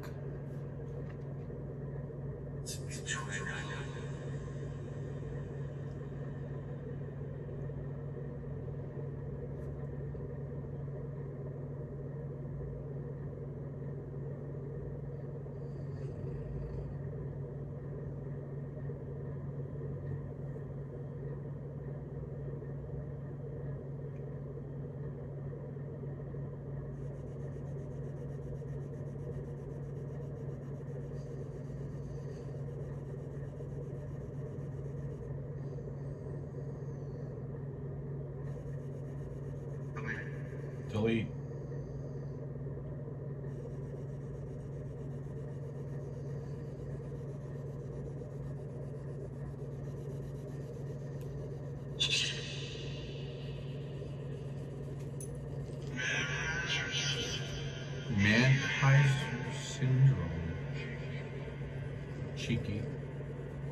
Manheiser syndrome. What is that? Don't go to the light? What are you whimpering about?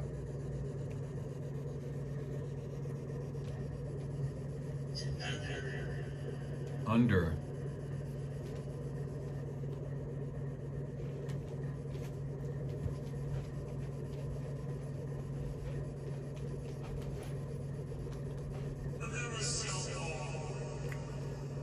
I never sell block.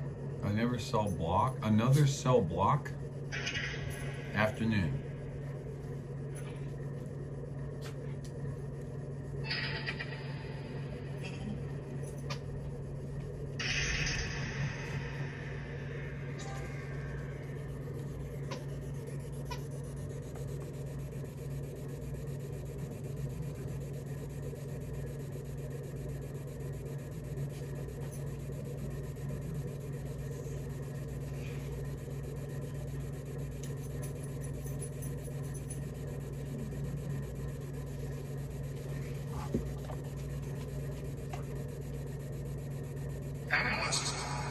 Animalistic.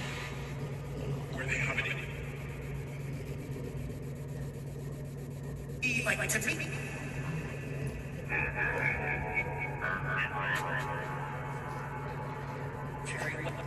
Cherry pie.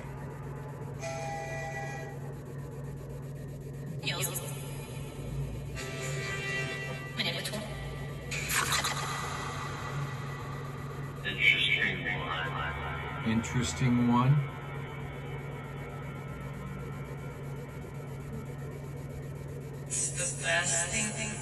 It's the best thing.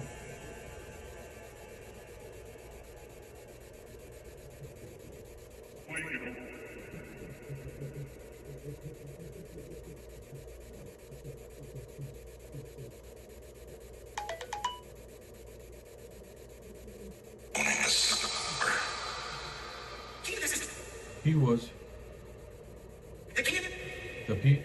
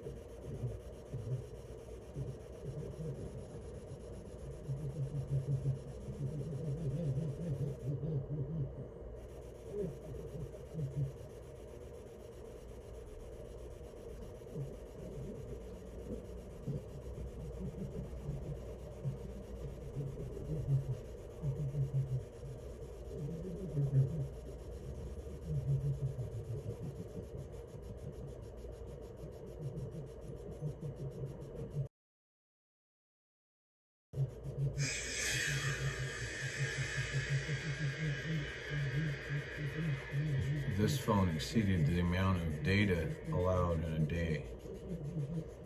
The app has a data limit.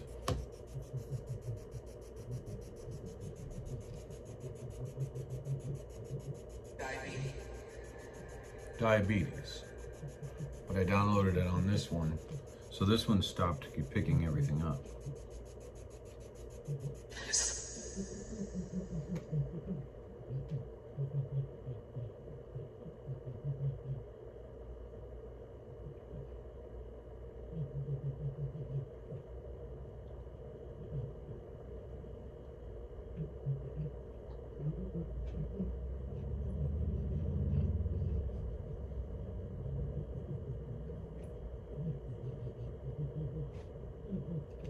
Oh, cool.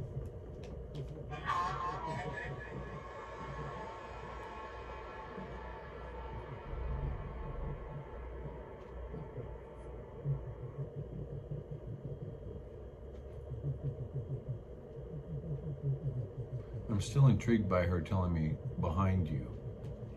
What?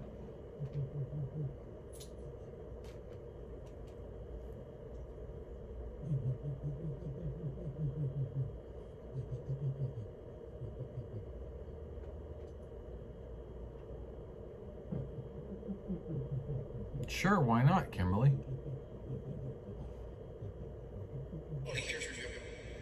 I want to hear from you.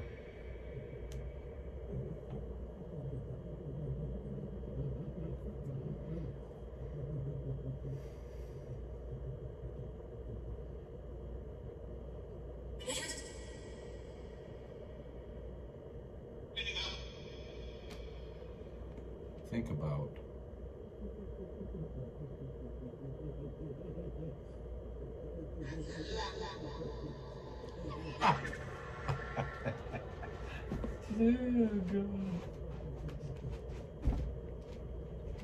I've seen some of these apps actually used by Jason.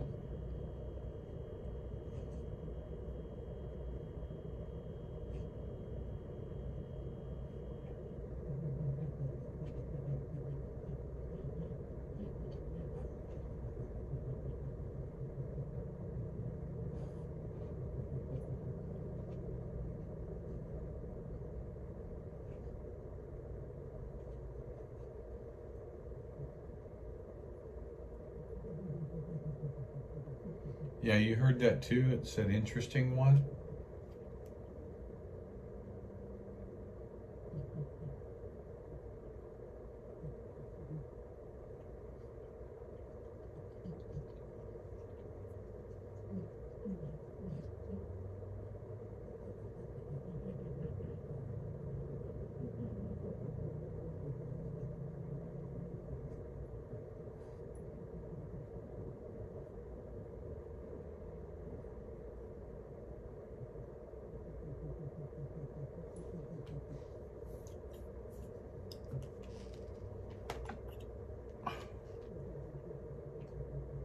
You guys.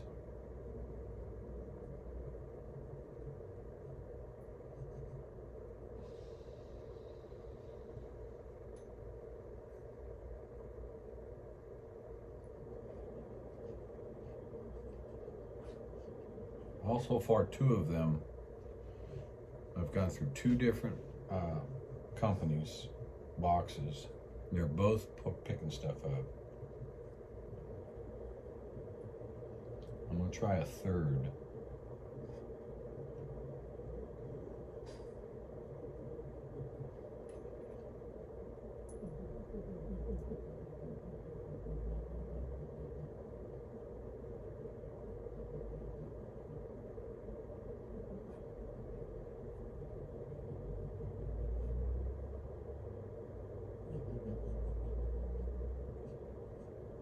There's one with EVP monitor.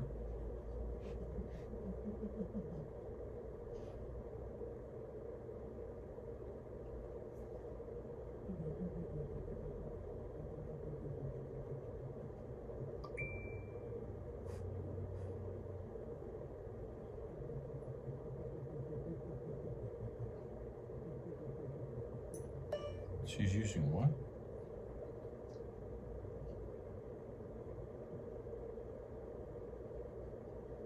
That's what I'm using.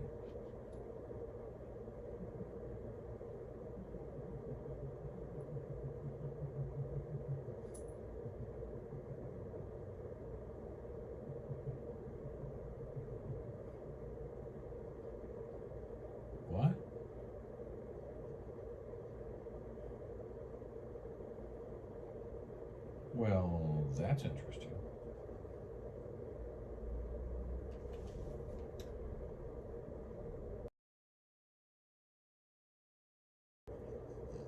I didn't talk to her. This one's got a lot of good ratings.